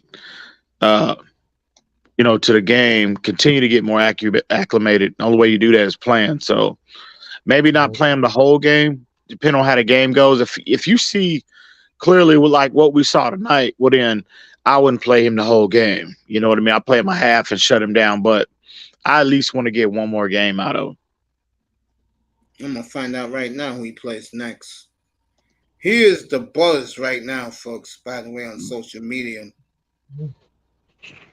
And I think I listened to a little bit of his press conference. He sounded like Jokic when he talked, especially like how he was talking. He was talking about something, but pretty much he's just he ready to hoop. He just want to hoop. He was glad draft Yeah. Cleveland came in, and he just want to And hoop now. yeah, Sean, you heard him talk about, bro. He hadn't been doing no basketball ever since his team, since his league was over with, since their season was over with. All So he's been overall, doing is appearances. You're right. he been doing media stuff, and he Yeah. said he's been doing some basketball, but he hadn't had an opportunity to really sit and focus just on his game. So that explains a lot after that first game why he shot 2 of 13. You know what I mean? But Yeah. as I was telling y'all, Sean, I was like, bro, look at how he impacted the other aspects of the game, rebounding, blocking shots, assisting a basketball. So I was like, man, I was listening to everybody, you included, Sean, kill this dude. I'm like, they act like this man is gonna be the biggest bust in NBA history. And I'm like, bro. Oh I no, mean, no, I don't. I'm trolling because I know that's your guy. So I'm like, hey, you looking a little wet behind the ears. Yeah, yeah. San But Antonio, if they stay Yeah. healthy, Ian, mm, they'll win 48 games. I And think, I know you guys think realistically, I I'm think crazy. I'm gonna tell he'll you why. improve I'm gonna tell you why. People forget they made the play-in 2 years ago. These guys got a little experience. yeah, that's true. Now they got their guy. I've been preaching this since last April. Popovich told these kids, "I'm not gonna f with you this year. Yeah. Go out there, but come September, when I get my Hall of Fame ring, I'm coming after your asses. Mm-hmm. It is gonna be hell for those other kids in San Antonio." Yeah. And one thing about Wembanyama, bro, he's wide. He's a lot more mature than than what his age is. He got invited. I saw this report tonight earlier. He had got invited to some big party. I forget who was throwing it, right? But he, respectfully declined the invitation because he wanted to get his sleep before this game. That who that is? You should do that. Tim Duncan, you should do that. Coming into the league, was very dedicated like that. Well, Ian, this will put a smile on his face. He's been hanging around Tim Duncan, David Robinson, and Manu Ginobili. Parker already know him. Parker discovered him. Yeah. Yep. Which he should. You'll be an idiot not to listen to the greats. All right, he plays Tuesday night against the and it's the late game for me. It'll be 9:30 for you, Ian. He plays the Wizards. He should have a 30-point game that game. They play who?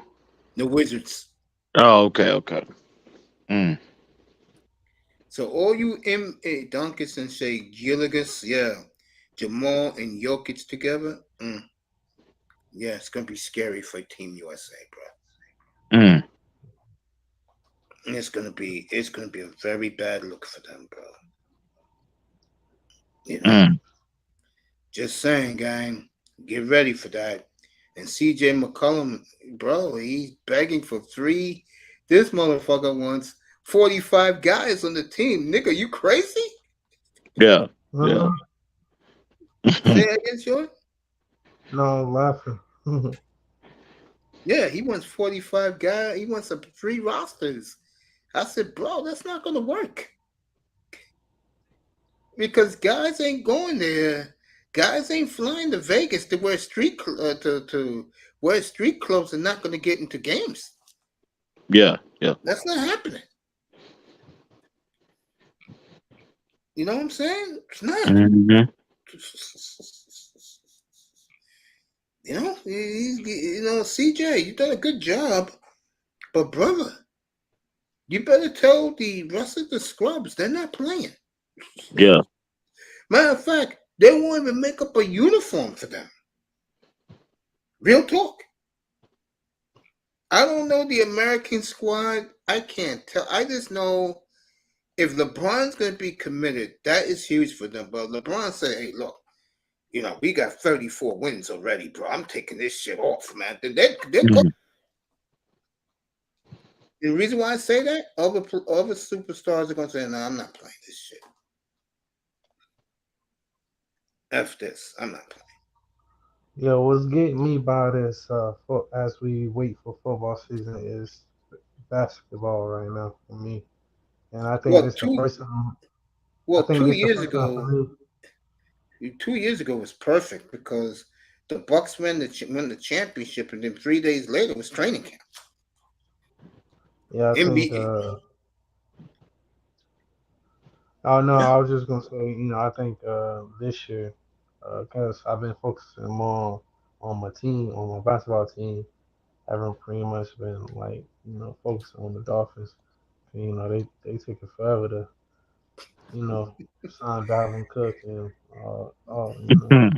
Basically, what losing. Sean is telling you folks was that he haven't really been paying attention to his football squad down in Miami Gardens. Instead, he's been watching what's been going on in the Western Conference. In the NBA. The whole Mm-hmm. NBA? No. In the West? I'm gonna say like my team pretty much, but seeing what everybody else is doing too. Okay, I feel you now. What Brother Sean is saying, folks, is he's been more observant of his champion than ever before. And he's watching every move they make. Calvin Booth makes. Mm-hmm. You know the Astros still the world champions. Woo! Yo, EM, you should have been here earlier tonight. I had to, me and Shake Money had a little dialogue tonight. Oh, Shake was up here earlier? Yeah, he was up here earlier, and I had to tell him the truth. I said, bro, and me and Mr. Miami talked about it. I didn't mean to do it to float in his face, but it's been a long time since that heroic effort by Lamar Smith 23 years ago, folks. One of the great playoff. You can argue that was the greatest Dolphin performance in the playoff game by any individual in the history of the franchise. Real talk. That's a bold statement right there. Yeah. Miami, who you think was better? Dewey, right? With the 3 interceptions in the rain, the championship game against the Jets? Yeah. Yeah, I would put Dewey number 1 of all time, but I've seen that game because yeah. But what Lamar Smith, do you remember that game, Ian? Huh, Ian? I'm sorry. What's that, Mace? You remember the Lamar Smith game, the playoff game in Miami against the Colts in 2000? Hey, hang on, man. My dog's going crazy right now. Let me go check this back porch real quick. Hang on. Yeah, go ahead. Oh, Sean, you gotta Google it, bro. I drank vodka that day. Shit, bro. Man, Miami, real talk. When he scored that touchdown and all the players jumped on him, bro, I was dancing in my room, bro. I was happy that day. I was happy as a motherfucker, bro. Sure, I drank vodka. I turned up that day. And I'm gonna leave Dolphin fan alone. I really wanted to have fun with them, but I'm gonna leave him alone. because I can hear it. Shake Money's voice. Kane's not too happy with them. He's not trusting it until he sees results. You're keeping a nice approach. Sean is in his championship world. EM is watching every step, but EM's more getting ready to put more banners at the AT&T Center in San Antonio. Sean, Hey, I think he was 5 years old. You don't remember that Lamar Smith game, do you? I don't know.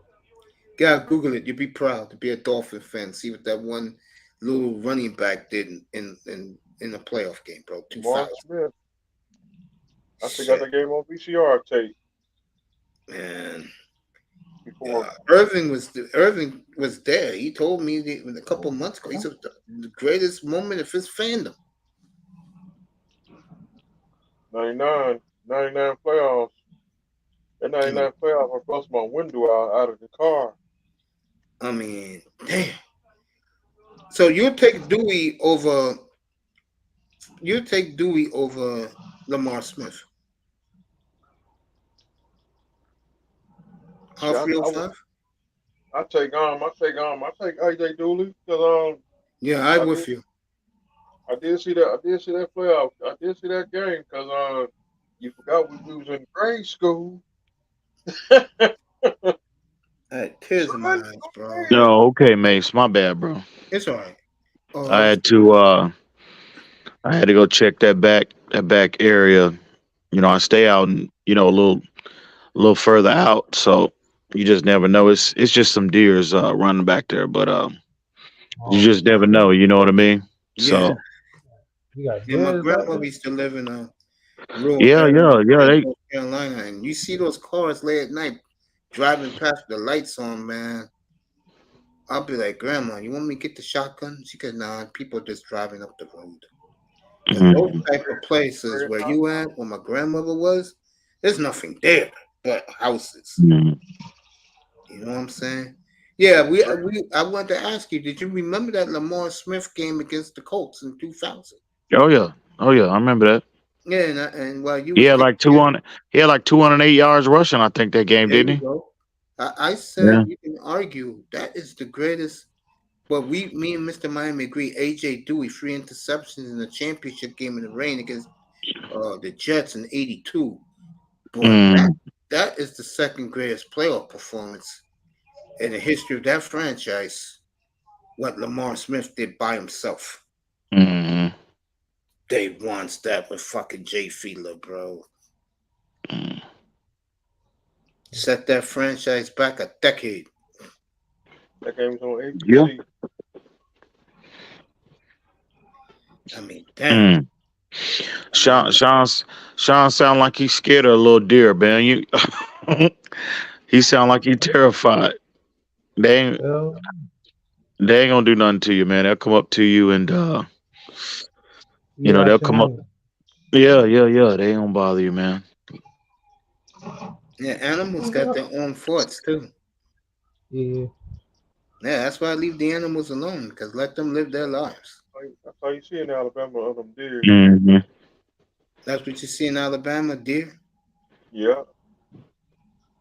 Nah, I just ain't know they had deers in Texas. Yeah, they got everything. They got everything in Texas. Kite, everything, bro. You see some of everything out this way. You know what I'm saying?